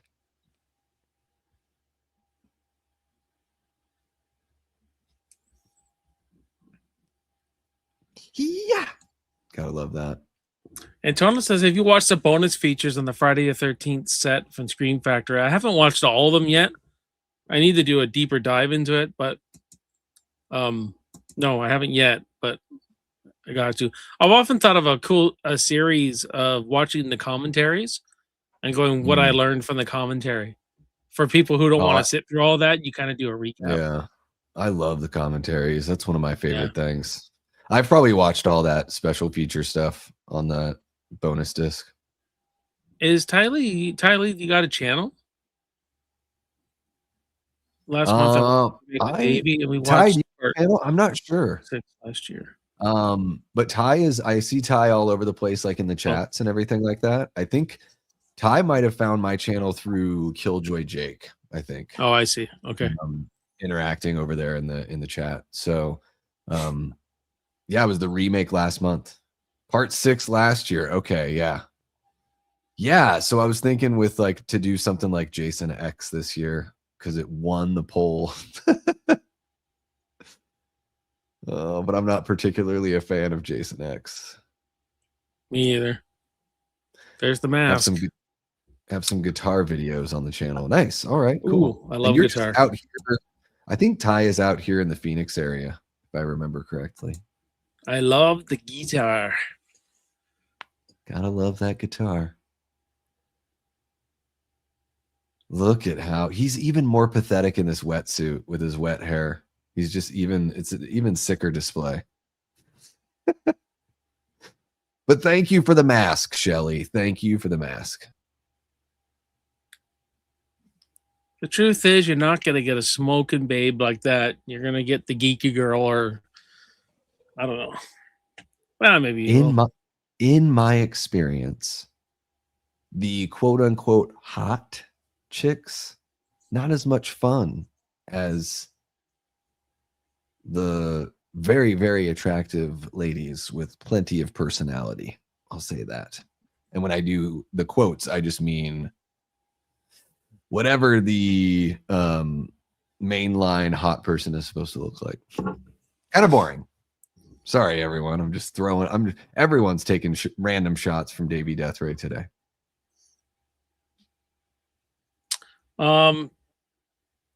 Devrick Grant 5522. How are you?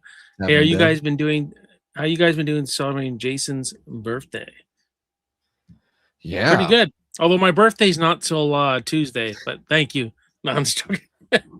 Well, and Jason Voorhees, it's what, June 13th, right? So, but still, we're still celebrating him and the whole, the legacy of the whole damn thing. Yeah, absolutely. Are you guys doing something that I could be a third wheel on? Can I get in on this action? What's going on? Threesome? Oh, Shelly. Oh, thanks, Steph. It's St. Patty's Day, my birthday. Oh, St. Patrick's Day. Top of the morning to you. Happy birthday, Jason. They're going to be taking me out to the pub at work on Tuesday, and after that, I don't know what the hell I'm doing. Guinness all night, bro. That's right. Boom. My favorite. Shitting tar the next morning. Boom. There it is. We got James in the house. Oh, she's like going through his wallet and shit. Vera, why are you stealing the wallet? What's up, my friend? Hey. What's happening, James? How you guys doing? I just wrapped up with Vinny, so here I am. Very nice. We We're doing are well. We are sorry. They're an hour into part 3. Oh, nice. Yep. Everyone, this is James Sweet from director of Jason Rising. If you haven't seen it, it is on YouTube. Just Jason Rising, and hello. He's got crowdfunding for Jason Rising too. Yes, crowdfunder.com/Jason Rising 2. How long is that campaign running for you guys there, James? Well, we started it kind of early. We started it last October. It's been a little while. I hadn't pushed it through certain channels because we basically, the way we did it, we kind of rushed it out so we could get our teaser out before Halloween. And we just wanted to cover some expenses for that. Yeah. And now we're, kind of getting into the groove of it now. So, we added some new artwork today, and we got some more coming up and new things in the near future. So, oh yeah. A lot of good stuff to look forward to on it. Yeah, Excellent, thank yeah. you for keeping everything rolling. But I mean, between you and Vin and a handful of other filmmakers out there giving us something to enjoy in these very lean years. What, it's been 17 years, something like that. Yeah, That's wild. Yeah, and I mean, sure, we got a little taste of what's to come today with Brad's images that were posted, which is great. Excited for it. But yeah, it's probably going to be the final one I do, as far as when it comes to fan films and everything. Yeah. But I didn't want to leave it just by itself. I thought there was more story to tell there. So that's awesome, man. That is awesome. I'm excited for it. I'll definitely be donating when I get a chance. But even guys, you can help out by just whenever he shares something, just if you see it, share it. Share the story, whatever you can. These things are hard to build up money for. Movies are expensive, man. Yeah, it's the daily rate some days. I mean, it just, people be surprised how much it costs. I mean, now we're actually using a real summer camp, so we have the rental fee of the camp. So that's a added expense, where before it was on family members' property, so I was able to build and we could just kind of shoot when we needed. Now it's an expense for the location, and it's going to cost some money. Yeah, I bet. Yeah, I mean, we're about to get into Andy's split kill here. There it is. Which is just brutal. That was my number 2 on my list of top kills. Not only just for that shot that we see there, but then when he's above the hammock, it's friggin', that's even it would be gnarly. fun to see if they could reimagine that kill, take it and make it your own. A way they could do that. It's pretty, I don't know. And it's a pretty brutal one for this year. That's a pretty nasty kill, I think. Isn't that probably one of the goriest kills we've seen? I would say so. Friday the 13th? Especially for this early on, where you really get a look at it and it's just like, oh my God. It's totally brutal. There would be tons of blood in the hallway, but whatever. We're not here to really be continuity, jerks or anything like that. James, I'm curious to know, as far as so first off, I guess for anyone that's watching now, do you want to give them kind of a, just a good idea of what they can, little synopsis for the first film if they haven't seen it yet? Let me see if I can I'll pull up his, which one is this? Number 2? So I can add it to the stage here. Oh, all right. Hold on. I got to change this for a minute, Davey. Yeah, this is part 2 teaser.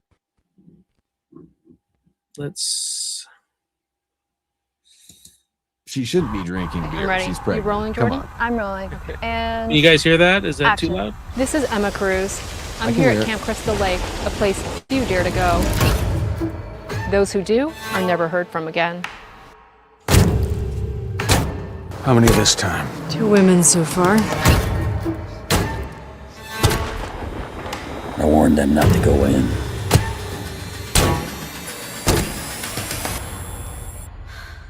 They never listen. Jason! They never do. Wait, I've heard the rumors about this place. The stories. Are they true? That looks really creepy. I know someone's in here. That was a good shot. You already know.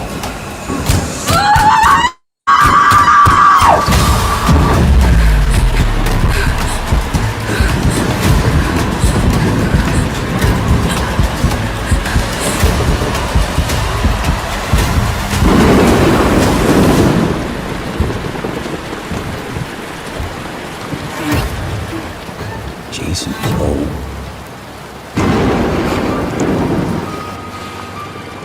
Time to play, Jason.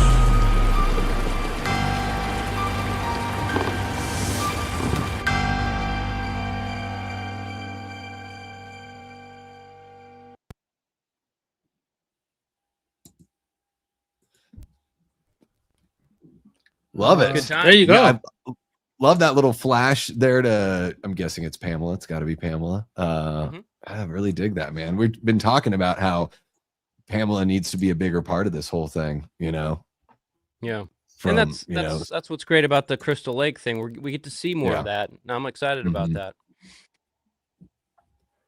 Yeah, me too. And- I thought the vibe of those pictures, those stills, I was like, all right, it feels like I'm looking at something akin to the original film. You know, it just had that kind of that look. And I felt like, you know, with Brad's work and what he did on Welcome to Derry, like that show has a really great look to it and takes some, you know, chances with the lore that at least worked for me. So I'm feeling really good about the Crystal Lake show.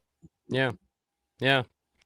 I'm rooting for it. So Yeah. be exciting. Yeah, But me you know, too. Me too. you know, we've always, you know, even in the first one, we had obviously a different way to go with Pam, and we didn't want to repeat it, so we wanted to do something different and show more of what she would have been like at the age that Jason actually drowned. Nice. Digging Which you into that see- which you s- backstory. Yeah, which you see her more of, you know, dressed in like what she would wear as a cook at the camp. Mhm. So Yeah, we wanted to touch on that a little bit more. very cool. Yeah, Jason Rising's great. And Davey, you've seen it, haven't you, Davey? Yes, I have. Oh yeah, because you're the Evil Dead guy. I can't hear Jason for some reason. You can't hear me? Can you hear me now? I can hear you. Can you hear everything okay, James? I can hear you just fine. You can't hear me? Oh, Shelly actually all slashed up. Oh my gosh. See, that's the thing, Shelly, is you know, boy who cried wolf. Everything okay over there, Jason? I'm just gonna raise my volume up. Okay. Can you hear me? I can hear you. I cannot. If he's You asking me. can't hear me. I'm trying to read lips James, here. yeah. That's strange. That's a gift to be able to read lips right there. Right? Can people in the chat hear me? Yeah, that's odd. I don't know why that's happening. I don't know either. You want me to exit out and come back in? See if that... Yeah, you could try. I don't know what's going on, but it says my mic's working and everything. Davey can hear me. Dave, you got to translate. Yeah, feed me the questions. I'll be your Cyrano de Bergerac here. Feed me the questions. Oh, hold on. Tylee says, I hear you just fine. Huh. Weird.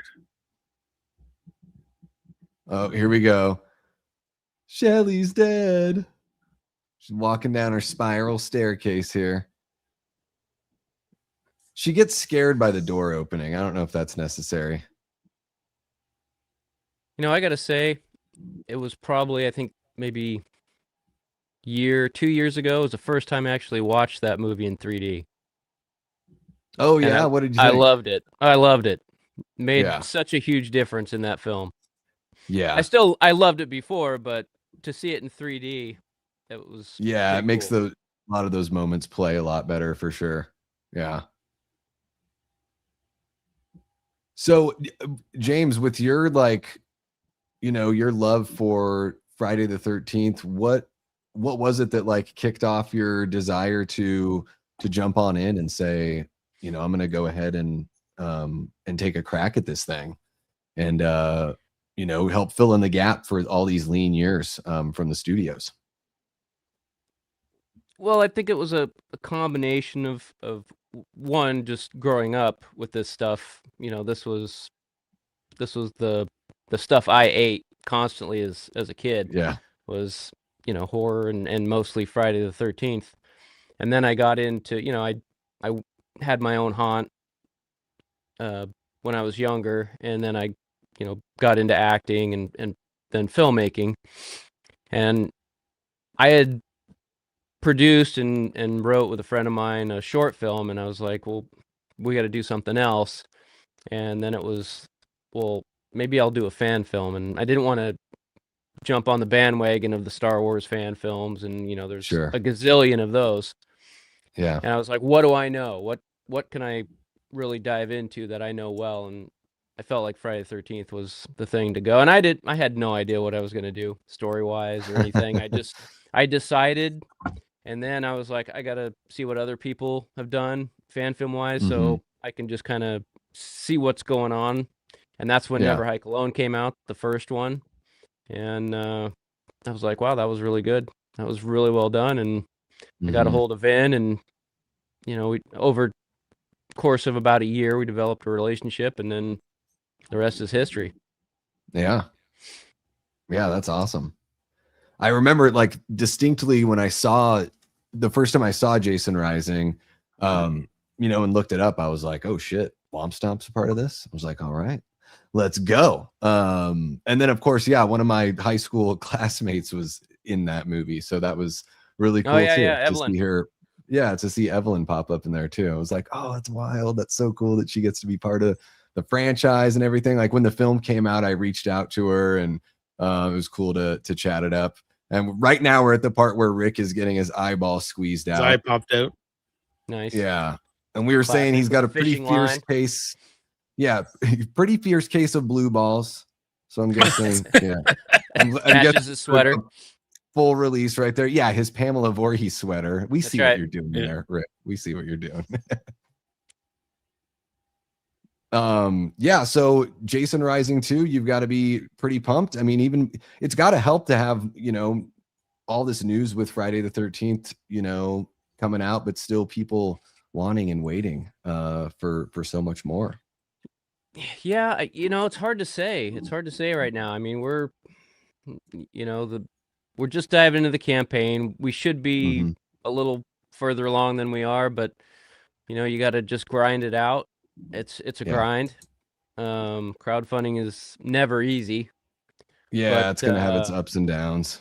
It's tough because now we have new content, where before it was like we were still in the lawsuit. No, it was in limbo, so we didn't know what was going on. Now it's it's mostly just kind of putting your head down and just boring through it, and you just gotta make it, get to the finish line. I mean, we went through COVID, we went through forest fires, we had ice storms. Granted, 3.5, 4 years later, we put out a film, but there were obstacles. So there's always an obstacle when you're making movies. Yep. Yeah. You figure every step of the way is, your creativity is going to be tested as well as your patience, I would imagine at times. Where do you end up shooting the films at? Like, do you shoot in the area that you're living in, or do you go to a location?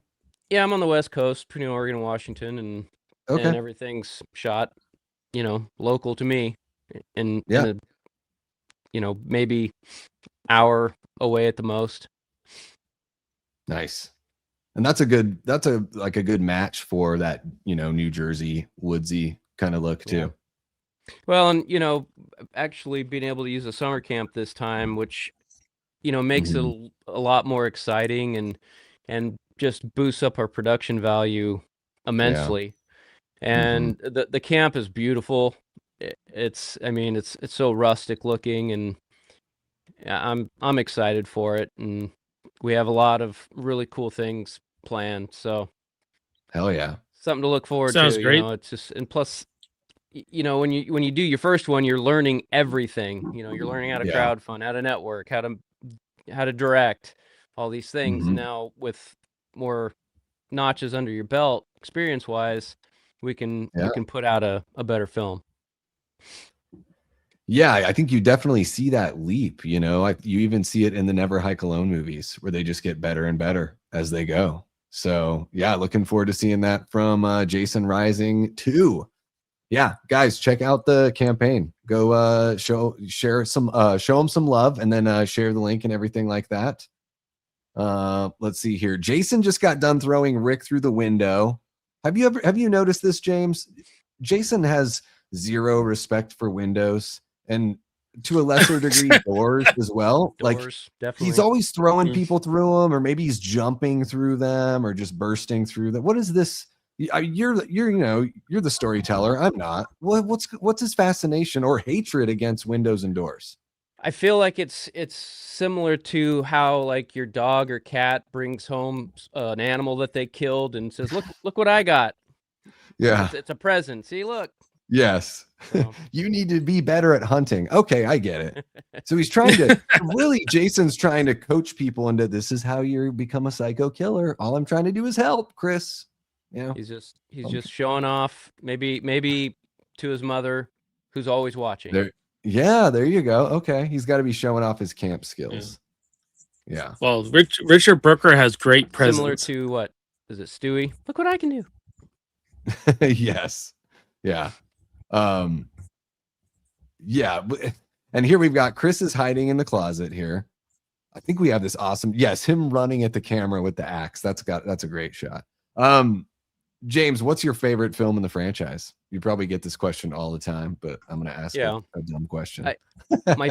As far as Jason movies go, it's the final chapter. But I'm good all the way up to 7. All right. Anything past 7, I don't really pay much attention to. I mean, I've seen them all in the theater. Except for part 3 is the only one I haven't actually watched in the theater, but all the other ones I have. But yeah, it's like I haven't watched part 5 in a while, and I kind of put that one on today to check in with it again, but got distracted as usual. Yeah, part 5, I just wish that we could see a version that isn't so cut on the gore. It just seems every kill is like a cutaway, unfortunately. It's just kind of a bummer. You know, it's like there's a good movie there. It just, you know, even like 6 is not the goriest movie, but it's like they get away with a couple gory shots because they don't try to get away with it on every kill.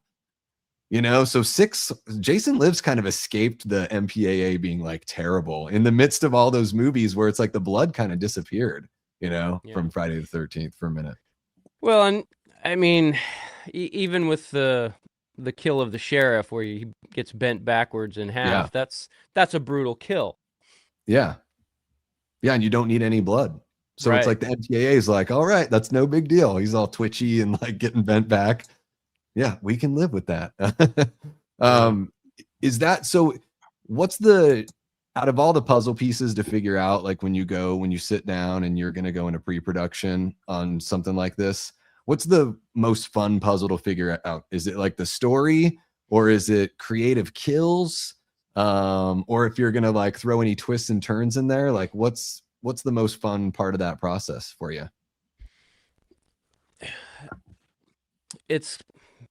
It's kind of all of the above. I mean, it's because you get an idea and you take the story and you start it off as like, okay, where can I take this? And then you stop and check yourself when you start outlining and you go, oh, we can do this. Because I love the, you know, Gotcha.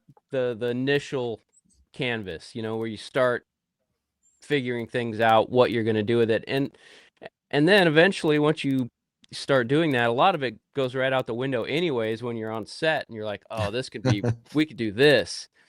So it's always evolving, you know, when you're making the movie. And so that's the fun part is when you've shot something and then you take it into the editing portion of it and you're like building it as you go. Like that's the most fun for me is that's when you make the movie, is when you start editing. Gotcha. Okay. You like the puzzle of the post-production puzzle. Yeah.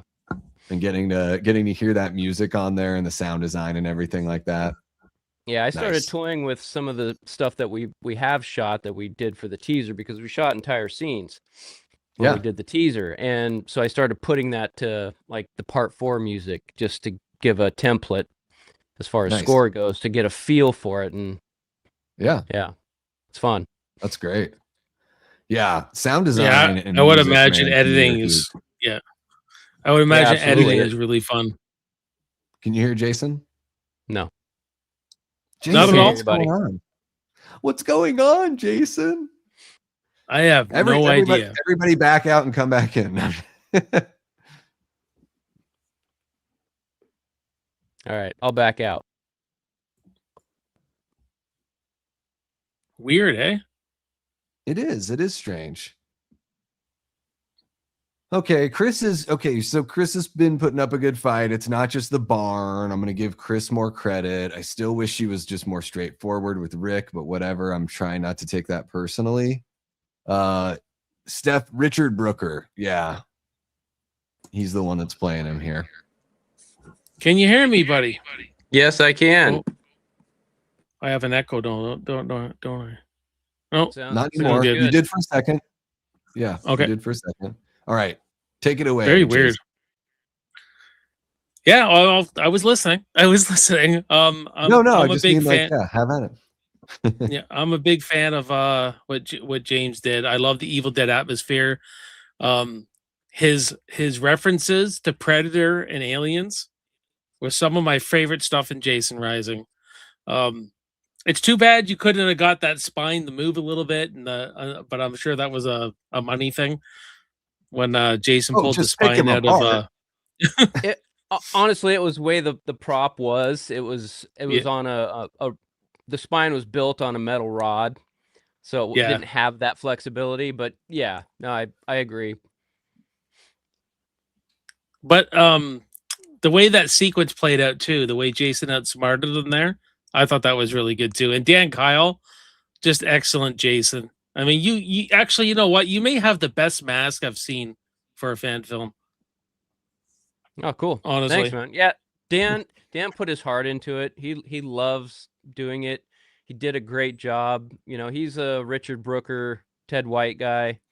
You know, and he's got a lot of respect for Derek as well. But yeah, Dan put his heart into it. He loves doing this, and he's excited to get back into costume. And I mean, he was amped up when we were on set for this teaser that we did. So it was good to see. Yeah, Yeah, I mean, he looks great. I love that the shot that you have where he's like on the outside of the building, and it's like you got the character on the inside. I love that. It's got a little bit of that homage to, the Jason Lives kind of walk through the kid's cabin there. I really dig that. Yeah, I gotta give love to Tom. Got to give love to Tom McLaughlin. Yeah, absolutely. I've always found that very Halloween-like when Jason follows Paula out of the window, almost like something Michael would do. You know what I mean? So I like how he adds these little creepiness, or when he stares at you. Remember when he looks at Nancy? He's slowly going like this. Yeah, that's pretty cool shot too. But yeah, I like that, James. I like how you I like some of the shots you're playing with in that teaser. Really cool. Thank you. Yeah, no, it was a lot of fun. Thank you for bringing Alice back. Yeah, that was great. See, I get shit for that all the time, but I'm like, what? She's not dead in our world. Come on. Why wouldn't you want to bring Adrian back? Why wouldn't you? I mean, if you could bring her back and if you could go back in time and take out that opening scene in part 2, it wouldn't have hurt the film at all.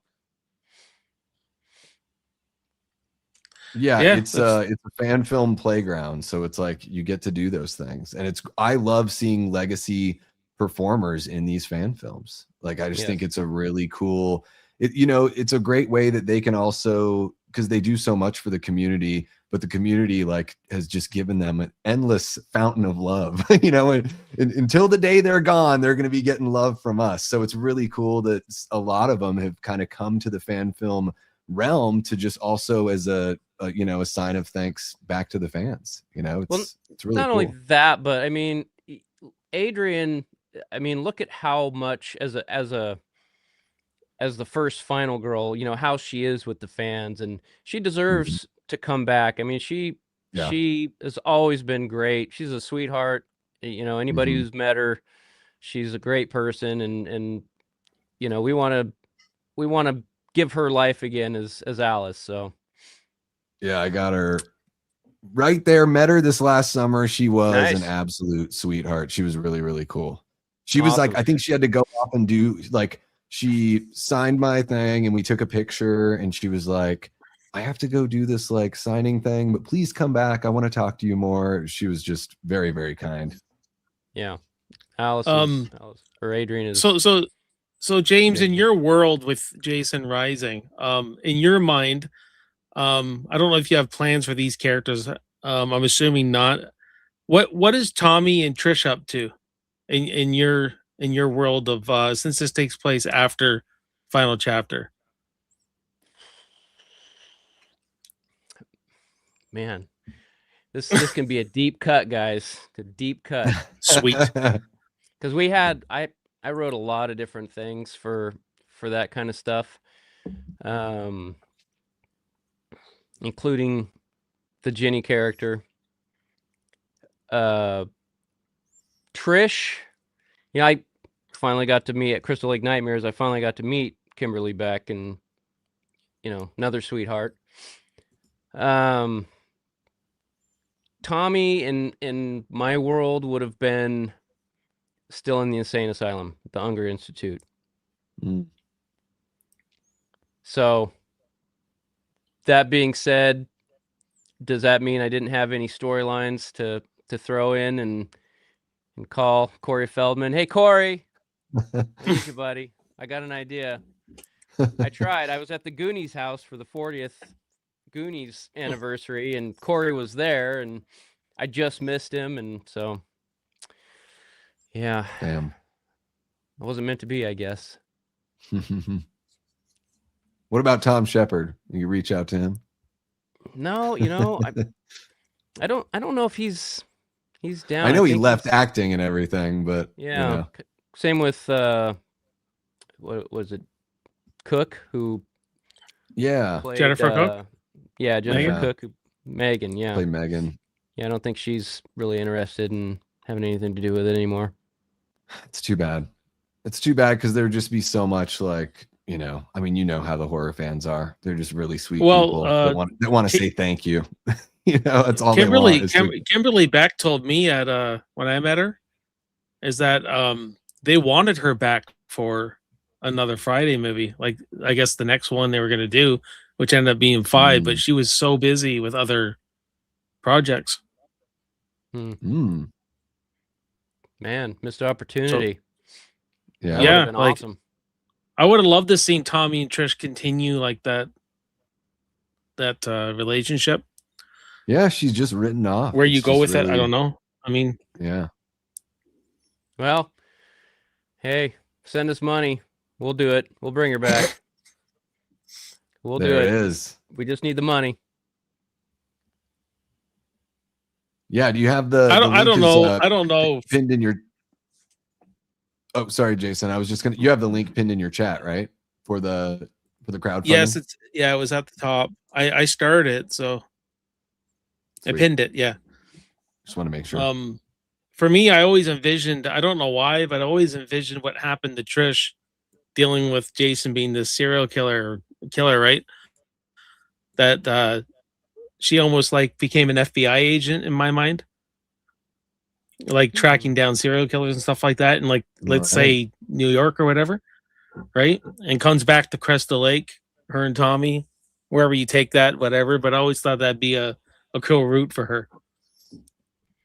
Well, think of the trauma that she's faced too, and now she has to be the caretaker for her brother, and he's in an institution. So now she has to, be strong enough of her trauma to now be the mother figure of her brother and care for that. And eventually, can she do it? Does eventually Trish have to walk away, and now Tommy's left almost stranded with no family because she has to take care of herself. Things to think about. Yeah. Yeah, I mean, she's never really even mentioned after part 4. There's some sort of line about like that Jason guy killed his friends and sister or something like that. Yeah. They say that in Jason Lives, I think. Oh yeah, somebody I'm said that sorry line what about happened to him. your friend. I'm sorry what happened to your family and friends years ago or something like that. So Yeah, they almost so they just insinuate she sort of- died. Yeah, they just sort of are vaguely Well, his like, mother did. So Yeah, for sure. She did. Yeah. The way they don't bring up Trish, it is kind of odd. You'd figure that maybe she would go to an institution with Tommy. But yeah. Speaking of going to an institution, guys, Chris has just been put in the back of the police car. She is laughing maniacally, I think, is a kind way to put it. And seems like she has a tough road ahead. We wish her all the best. But she shouldn't have led Rick on like that. That wasn't cool. And now he's dead, and it's kind of her fault. So there you go.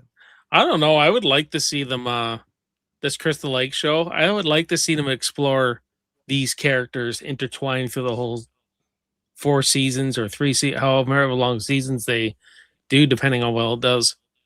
Like reimagine the whole thing and intertwine them and have Higgins Haven show the town, you know, all that kind of stuff. Yeah, didn't they?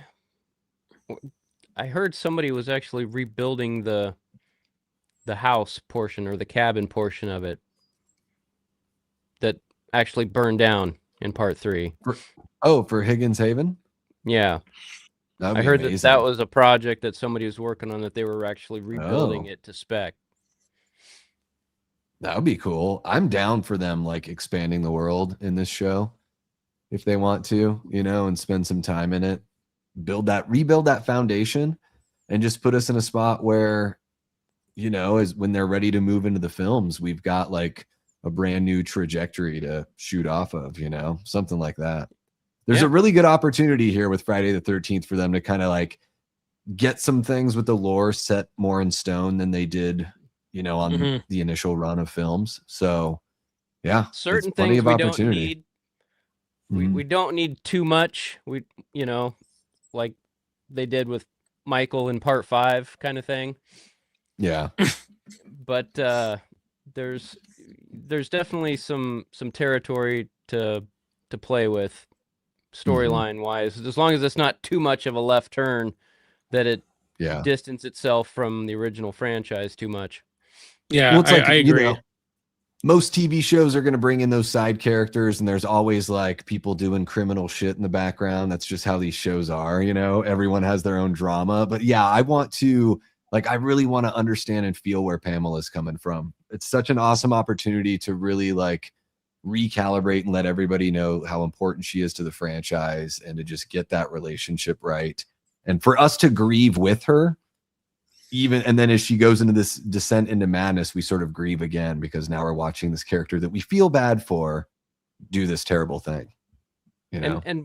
And how what's the performance that for the Crystal Lake series that Linda Cardellini's gonna, I mean, she's obviously going to take this very seriously, because I'm sure she understands what she's dealing with, what ball has been served in, you know, her court. So I'm looking forward to that performance, because I know she's going to really probably put on her best foot or best hat for this, and or best sweater, I should say. No pun intended. I mean, I think it's an awesome opportunity for her. I always say that with performers that aren't necessarily, not to say she hasn't done horror before, but when you're not known for it, it's such a great opportunity to really kind of get to play big and to do like to sort of stretch yourself as a performer. So, you know, we've seen a lot of sweet Linda Cardellini and a lot of funny Linda Cardellini and stuff like that. It would be really cool to see what she does with Pamela, because I want it to be scary as fuck. Like, I want her to scare the shit out of me. I think that's important. I think they got to make this woman, you have to be afraid of her. And Linda Cardellini is not, she doesn't have the height that Betsy Palmer had. So if she's throwing people through windows, they're going to have to do some clever things of how she's doing it. You know what I mean? Well, yeah, I mean, what evolution is Pamela going to take with this? Yeah. You know, how I'm sure there's going to be some, you know, some tribute to Betsy, of course, I would assume. But I'm sure Linda's going to take it in her own way too, and build upon that. So that's what I'm excited for. How far she's going to push that character. Yeah, I mean, it's exciting, man. Especially like some of the shots today we saw are pretty sweet. Clearly they're going for some really authentic, keeping the Friday the 13th, the look of everything good. I like those pictures because you could see, but there's still this darkness to it. Cinematography looks like it's really, really good. Yeah. Yeah, no, look great. Yeah, I think she's going to knock it out of the park. I think we're going to get a really chilling performance here from Linda. Oh, Linda's Speaking backing of out. Linda. Yeah, Time zones it are is so a late annoying. one. We're all done with part 3, and we have the final chapter coming up, folks. You know, I think the quintessential 80s slasher, I would say, the final chapter. If aliens landed and they were like, show me a slasher movie, I would probably pick the final chapter because it just has all the elements that we kind of think of, you know. Such a fun movie. I mean, it's my number 2, but for a while it was my number 1. I got a lot of love for this one. Yeah, I it's think my the best number side 2. Best side characters in the franchise. Oh yeah. Judy Aronson, say no more. Judy Aronson. Holy cow. Crispin Glover. I mean, how do Yeah. you not, love what he brought to that character? Is Yeah. That shy cuteness about him. Yeah, I mean, it was a great flick. It was a great flick. Yeah. Everybody did a good job on it.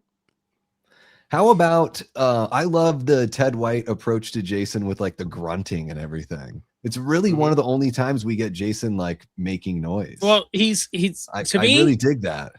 To me, he's the most brutal, swift, and he's fast. Like he's fast with his hands. He's fast with his he's charging, and he's just he just brought more of a. Is this the right word? Richard Brooker was lumbering and he had presence, where Ted White brought a real quickness to everything. Yeah. Yeah. Ted White's the most imposing, I think, the most brutal. Yeah, I agree. And apparently just a gentleman. Not to mention the exposed face of Jason in that one, I think, is by far one of the best makeups. Oh yeah. Yeah, Savini did a good job of kind of replicating that look from the first movie, sort of bringing that, growing that look up, so to speak. Yeah, for sure. That one was one of the highlights of a face reveal. Is that end scene. I mean, slow motion and everything. Yeah. Right? I mean, I think a lot of it too is the pre-zombie version of Jason. I think is always going to be the scariest, in my opinion. Yeah, that's a good point. Yeah, he's for sure. 2 through 4, man. Quite a trilogy right there of Jason flicks. Yeah. And that's why, even in Jason Rising, we didn't want to go full zombie. We were kind of that midway point of from part 4 to part 6, that in between. Yeah, it's interesting because he does have, there's like a supernatural strength and everything like that to Jason, but it's like it doesn't seem like he really fully, the zombie version is this whole different level of that. Because it seems like he gets stronger and more durable as these movies go on for a little bit there. Yeah, which is interesting because you hear from the filmmakers themselves, and even like what Josito says, it's Jason's dead in part 4. Yeah. So take that for however you want, but I think about that stuff as even how we did it. It's just a progression of him still dying. Yeah, because he's breathing when they throw him in the chamber. You can see his breath come through. So it's like, he's not quite dead. Yeah. God, what a fun one. Pumped to check it out here. I can't believe we've already watched 2 movies so far, Jason. That's wild. I know. We're on the 4th one now. I'm going to be rocking it on the VHS, just so you know. So you just, when you're queued up, I'm at the Paramount logo. I'm at the Paramount logo. So I think what I'm going to do is go and watch a Friday the 13th movie myself. Hell yeah. Excellente.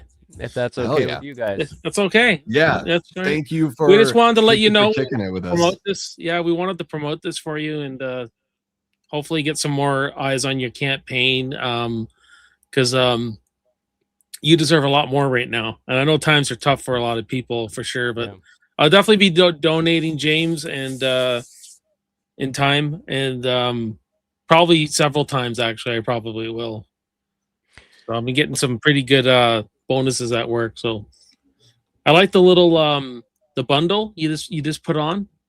I like Yeah. that. I think that's a cool option There's- for people. We're definitely going to add another bundle in just because it seems to be a better, more efficient, economic way to go.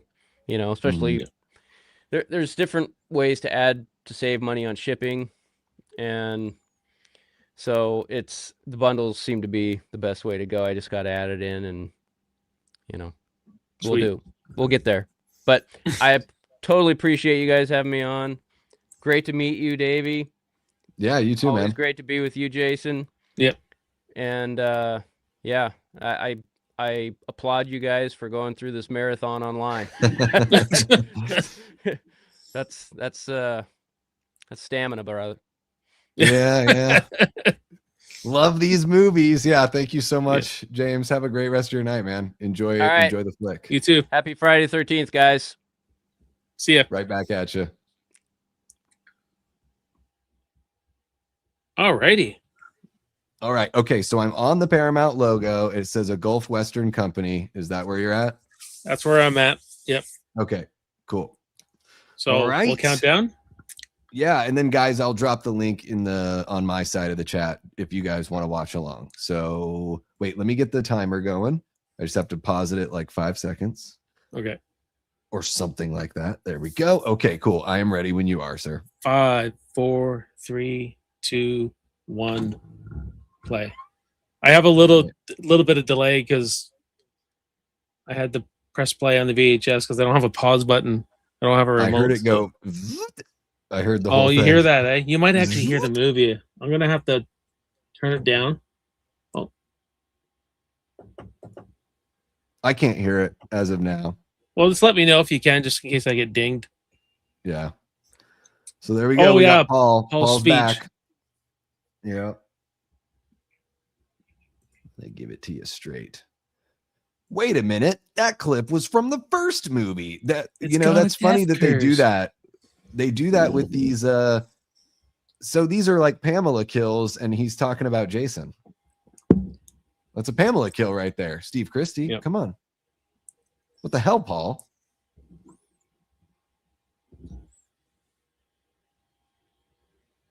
Oh, Jamie says I can't hear it at all. You're good. Thanks, Jamie. There we go. Oh, We didn't find any boy. That was weird how he couldn't hear me. Thank you for riding through that. Oh, me. of course, yeah.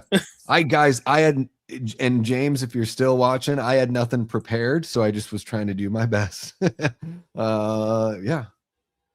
It's the old turn it off and turn it on again trick, you know. You know, StreamYard can be annoying at times. It has its little things. No, I did Idiosyncrasies. a recording with Riverside.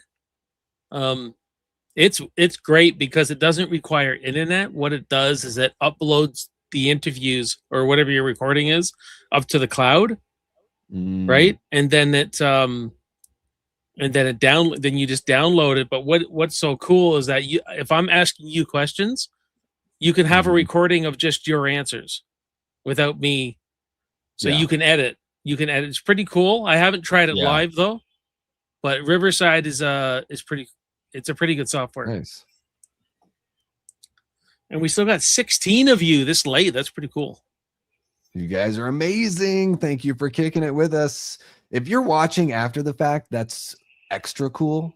Yeah, Jump absolutely. into the comments and let us know what you think of these flicks. Hey, I've been listening to you, Vinny, Night Watch Zone, my buddy Knight from the Night Watch Zone. He does nice. he does live streams. And you know, my commute's not terribly long. My commute's about 30 minutes to work, 30 minutes back. So I'll listen for about 2 days. I'll put one of your streams on. Great opening, the final chapter. Oh, beautiful. Blowing up and everything. Yeah. Kimberly Beck, love her. Mm-hmm.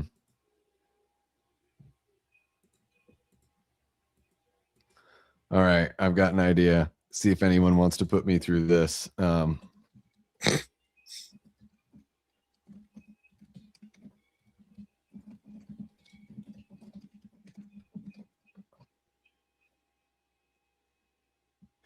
There we go. I'm whoring myself out. Set another super chat goal. One super chat of $5 or more, and I'll drink my last Ghost energy drink and be wired all night thanks to you. So that's what Night Owl. Say woo, woo, woo, woo. Yeah. Oh my gosh. I'm a dude. I stay up late all the time, anyways. It'll probably just mean that I'll be productive. You know. Now, what are you 3 hours behind because of the time change? I am. Like, I know. Yeah, we don't time change here, but everyone else does. Yeah, so I'm 3 hours ahead of you. Yeah. Yeah. It's early for you right now. Then it's 8:30. It's like the night is young. It's feels so late out there for all y'all. There Holy you go. Cow, Jigsaw. Oh my goodness. Thank you so much, Jiggy. Okay, I'm gonna go grab that. I'm gonna use the facilities as well. Is that cool? Are you good for a minute? I'm good. All right. I'll be back, everybody. I'm watching the credits. Before you go, though. Ooh, ooh. Yes. Hey, yo. Thank you so much, Antonis. All right. I'm going to go grab that. And here we go. Oh, you didn't waste it, Antonis. Ask me some questions. We'll get you your money's worth. How about it? It is 11. Right back, guys. This must be Ronnie, I think. It is 11:34 p.m. for me right now. 11:34 p.m.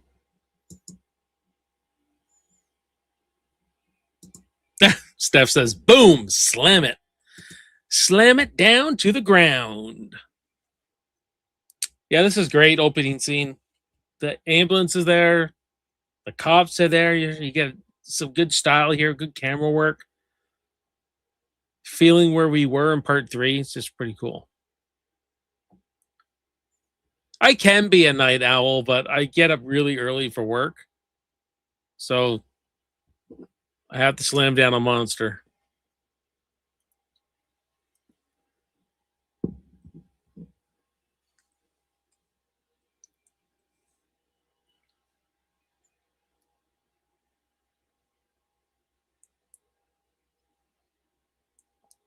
There's big old Jason laying down, big axe in the head. Technically, he's dead, but he's coming back.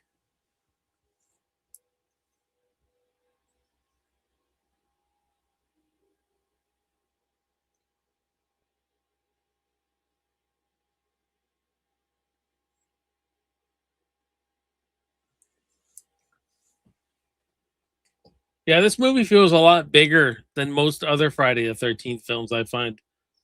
Just with this opening sequence, it feels like higher production.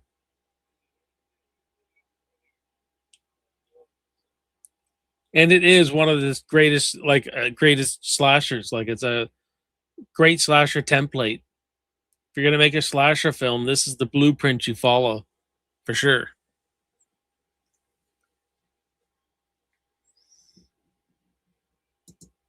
Yep, rookie cops getting their fingerprints all over the evidence. Absolutely, Steph.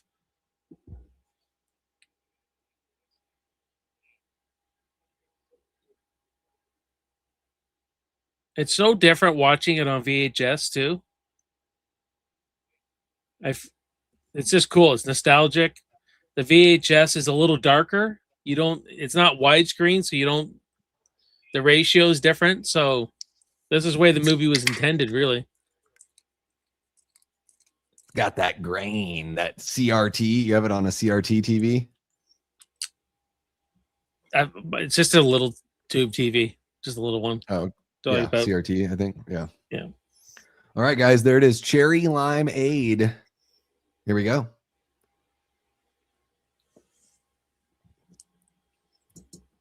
Why does Tommy Jarvis like looking at all the girls? Because he's have you seen them? Because they're smoking hot. They are so hot. That was me as a kid. I mean, I was totally the You know, I've a couple older sisters, so whenever their friends were around, I was always trying to, I mean, not not watch people change clothes, but I was always like, you know, give me attention, give me attention. Funny, I'm still kind of like that. I like that lingering shot right there where it's all dark now, everyone's gone, and it's like a big crane shot too, like the in and then the out, you know. that's right.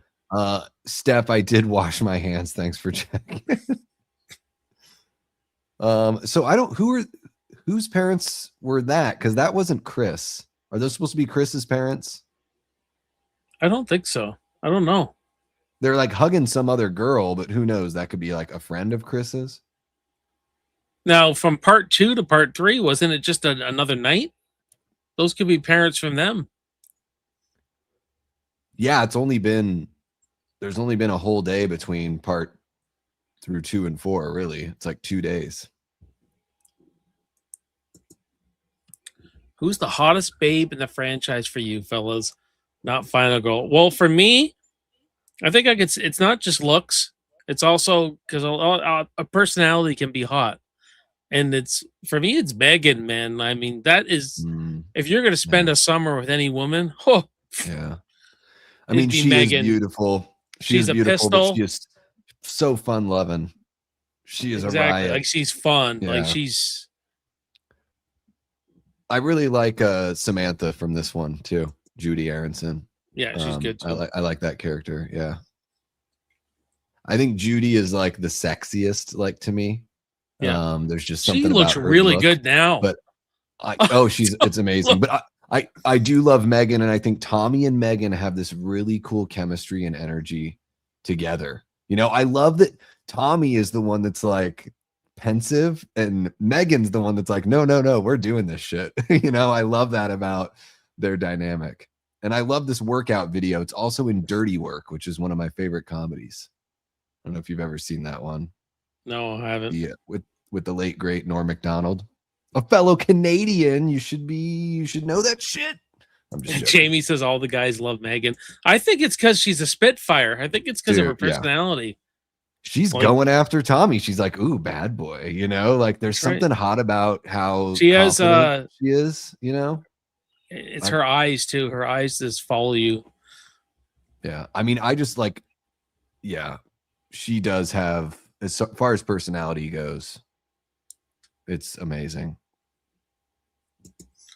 Like, and Tony says, I think the hottest girl in the franchise is the one that Trent bangs in the remake, Brie. She's pretty hot. We don't get to know her because you got well. this, maybe because she was freaking nude. Maybe that's why everyone thinks she's the hottest. I mean, I think Megan is, you know, without, you know, I would imagine she's got a pretty smoking bod. I'll say that about Megan. Oh, yeah, she's got a about Jennifer Cook. She's got a nice butt, man. And come on, the way she talks to him. Come on, hot lips. Yeah.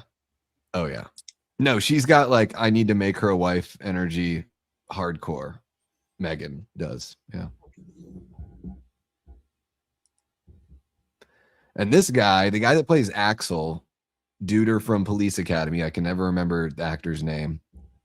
He's like the klutz guy from Police Academy. He's the rabbi from Seinfeld in a few of those episodes. Jamie's hilarious. When I was younger, I'd say Peter Barton. As an old lady, I picked Kevin Bacon.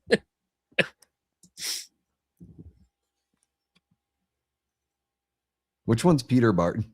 He's the guy who gets it in the shower. Jason crushes his face. Oh, he's got really nice chiseled features. If you're he does. I totally pick up on that. You better put that sucker in the icebox. Jesus, goddamn. Christmas shit. Jumping Christmas shit. The dialogue, man. Yeah, you must be nuts. You guys are both working right now. What was it, you know, with the 80s, people just fucking around on these jobs. Yeah. Screw each other whenever you wanted to. You are the Super Bowl of self-abuse. I think we missed that one.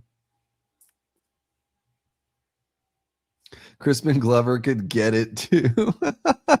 I love nerdy guys who can't dance and don't care. Wow. There we go. We know Jamie's weakness. I'm not a nerdy guy, but I can't dance. I love the phrasing, Jamie. Could get it too. That sounds so dirty. My I wife- approve, though. My wife can really dance. She's very good at it. I've never been able to dance. If I have a guitar, You know what's and I'm weird? on stage playing, I can like shimmy and shake around and do my thing. But That's what's so dance? weird. Like Mm. sometimes my wife's like, "You play guitar, you can hold a tune, but you can't dance." Like, well, it's a different kind of rhythm. That's It is. And I also, nothing against dancing. I don't quite understand it as a means of expression other than like bumping and grinding and getting sexy. with the like salsa dancing in Spanish, like is a little different than as nightclub dancing. Sure. Second favorite kill. There it is. Here we go. Crack the neck. Twisty. A lot of sound effects work here too, like making it sound a lot worse than what they're actually able to show. I love that. I love this one too, where she just gets rammed and it's like this third person view. It's a really cool live shot without them cutting there, bringing Jason in from the side. Well, there's this thing like he's brutal in this. Yeah. Black fingernails. I love that. Like I was just saying, he's fast. Yeah. Oh, Trish and Mama. Oh, Mama. Kimberly Beck's a nice looking girl too. Yeah. They don't really allow them to be not good looking, huh? Even the really nerdy girl in The New Blood, it's not like she's like, you're not like, you know what I mean? Or at least I'm not, but whatever. She's kind of mousy. I think you're getting horny. I love having the closed captions on. I never picked up that she said that to her mom. I think you're getting horny. That's a wild thing to say to your mom. Yeah, it is. But that, you know, mother and daughters talk like that. I think so anyway. Oh, I did not know that. Maybe. Same cabin that they used in Pumpkinhead right here. Same cabin they used in Eraser with Arnold. Same cabin they used in Murphy's Law with Charles Bronson. Oh, I've not seen that one. I think Mom is pretty cute here too. Yeah. One thing Joseph Zito said he wanted was when the mother's looking across the street at the kids, there's like this really concerned look on her face, almost like she's almost a Pamela character. Like just how she's looking at kids are in trouble. Yeah. Said the exercise video is available. Yeah, I don't know if you guys have ever seen Dirty Work. It is one of the funniest movies I've ever seen in my life. And the grandpa, who is the grandpa from like Problem Child, I can't remember the actor's name, Jack something. Gosh, why can't I remember his name? He's plays one of the characters' dads, and he just sits and watches that aerobicized video. You broke up with BJ Betty. Imagine having a freaking reputation like that. Yeah.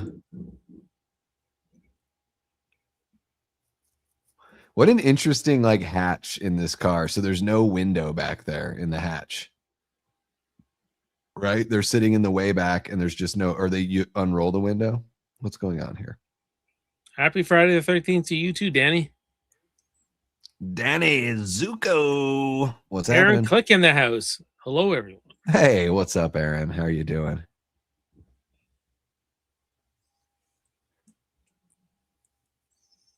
I love this bit with the computer.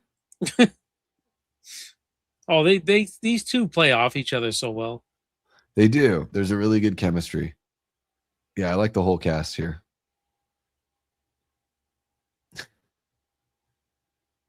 See, I need to see the Last American Virgin with this kid that plays Teddy. Oh, that's a funny movie. I've never seen it, but I've heard great things about it. It's a raunchy comedy. Yeah, I can handle that. It's a bunch of freaking teenagers trying to get laid. getting laid for Yeah. the whole thing. Sean, thank you. Jack Warden, thank you. Guy always cracked me up. Dirty work. He's amazing.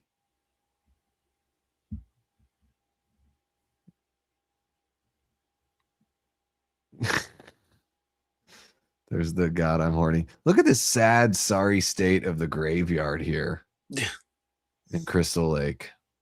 It's just piss poor.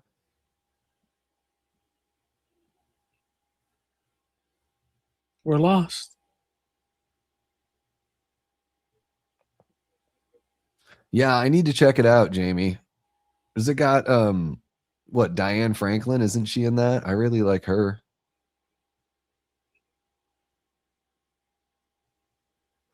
Yeah, okay, so this guy that you like in this movie, Jamie, he's got this Jared Leto look for sure. The guy that gets killed in the shower. That's who he reminds me of. Oh, so Pamela was 49 when she died. Yeah. Oh, we got this character. I mean, really didn't deserve the treatment, but whatever. I guess Jason's got to kill some randos. The Last American version is really good. It was important to me as a teen. I did see it in the theater. Laugh out loud. It's funny. I lost my virginity to the last. I haven't seen it in version. quite some time, but the guy who plays Teddy, who's in it, you feel pretty bad for him at the end. Yeah, I'll have to check it out this year because I'm trying to watch 365 movies I've never seen. Holy crap. It's a lot of movies. I've watched almost 2,100 movies in my life. Probably about that much, but Oh. that's how many I've logged in on Letterboxd. So I'm trying to knock out some first times. Love the grunting here. That's a great kill. Yeah. They really sell I the am effect. I'm really behind. Definitely in horror. I'm behind. Oh, gotcha. I thought you meant in the movie. No. I'm behind in the horror. Like I got to catch up on the last 3 years. Oh, gotcha. Yeah.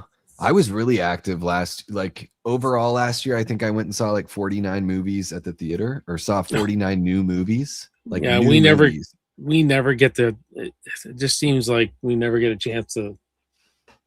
Like we got a gift card for the theater, Mhm. so I was supposed to take my wife to see Avatar, but we just never ended up going.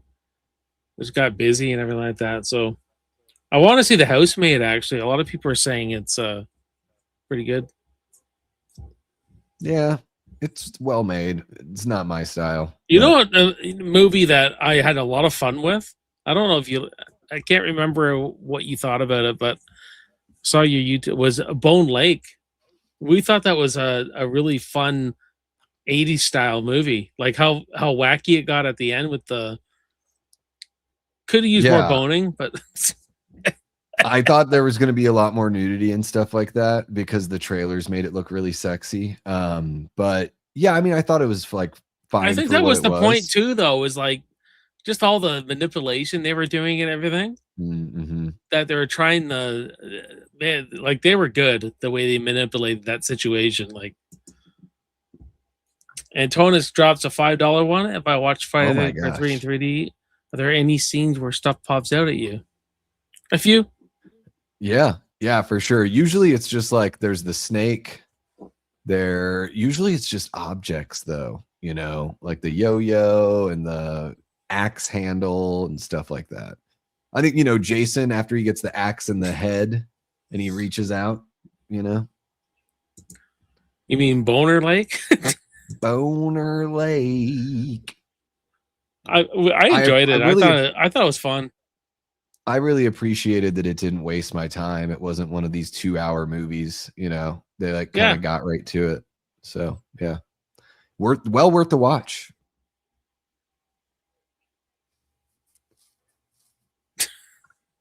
Oh, they're going How'd back. you get and your forth. reputation in 6th grade? What the hell did you do, girl? The ladies are going at it. Steph, you really are. Got a bunch of horny women here. The penis pops out at you in part 3. I hope not.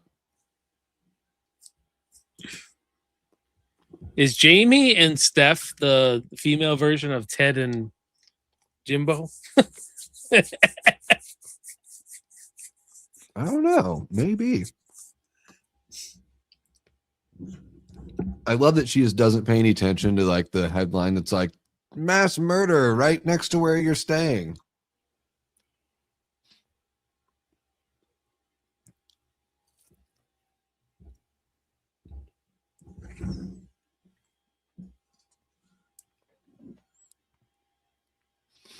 Oh, everyone's dying. Here we go. Here's Corey. This would have watching been me girls. as a kid at that age. Oh yeah, man. If I Yeah. saw this. Free boobs. I was like walking into the strip joint for the first time. But I was really young when I got in, so I always feel so uncomfortable in those places. I feel like bad looking. But there was one place I lived by in Portland, and they had karaoke on Sunday nights. And I would go over there. It's called Devil's Point. Strip club, and you got to go on stage and sing a song. what can I say? Slasher movies really turn me on. You're funny, Steph. You make me laugh, actually. A lot of sexy stuff going on with a lot of sexy people.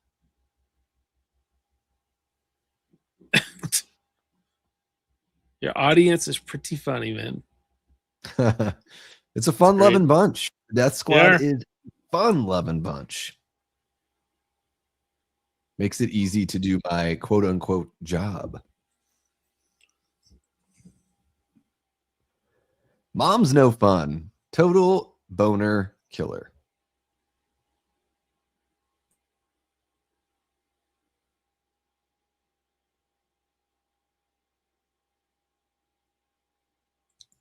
It's pretending sleeping. It's funny. Yeah. We've all Hey, been there. we've all tried that one, yeah.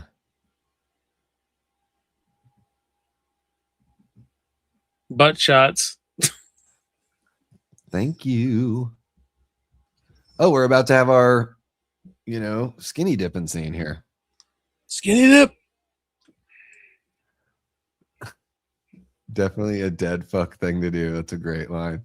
Yeah, when I met Kimberly Beck, there was a Friday the 13th Part 4 reunion. So Corey Feldman was there. Oh, cool. Kimberly Beck was there. The twins. Oh, nice. The twins were there. They're great. In They're this. hot. I just didn't have enough dough to meet everyone. Sure. But The Doublemint twins. the guy who played Rob, I know he's passed away now. Mm-hmm. The guy who played Rob, he was there at the time. I did have a cool moment with Kimberly Beck because I told her I had a channel, and she wrote down my channel name, Backtrack Cinema. Probably did nothing with it, but that's okay. It was the fact she wrote it down. It was good enough for me. That's cool. Yeah. Gotta love that. Twins, Basil. Twins. Two of them. Look. 1, 2.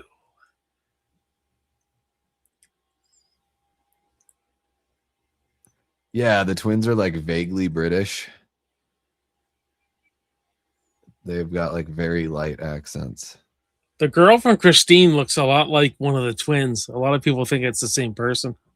It's not. I just remember them from one of the Doublemint commercials when I was a kid. That's what I remember seeing them on. This sweater is total weak ass that Sarah's wearing here.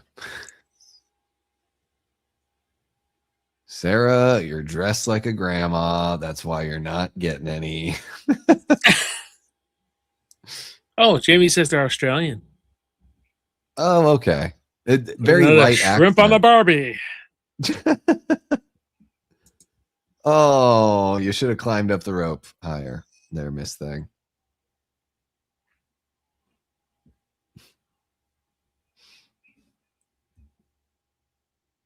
I gotta use the bathroom, guys. I'll be back. Alrighty. Here we go. Jason is conveniently leaving for all the nudity, so I'll be here for all of it. Oh my gosh, Judy Aronson is naked, guys. Woohoo! Let's see what you guys are saying here. Camilla Moore and Carrie Moore, born October 15th, 1957, English actresses who have starred in films and on television. Okay, English. Yeah, they just have, must have been from living out here in the States. They have just very light accents. It does look like an Easter sweater. I don't like it. I know I'm very critical of the fashion. I'm going to miss the, but yeah, well, Jason will miss the butts. I ain't missing the butts.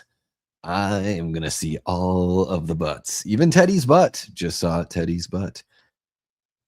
Let's see here. Shrimp are called prongs in Australia, not prawns. I mean, I think we have prawns out here too. Double the pleasure, double the fun. Yep. Good old Double Mint commercials. Those were good. I like those. Yeah, Judy's naked. Guys, I need to have some alone time. Undisclosed alone time. I'm not going to tell you what's in that subject line. We're just going to leave it at that. Oh my gosh, what's going on? Yeah, there's a little teddy butt as well, Danny. It's true. It's true. Yeah. They go on a babby. There we go. I'm seeing everything, says Dan. Pretty much, if you look close enough. If you look close enough. Tommy's very resourceful here. You know? A little mechanic boy. Little genius kid. Oh, the keys. Oh, the keys. Friday the 13th, part 4 was released on April 13th, 1984. So it was around Easter and spring colors would have been in style. Okay. Well, they would have shot it at a different time. But yeah, I'm not, I'm not saying that those aren't Easter colors. I just don't like that sweater. Look at it. Come on. She's such a nerd. Oh, the keys. Thank you, Danny. Thank you for all the keys there. Tommy is a boy wonder. He's a little genius kid. And Judy, don't go away. I need you. Come back, Judy. Come back, Judy Aronson. Oh, she will. Well, I would imagine if the movie came out in April, they probably filmed it like the summer or fall before. But whatever. Yeah, she's wearing Easter colors for sure. Her skirt is Easter colors too. I just think the sweater's trash. I'm still talking about the sweater. It's not very often your naked gal pal pulls you into the lake, right? I know. I could use a little bit of that in my life. Not gonna lie.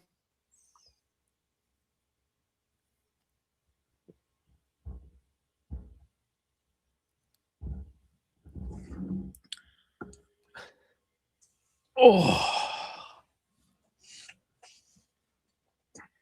It's okay, Jamie. Did you give him a warning? Maybe we can let him know why next time or when he comes back. If he comes back.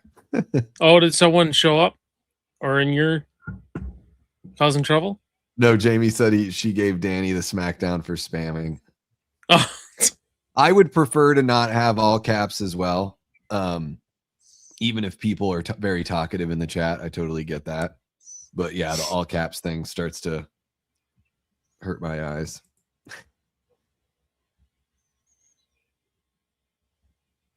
What do you think of Rob, Jason? Are you a fan? I like Rob. I can see why Trish likes him. Me too. If she wants more, like she doesn't want a boy, right? She seems more. Trish seems more mature than the people that are partying and everything like that. Yeah, Rob seems like he's mid-20s and she's probably 17, right? So he's like got this sophisticated quality about him. He's seen some shit. He knows how to do some things. He's a problem solver. I think she feels safe around him. I think that's, Yeah, there you go. and the fact that Jason takes him out so easily. Yeah. I think that's effective. You know what I mean? Because he can take care Yeah. of himself, right? Mm-hmm. Oh, I gotta grab this here, Sean. My dad took me and my friends to see the final chapter for my 13th birthday. Wow, awesome! Borrowed his buddy's new Camaro to drive us. This is why Port will always be my favorite. Yeah, that's the thing with film, guys. There's so many memories attached. Yeah, that's a Like sweet Jason story. Lives was my gateway to horror films. Pretty much Mm. the first one I watched all the way through, and I watched Yeah. it in kind of our basement, and I was on a beanbag in front of a tube TV, and I just can't describe to you that opening scene. Just what it, I was just fixed. I was just fixed on that movie. I love they're just bringing this strange guy into the house. The mom's reaction is a good reaction. She's like, "Why is my son just bringing this grown man into his bedroom?" And Tommy's clearly a talented kid, artist. A little Tom Savini. Yeah.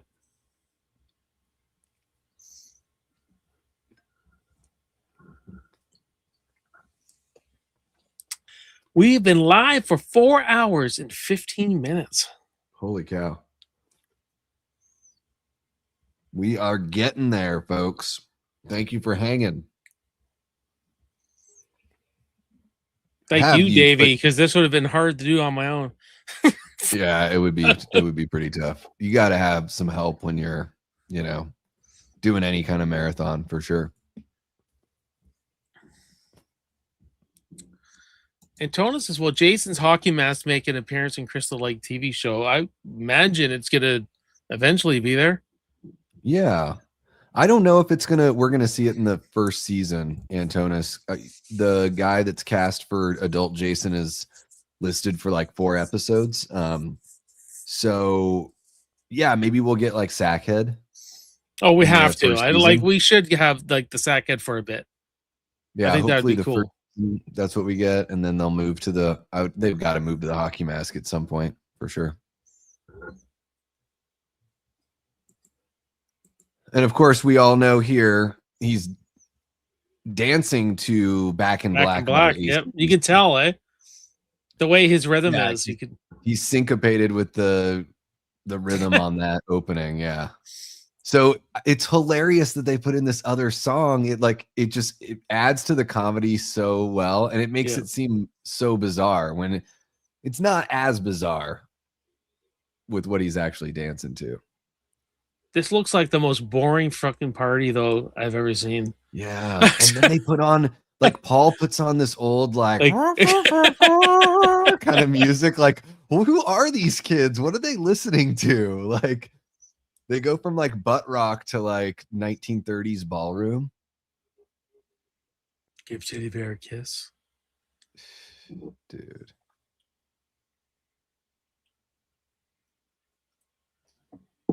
Wow, just really like grabbing her by the back of the neck. It's very uncomfortable to watch. Ted, she doesn't want to kiss you, bro. It's okay. Let it go, man. Let it go. Ted's what you call what every woman complains about on the General Man.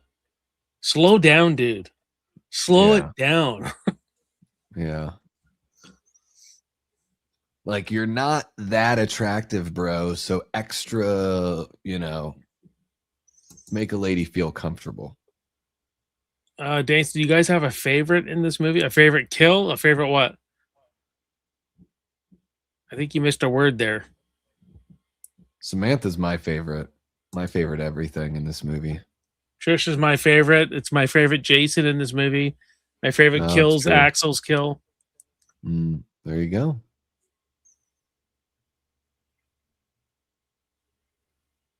I think it's probably the best third act out of any Friday movie. It's got a really good third act. I think I gotta go. Jason Lives is really good too, though. The thing that, what I noticed about this movie the last few times I watched it, in the last act, there's a lot of just going back and forth from one house to another. Like it just keeps on happening. Yeah. They're in this spot, and they just go back and forth. And I'm like, okay. I just find it I guess. intense though. It's just very intense. I Got mean, an intensity to it. Yeah, Jason's like the presence of Jason is really brutal and really tough. And he's very like pursuant in this one. Jimbo looks so happy. They're twins. You got the hot one. Yeah.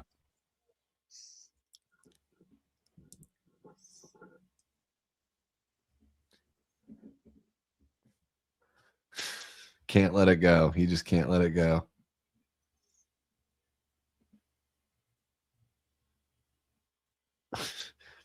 He thinks this is funny what he's doing. He thinks that's a funny thing he's doing. Crispin Glover just has such a natural charm to him, Yeah. It cracks me up in movies too when they shotgun or do stuff with beer where it just doesn't seem to matter that they're getting the beer all over everything. Only in the movies, like this kind of activity would be celebrated. And why is Sam even fighting for Paul's attention here? Not cool. That's what she wants. Yeah, put on another record from the 30s. She's like, you don't mind, do you? Did I dance with your man? Yeah. Ooh, a bit close.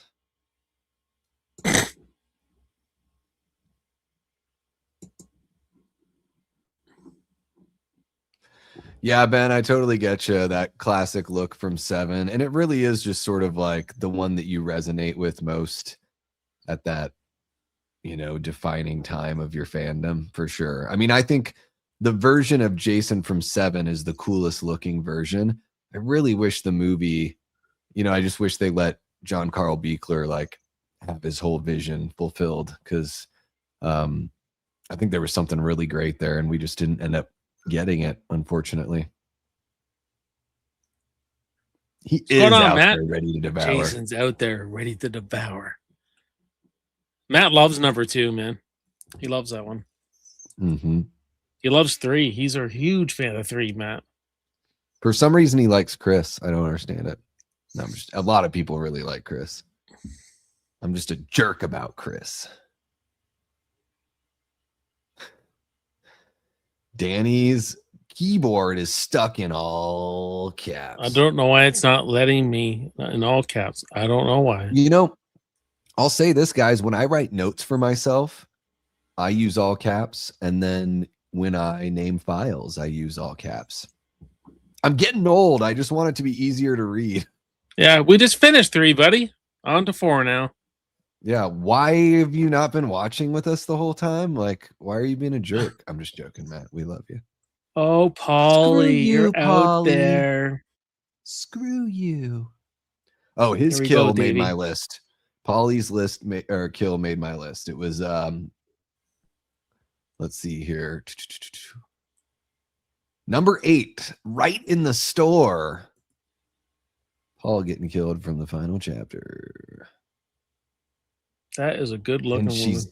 she's just got to get naked again. She's like, you know what? This is for you guys. Thanks, everybody. She was freezing too, eh? Like she was getting hypothermia and everything. Mm-hmm. Yeah, Ted had to basically threaten to walk off the set. Yeah. If they didn't And give her a break. It was filmed in fall, right? Yeah, it was not warm. It was like really, really cold, and it's night, so either way, it's not going to be ideal. It's really weird the way where this lake is. It's like there's like a quarry wall behind her. Yeah. Have you notice that? Yeah. It's like that doesn't look like a lake, like a summer camp lake. That just looks like a man-made lake. Well, it's basically Jason got drawn out of Crystal Lake, and then he's just on a killing spree around different areas. Isn't this just the other side of the lake? I think it's From supposed to be Higgins- because he was at the hospital, Higgins right? Haven? So Yeah. I'm just thinking he's on his way back to Crystal. Like he's heading back. I That's all always I thought this was just a different part of the lake. So like Yeah. the camp is on one part, Higgins Haven is in another part, and then these spots are in another spot. But that it's a big lake. I don't know. Oh my goodness, Judy Aronson. I met she's Barbara an she's Crampton, she's and an I was American pretty- ninja. She is, and she's in Weird Science. I met Oh, Barbara that's right. Crampton, and I was like, "Oh my god!" I was like frozen. If I met Judy Aronson, I don't know. I'd be an absolute mess. I would be an absolute mess. Have you tried turning it off and on again?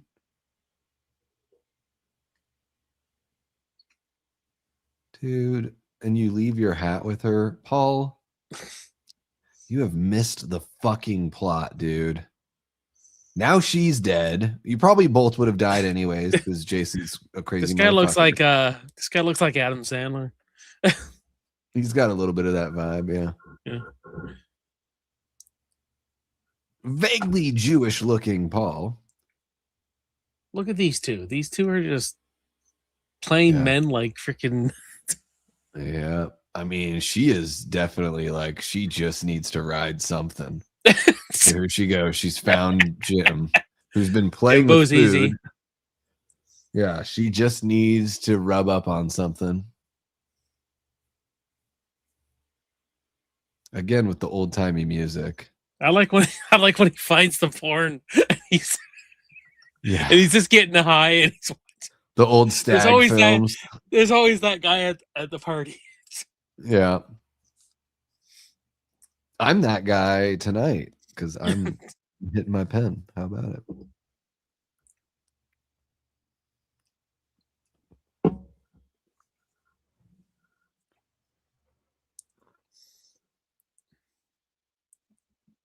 Oh my goodness, you guys. This energy drink flowing through me. I'm going to be able to Yes, get so much it done is. tonight or completely crash. It's a weird party stuff. for It is sure. a weird fucking party.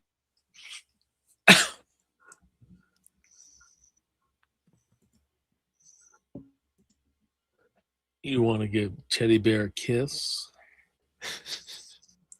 Oh shoot, I did not drop the new link in the chat. Whoopsies.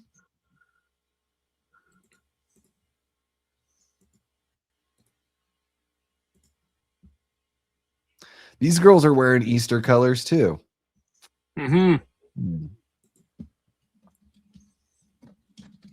Your one-liners are not working. Yeah. You can't just keep on saying the same shit, dude.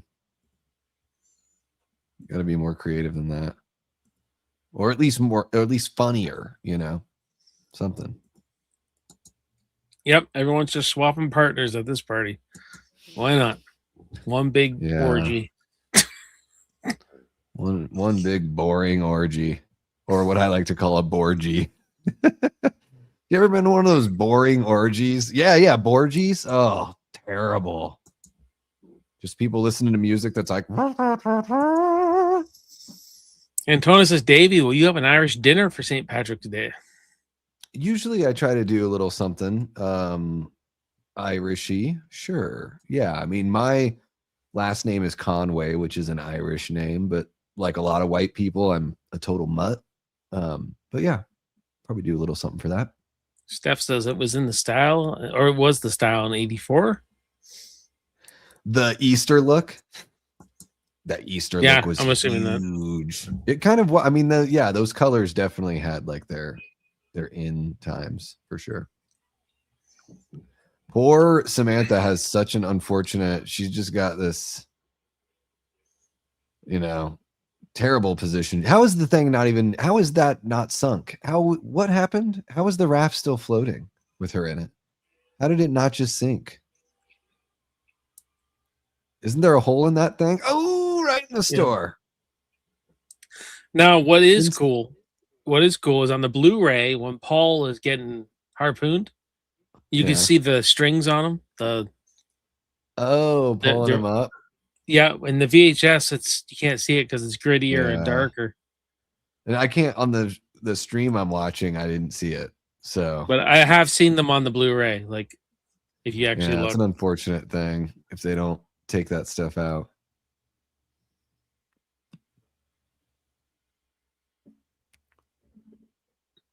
this is cool. Jason drew him out, breaks his gun. Aaron Click says Borgies are the worst. You can barely come at those dang things. Yeah, I find this one just has a scarier vibe. Oh, well, it's more serious in tone than Jason Lives. And the third mean, one, the one we just watched, it's a little- Yeah, it handles all of these, like all of the tension and everything really well. Are you a Prowler fan? Are you a fan of that movie, The Prowler? not. I like the kills, and I like the Yeah, look of the villain. It's a But little it's slow. predictable. yeah. I find the final girl pretty useless. It's very nosy. The final Mm-hmm. going through people's offices and everything like that. But yeah, I find it's a little bit of a lame movie, but the kills are really good though. He really stepped up his directing game. Yeah. And had a better crew for this movie. I don't return to it very often. Although My Bloody Valentine really is growing on me Mm-hmm. a lot. Like every time I watch it, I kind of just enjoy the characters a little bit more. Yeah, that first one's really good. The original. I like that one quite a bit. I got a little bit of hot takes. Like we watched Prom Night that long ago. I thought that was a terrible fucking movie. Like I just could not. It was I haven't like seen it in years. it was badly made. Like Mm. it's choppy and everything. It's just like what is this movie? Like, and I'm not the biggest Sleepaway Camp fan. Yeah, I thought don't- Sleepaway Camp was like okay, but I saw it just for the first time like last fall or last summer or something. I like mean, that. if it doesn't have that ending, it's well, like I that don't know about ending's that. shocking, right? I like it more than The Burning. Like my hot take Really? is The Burning. I'm just not really hot on that movie. I think with Sleepaway Camp, like, yeah, I knew about the twist, so maybe that takes away from like that first time experience or whatever. But I thought the characters, like the kids, are like pretty believable with how like I like that they weren't like polished actors, you know? Yeah. I My need to point give is- the burning another shot. I've only seen it once. My so. point is, before people start harping on the original Friday, it's miles ahead of some of those other ones. Like, Mm-hmm. Yeah, especially as far as like filmmaking goes. Yeah, I like the House on Sorority Row. I thought that was pretty good. that's one that's like I know I've seen it. Is that the one where they accidentally They kill the the house mother? house mother Yeah. in the pool? Okay, Yeah. I've seen that one, and I always get confused. I'm like, because I haven't seen what's the other one. There's another movie that has a similar title, and I don't think I've seen that one. I don't know. I'm like looking off into space as if it's going to help me. Space isn't going to help me. You watch enough 80s slashers, though, you kind of like. That's a cool shot too. I like the shadow on the wall. This one's really cool. Yeah, it's a very creative way to do it. I like that. There's Teddy laughing. He's got a funny laugh. They really are, and I guess the actor said he actually did smoke weed. He wasn't like a regular smoker, but he smoked for the scene. Yeah, because that stereotype, the giggling at everything stereotype, I don't know about that one.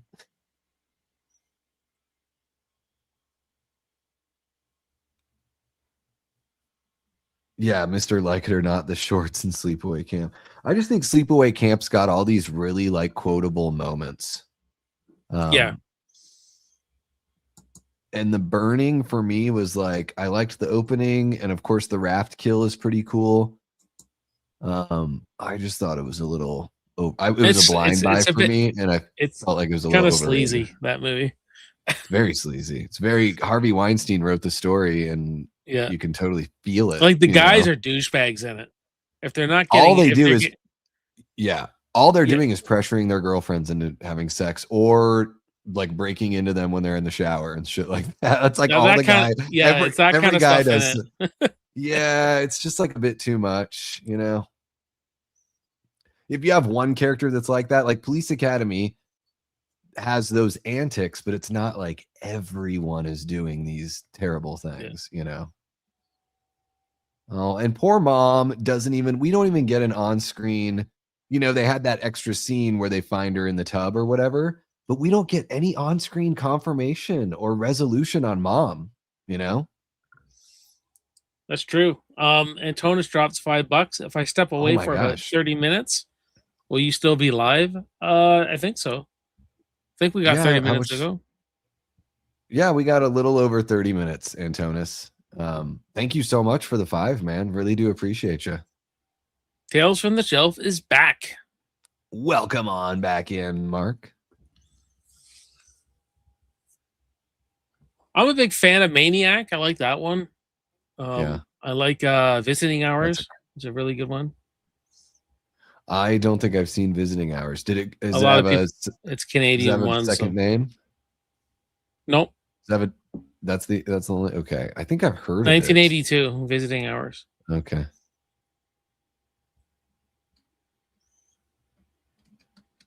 I just watched one that was actually I watched a couple that were terrible. I watched X-Ray, or it's called Hospital Massacre. Yeah, it was okay. Man, that movie's like the last 40 minutes take forever. Yeah. Everything takes forever in that movie. And then I watched Rush Week, and it's just cutaway kills, a bunch of nudity. So I don't know why they're cutting away from the gore when you're showing tits all over the place. And then this is all we get for mom. It kind of sucks, you know. We just get this. I can only imagine that was for budget. But I mean, they had the scene of Trish finding her in the tub. It's like, why not use that?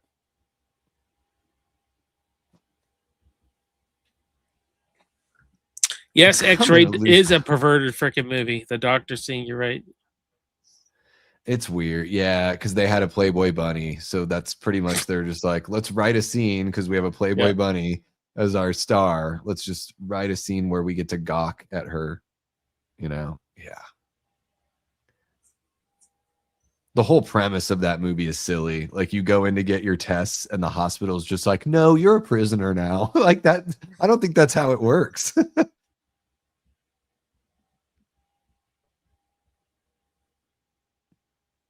Gordon. Yeah, I did a big ranking of 80s slashers, like it's my top 30. So I went on a thing of watching all these 80s ones. I watched a lot. Slumber Party Massacre is fun though. I've always had a fun time with that one. I really love Slumber Party Massacre. Out of the kind of like classic cheesy ones, that's one of my favorites. And yeah, Aaron, you know, Aaron says X-Ray is good though. I didn't really enjoy it. It was okay. It was just really slow for me. I started to lose my patience at the end. Not gonna lie, a lot of slow motion shots and shit like that. I was just kind of tired of it.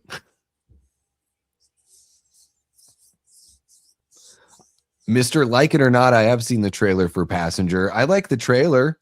I have no idea what it means that the movie is going to be about, but the trailer's got a couple good scares in it. I'll say that.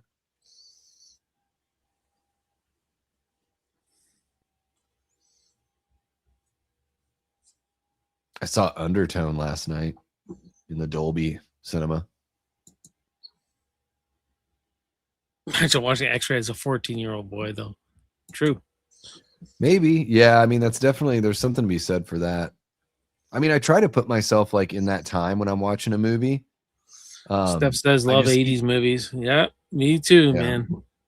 I think even just comparing X-Ray to the contemporary slasher movies, I think there's a lot better in that time. Rob, when Rob comes up on her in the tent here, I love the way he's like, what the hell are you doing here? He just kind of like barks it at her. He like barely enunciates. It cracks me up.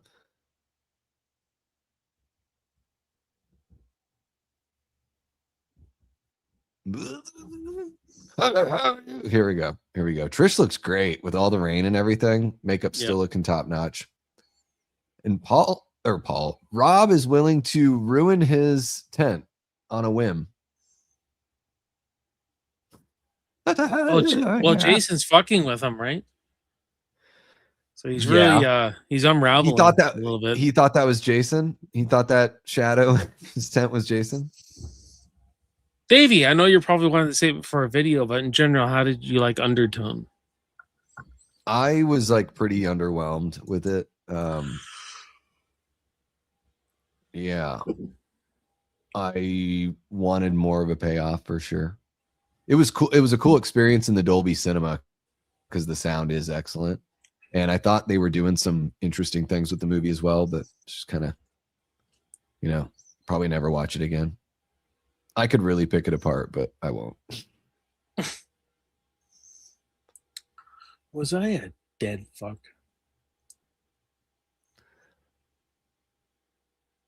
Just putting her on the spot. Like you just got done. You just met this person. You just boned them. And you're like, well, how was it? Can you give me let's do a progress report here.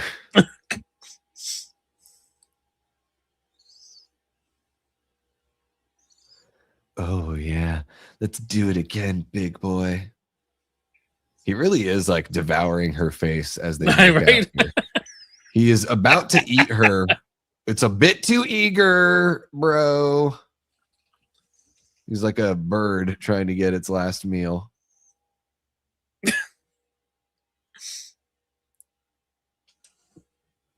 What's happening, Herbert?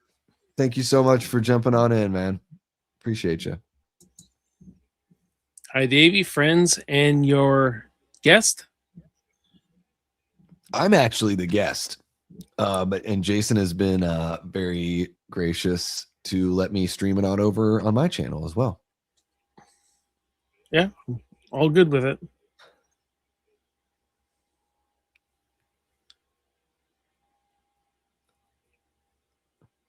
I was great. Oh, this is like a very kind of sad celebration here. Hey, Herbert, what's going on? Come on, he's McFly, man. Yes, yeah. Yeah. With the peanut brittle at dinner. He's like dropping Such a peanut classic brittle on movie. his plate at dinner. Like, who does that? That's hilarious to me. What, Lorraine? How's the corkscrew? What? Yeah. Oh, there's that corkscrew. How about a cleaver to the face? Oh, Such a yeah. great kill. I feel like they could have lingered on these kills just a little, like a half a second longer. Well, they had to cut him down. Yeah, I know. You can see there are the like the version that before they cut for R. Oh yeah. They just linger on that shot. This is a good kill too, just because of how menacing he Yeah. is. Like, How does he and just know chucks she's her. going to be there? He's really, he's got some intuition. He just knows she's He going to just be climbed there. up on the roof and is waiting for her. Found the lit window. All right, here we go. Crack my neck. Be tossing a bitch. See, again with the windows, throwing people out, jumping in. Oh, yeah. Just throwing like a rag doll.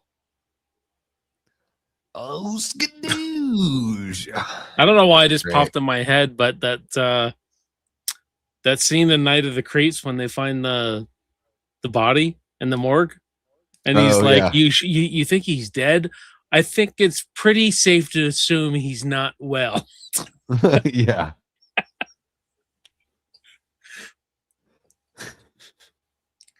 Where'd the clippings come from? Isn't this supposed to be a week later? No, it's just 2 days later, right? It's funny. His sister's only been missing for 2 days, and he's already acting like she's been gone for a really long time.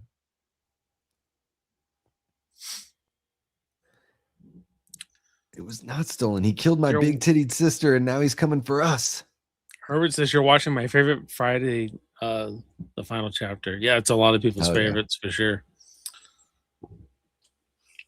I've actually done a watch party for this one on its own already, but this was kind of Yeah. like a marathon. A marathon. I see Aaron Click dropping his ragdoll, living in a movie. Jamie, Night of the Creeps I saw it in the theater. Oh, that would have been a great one to watch in the theater. Good old Fred Decker movie right there. Love a Fred Yep. Decker movie. Other than RoboCop 3. Nope. Don't count that one. Don't Well, count that's a pretty that bad one.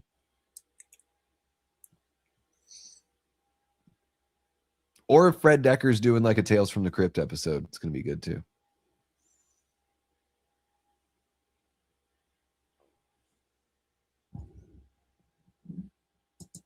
Hey, Caleb, you all done Jason Lives, buddy? Love Jason Lives. So does Caleb. He likes that one. We all like that one. Yeah. These two are having a good night, right? I don't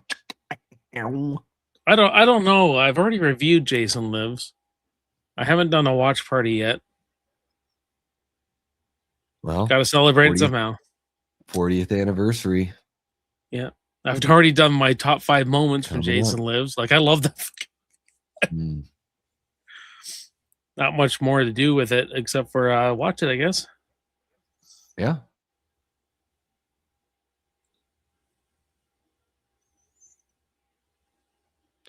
Oh, Teddy. It's getting pretty sad for him. And for, saying that for Teddy, that's pretty bad. Sean says we should do Jason Lives, Davey. Yeah, I think I did it about a year ago, a watch party. So I don't know. I'm going to have to find some other thing to do on the channel to celebrate it. I'm not against doing something like if we wanted to do a watch party on the Discord or something, but on the channel, I don't know. I might wait a little bit. You know what you do? Jason Lives, then do the Ghost Cut. Never Hike Alone. Work in, never hike alone on the back, Yeah. on the back end. Be perfect. I could do something like one that's like for members only, or do one and like open it up to where people can join and I can like bring on guests as I watch the movie, like include people from the community. If folks from like from the chat wanted to actually like jump up on screen and say what's up, do something like that. But I don't know. There's going to be definitely like around that time, we're going to be celebrating Jason Lives for sure on the channel. So be more than one thing.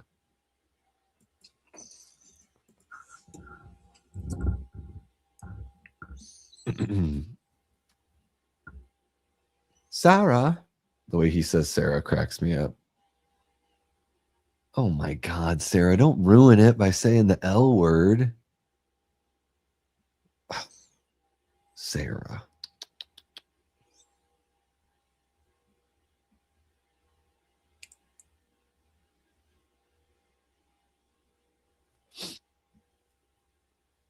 I don't think she gets out of that towel, does she? She dies in that Nope, towel. she dies in that towel. Axe to the gut.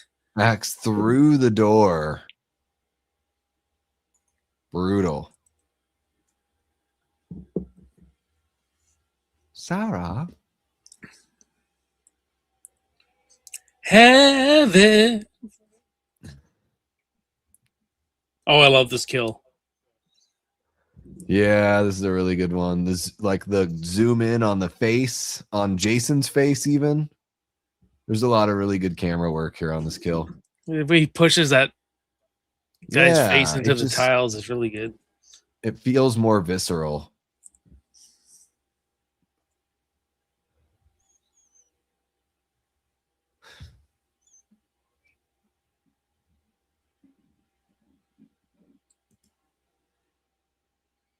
Polly, I dropped the soap.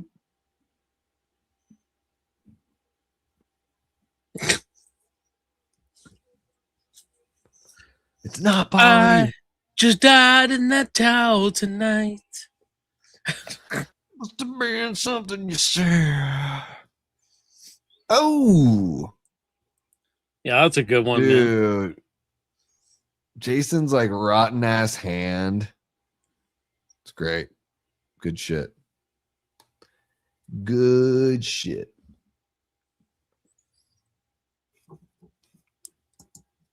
Swift Horror 365. Backtrack Cinema. Happy Friday the 13th. My name is Swift, and I'm from Brooklyn, New York City.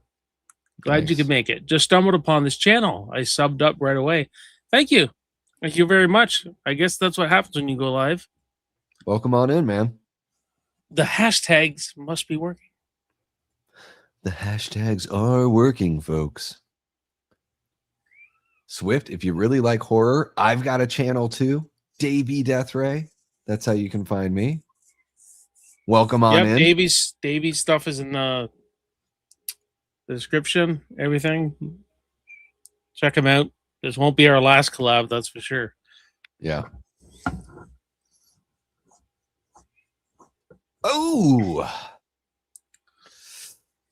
that's a tough one to recover from. Not sure how that's gonna go. This is where it starts cranking up now. Oh yeah, we're officially in third act territory. Oh nice, Jamie's seen Swift over on Sam and Brendan's channel. Love Our Life in Horror. Yeah, I love those guys.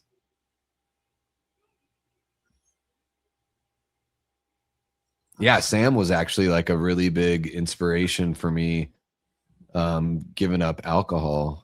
So yeah. Who? Sam and Brendan? Yeah, from Our Life in Horror. I don't know if I know that channel.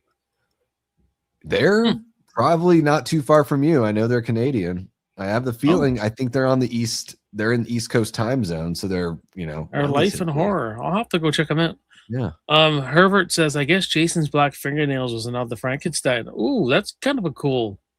I like the look. It's very like dead, and yeah, I like that. It's gnarly. It is gnarly. It is gnarly. Groovy. And thank you for the follow, Swift. Appreciate you. Swift, are you a Yankees or Mets fan? Which way do you go?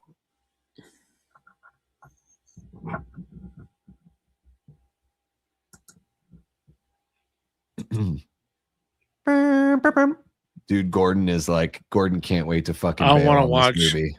I want to watch every game this year. The Jays start March 27th. I want to watch everyone, man. Mets fan, all right.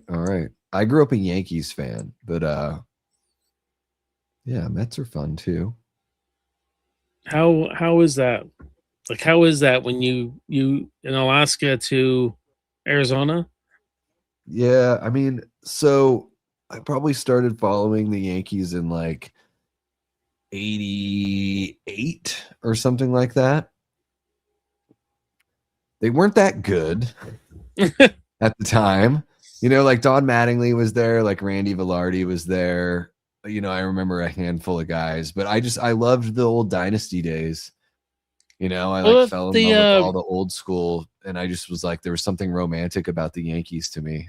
And my family were all Orioles fans, and the Orioles weren't ever that great. So the thing with especially with the playoffs last year and the World Series the Jays went to, we have a whole country behind us.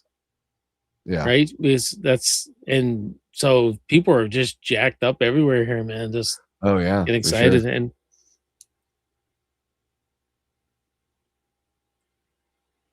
I still think we can be competitive this year too. I mean, you figure if you got there the year before, like, you know, it's a long season. So it is. Baseball may be too long. Yeah, I mean, I like watching it, but you just don't really know until after the All-Star break. Can't really. Yeah, because you can turn it on, right? Mm-hmm.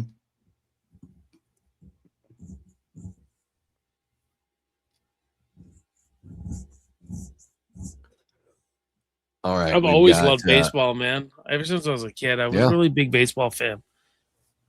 I had a lot of fun playing when I was a kid too. I liked it. I know there's a lot of people who just find it boring, but I see a chess match between the pitcher and the Mhm. hitters and the Mhm. like trying to guess what they're gonna throw, and like I find a lot Yeah. of I find a Oh. oh, Gordon got away. I find a lot of strategy to it. He's just like, fucking, I'm out of here. Yeah, it's a very mental game. It is. Yeah. Yeah, I really enjoy it. I love that Gordon is just like, fuck you guys. I like what you said the other day. I did not sign up for this shit. I'm, Yeah. you know, I'm out of here. I'm gonna go find one of my girlfriends that we were talking about earlier because I gotta, speaking of blue balls, Rick isn't the only one that needs a little action here. Oh, I do like this too, that he shaves his head, looks like Jason, tries to look like Jason. Yeah. I thought that was good. Again, getting into Jason's mind, his head, right? Tommy has a very advanced intelligence. For to, a kid that age, put yeah. this all together and devise this plan all on his own.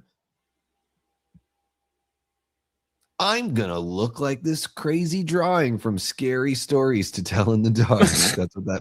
That's what that drawing looked like from those fucking books. The creepiest drawings I've ever seen. Did you ever look at those books as a kid? Mm-mm. I know you're a little bit older than me. Oh my god, some of the drawings in those books were nightmarish.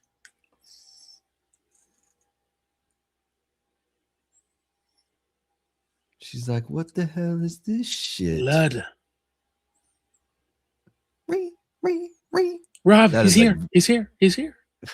Very red blood. That's some Kool-Aid blood there.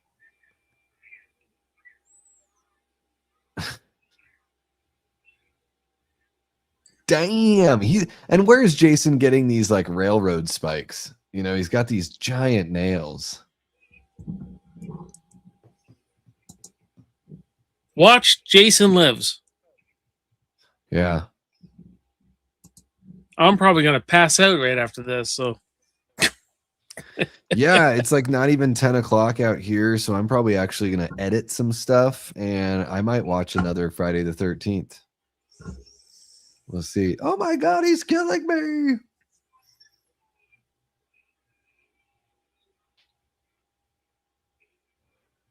well, it worked out well. Yeah. My wife went out to visit a girlfriend, and I came down to hang out with a buddy. So There we go.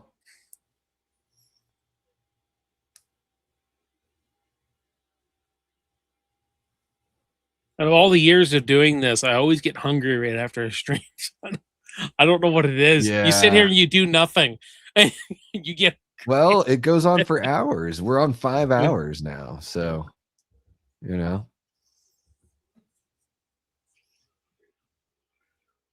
Jamie, thank you so much for kicking it with us. Have a lovely night, miss. Oh, good night, Jamie. Have a good one. Thanks for dropping by. You're always a pleasure in the chat. Yeah, thank you for holding things down. You got to get Davey to do some David Lynch. I have watched okay, so Trish does try to lead. That is brutal, him like splayed up there. I'm like halfway through season 2 of Twin Peaks, so I've watched that much. I've seen a couple of his movies. But yeah, I mean there's plenty that I still haven't experienced yet. Wild at Heart is awesome, man. Wild at Heart is great flick.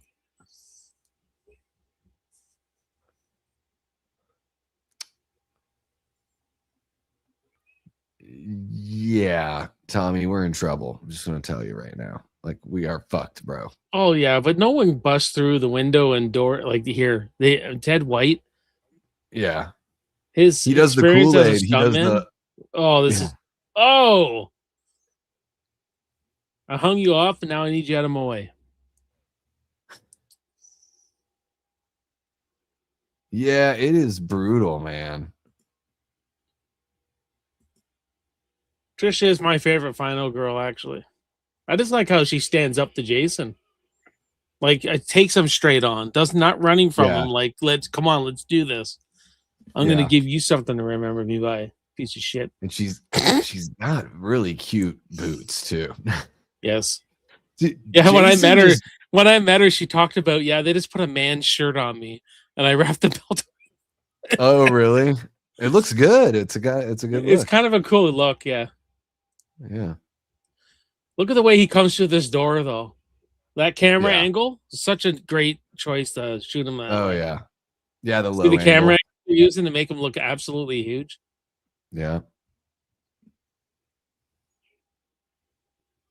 Intense, man. This is intense. Jamie, we will talk Twin Peaks. We will. I need to talk Twin Peaks, says Jamie. Wow, that heart is messed up and great. I don't smoke the green very often, but that adds a whole new level to that movie. I bet, man. It's a great movie. Laura Dern, man, smoking.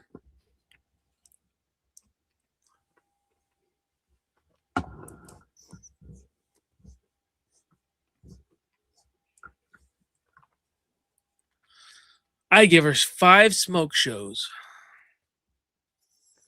Laura Dern. In that movie, she's just sexy as hell in it. Mm.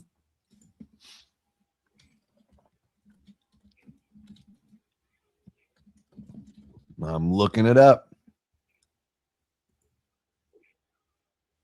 Oh yeah, a little bit. Yeah, a little bit.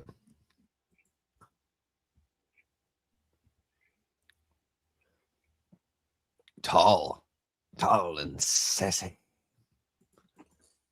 Hit him with the TV. Kill him like Stu Macher.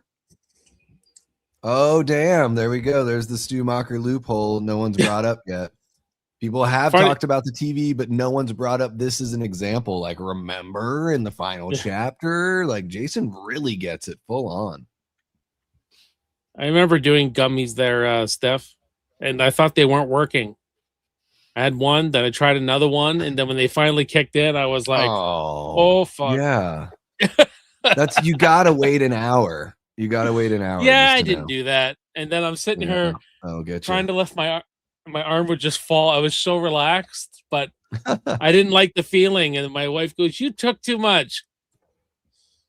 That's why I prefer to inhale it, because to me, the body high makes me feel more out of control.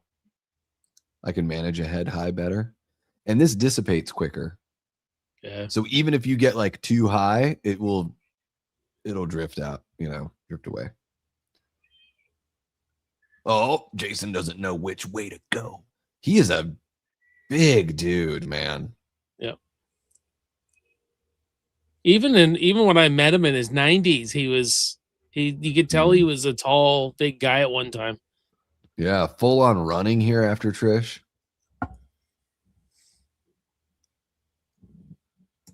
Mr. Lycan, yeah, you got to wait at least 45 minutes to then it fucks you up. Oh, maybe I'll do one before I go to bed. And it really, like, for me with edibles, they really affect me in a way. Like, even when I was an everyday user with the pens and everything, I could do 5 milligrams. So like half an edible, fuck me up. So it's interesting the way it just affects you differently. Love that you can see the mat that she lands on there. It's a very good dismount. Never noticed. She's got some nice legs. I've noticed that. You can see her little batch there as well. This is what you get when you bring Davey Deathray on your channel. Hi, I'm going to piggishly talk about women for the next 5.5 hours. She was in the Alfred Hitchcock movie. Kimberly Beck when she was little. Like she was. I don't. Marnie, I think. Oh, slow motion shot right there. Yep. Tommy, you're supposed to leave. Danny Ted White plays Jason in this movie. He was John Wayne's stuntman for like decades. Yep. He was true. He was like an authentic cowboy. Like, yeah.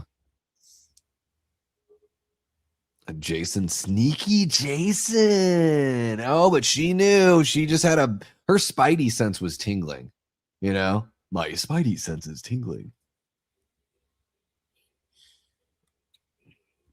Jason's got a very tactful approach in this movie, huh? You know what I mean? Yep. Ooh. He's not just going for it. He's being very, you know, ooh.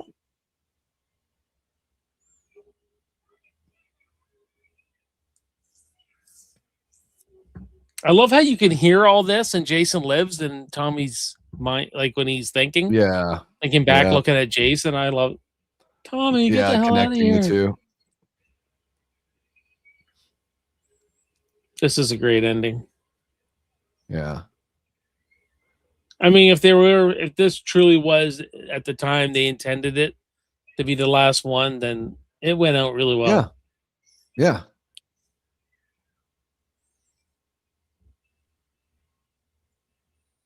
What's going Oh through my Jason's gosh, mind here, do you think? You Is think that he's just Britney like Spears? you think he's just curious or he's confused? Yeah, confused, I think. I think for Jason, there are just like certain things are beacons to him. Like anything connected to his mother. So this is like the fact that Corey Feldman's, you know, the fact that Tommy looks like him as a kid is something that's like a connection to his mom. These shots here, the lighting and everything is just absolutely gorgeous. Yeah. Jason I like looks so the way Ted good White just here. Ted White cocks his head like that. He's got the Michael Myers head tilt. Yeah, for sure. The curious head tilt. Oh, look at this, man. That took a long time for the mask to land like that too. Yeah. How many They had to takes? do it several times. Oh, look at Jason. He looks great. Yeah. Yeah, very much influenced by that original look from the This has first got to movie. be one of the best kill deaths for like practical effects point of view. Yeah. Yeah, this is a really good kill. Jason's kill in this one. Ooh. The way he just Don't comes you down on hate that it? machete. Yes. It's I pretty hope uncomfortable looking. I hope we see something like that in this show, man. Like Yeah. these kind of really creative We- like kills.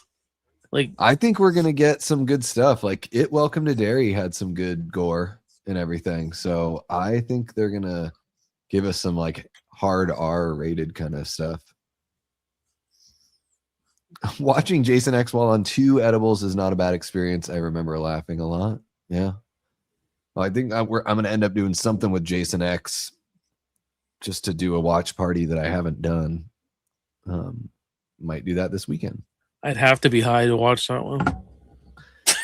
Yeah, I don't find much joy in it. But if I were watching it with the audience, I think I could have fun with them.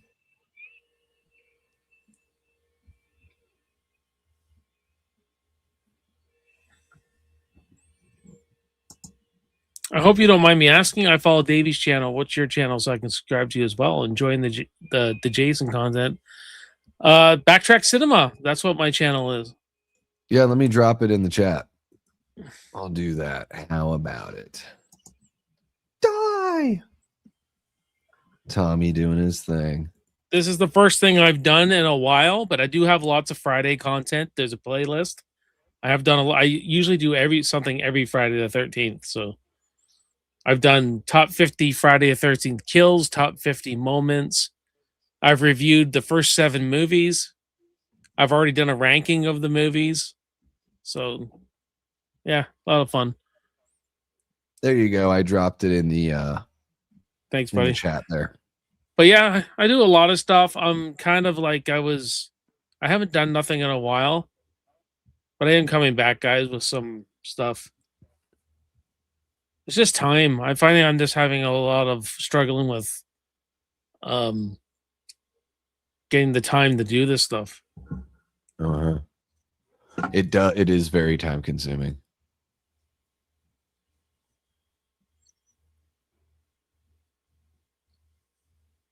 I'm kind of out of a Trish. rhythm now. I used to like record 3 or 4 videos every Saturday, and then I would just I would edit for weeks and just release.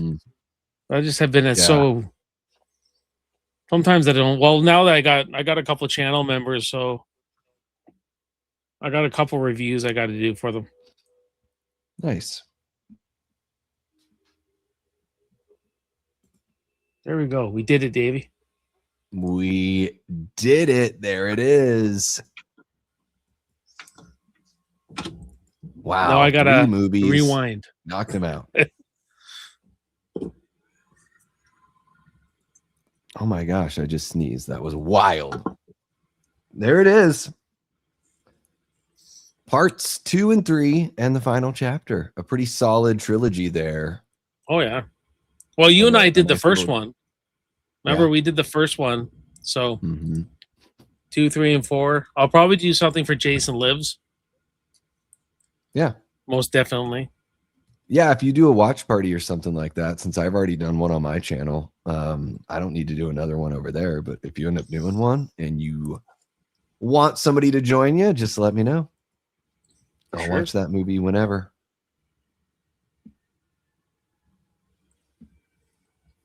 Whenever is clever. Oh my gosh, the audience tonight, you guys have been amazing.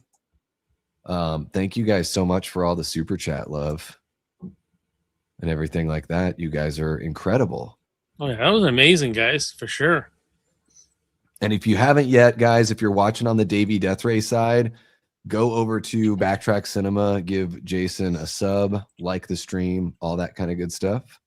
Yeah, I've got over 500 videos, guys. Like, I do a lot of different franchises. I'm a big action guru, so if you like that stuff, and 80s is kind of like a more of a retro channel. So there's some new stuff on there, but I'm not a new movie content person. Just don't have time to go to the movies. Yeah, it's pretty time consuming for sure. Even just getting to the theater. Hour round trip for me just to get to the theater and back.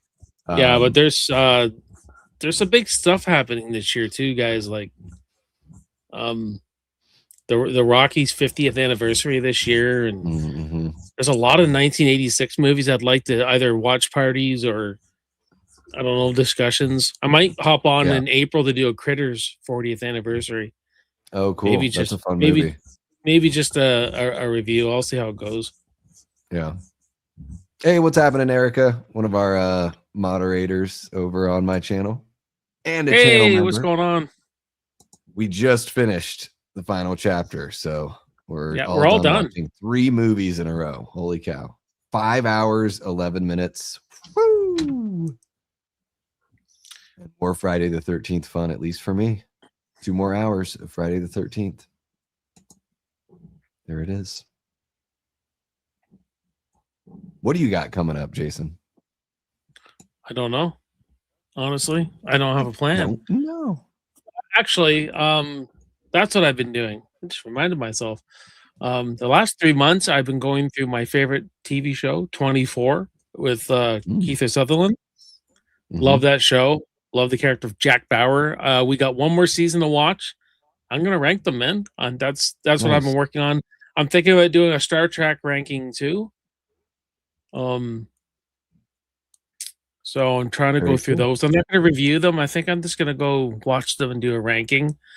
This new show, got that new show coming up. Action Movies Reloaded. Yeah. And which, you know, you're going to be joining me with RoboCop. My buddy Nick's joining us too. Going to try a whole new format out. It's going to be kind of neat, guys. It's going to be like a breakdown of an action movie, but there's going to be a leaderboard. So there'll be 3 leaderboards of the hero, the villain, and the movie. And every week when I talk about another movie, we go to the leaderboard and see who's the best out of all these movies we talk about in the first season.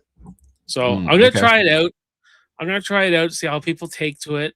It'd just be a lot easier if I could just do it live, but I'm just going to pre-record it for now. Fuck it. We'll do it live. Oh, thank you, everyone. Sweet. Anyone who subscribed and everything. What about you? Oh, just doing random ass lives. And, you know, I'm going to be defending Halloween Resurrection while people in the chat, you know, prosecute it.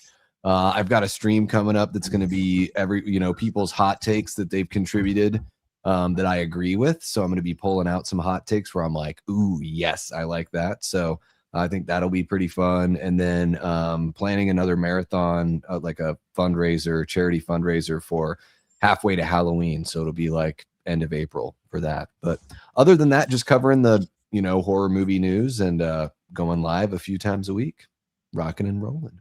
I like your movie news because I don't follow that stuff. So it's nice.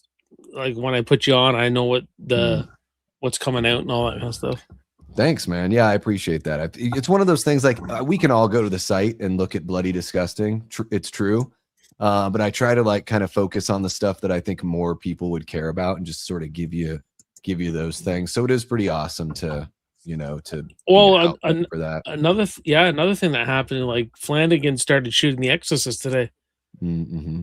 And that's just like, you must have picked. How could it be on Friday the 13th you picked to shoot it? That's too much of a coincidence. Like, you're asking for trouble, man. Yeah. Or they want some like, interesting kind of luck. They're just hoping that they get somehow some good juju from it. Well, you know what? Everyone said Dr. Sleep couldn't be done, so I have faith. Yeah. The franchise is it's pretty weak as a franchise. So, he's got a really good opportunity to kind of lift it back up to where it was, Well, hey, if you ever need someone to talk about The Haunting of Hill House, I'm your guy. Yeah, I need to finish the rest of it. I think I've seen like the first 3 or 4 episodes. So, but I really need to watch Midnight Mass. You haven't got to the best episode yet. There we go. Yeah, I got to finish that one. You may like Midnight Mass more. I've heard that's the best. So that's what I still think Hill House is, but they're both 5 stars for me. They're both 5 out of 5. So yeah, I like it so far. So it's still in that stage where I'm like getting to know, the way these shows work. The first 3 or 4 episodes, you're just sort of getting reeled into it. But yeah, I got to finish that one and Midnight Mass for sure. So there's a lot of Flanagan stuff I need to catch up on. Yeah, absolutely. I mean, I'm a big fan of Gerald's Game. I hate saying I'm a big fan of it because it's a hard watch. It's got really dark themes and stuff like that. I just say it's just a very engaging movie. It's a very engaging. But I love the guy, man. I just think he can do anything. Yeah, except Friday the 13th. Yeah, he's too busy to do Friday the 13th, so we'll be okay. I think he's gonna, and he did a non-horror movie. It's still Stephen King, but The Life of Chuck was really good. Yeah, that was such an interesting movie. There you go. Your own fans say it. Oh, I know. I hear all sorts of good stuff about it for sure. I think it's just sometimes the time investment. But you said yourself you weren't much of a TV guy. Did you? Yeah, was it you who said that? Yeah, I'm coming around. Like, I've seen some better TV lately that's kind of brought me around. But it's not my preferred. I mean, I would prefer film. I think it's that's the best form of like visual storytelling. But I think, certain shows definitely rise above, what most shows end up, doing. So yeah, it just depends on what it is. But I know I got to check those shows out, so I'll give him a watch. Yeah, I find he's stronger at the shows than he is the movies, even though he's really good with film too. But he's good, man. He just good storyteller for me, anyway. Let's see what he can do with The Exorcist. I think it will be at least decent. I don't think, you know what I mean? Like religious possession stuff doesn't really do it for me, but I'm excited for what he could do with it. So, yeah, we all have our thing. Yeah. Right? Like, I think the original Exorcist it's definitely a classic horror film, but it just I don't get much of a rise out of it personally. I just love the performances in it. Yeah. And cinematography. It's a good movie. Yeah. you could see why it was scary. You'd have to. It's just a different time. It's hard to. Yeah. I mean, my father tells me stories and everything like that, and he was an altar boy in the Catholic Church and all that kind of stuff. So he says you just don't understand like what it was like, you know. Mm-hmm. Yeah. So, well, and Flanagan realizes, he said, I'm not going to be able to do what that movie did in the 70s. Yeah. I have to approach it from a different angle. Like, Mm-hmm. like what would shock? I don't know if he's not a guy who goes for shock. He goes for drama. Like It's one of those weird things with The Exorcist is like, what do you do with it? The first movie got the formula perfect. It's like Jaws. Yeah. Or Texas Chainsaw Massacre. When the first movie just like got it perfectly done, and then you're looking like decades down the line, and especially in a franchise that's been having a tough time being consistent, you know? Yeah. And it's like, it is a big question of what do you do something that feels sort of like a remake, but it's not a remake, but it's got a similar, like it's a fresh story. Yeah. So there's like a good, fresh feeling. Is the movie going to just be called The Exorcist? Is it going to be called The Exorcist blah, blah, blah, like some sort of, like a lot of the other movies they've done? It's just going to be really interesting to see like a couple of the little decisions that they make here. But I don't know. You have ScarJo in the lead there. You know, this movie could be like bonkers at the box office. So stacked cast. It could be. And he's going to bring him out, you know, and he's not a box office guy, Flanagan. His stuff doesn't like. Yeah, but it'll be The Exorcist with Scarlett Johansson. So people don't even need to know his name to like go and see that movie, and then they'll know him after that, you know. Well, you know, that's what this could do. This could be like, okay, he's pretty much the guy you go in that he can fix your franchise. Yeah, it'll be like the mainstream breakout for Flanagan, you know. Let's hope so. I think he deserves it, man. He's kind of he's popular, but he's also under the radar still. Like, I don't know. I find he's horror people are like very aware, you know. Yeah. But like your casual Netflix watcher that might have watched those shows, they might have forgotten his name, you know. You know what I mean? Like, unless they're like really into that kind of stuff. I don't know. I could be totally wrong. But the Nexorcist, call it the Nexorcist. The Sexorcist. I'm just joking. I'm joking. Okay, enough dirty jokes from me. Enough. All right, ladies and gentlemen, I got to wrap this up. It's late. For sure. It's late. Thank you everyone for joining, all that kind of stuff. I mean, that's it for me, man. We'll as we see the Crystal Lake news start coming in, I'm hoping I can get some videos done, because I do want to cover all that kind of stuff. And once we get a trailer, once we get this, that, we'll have to talk about. So for sure. So good night, everyone. And I will see you in the movies as always. Take care, y'all.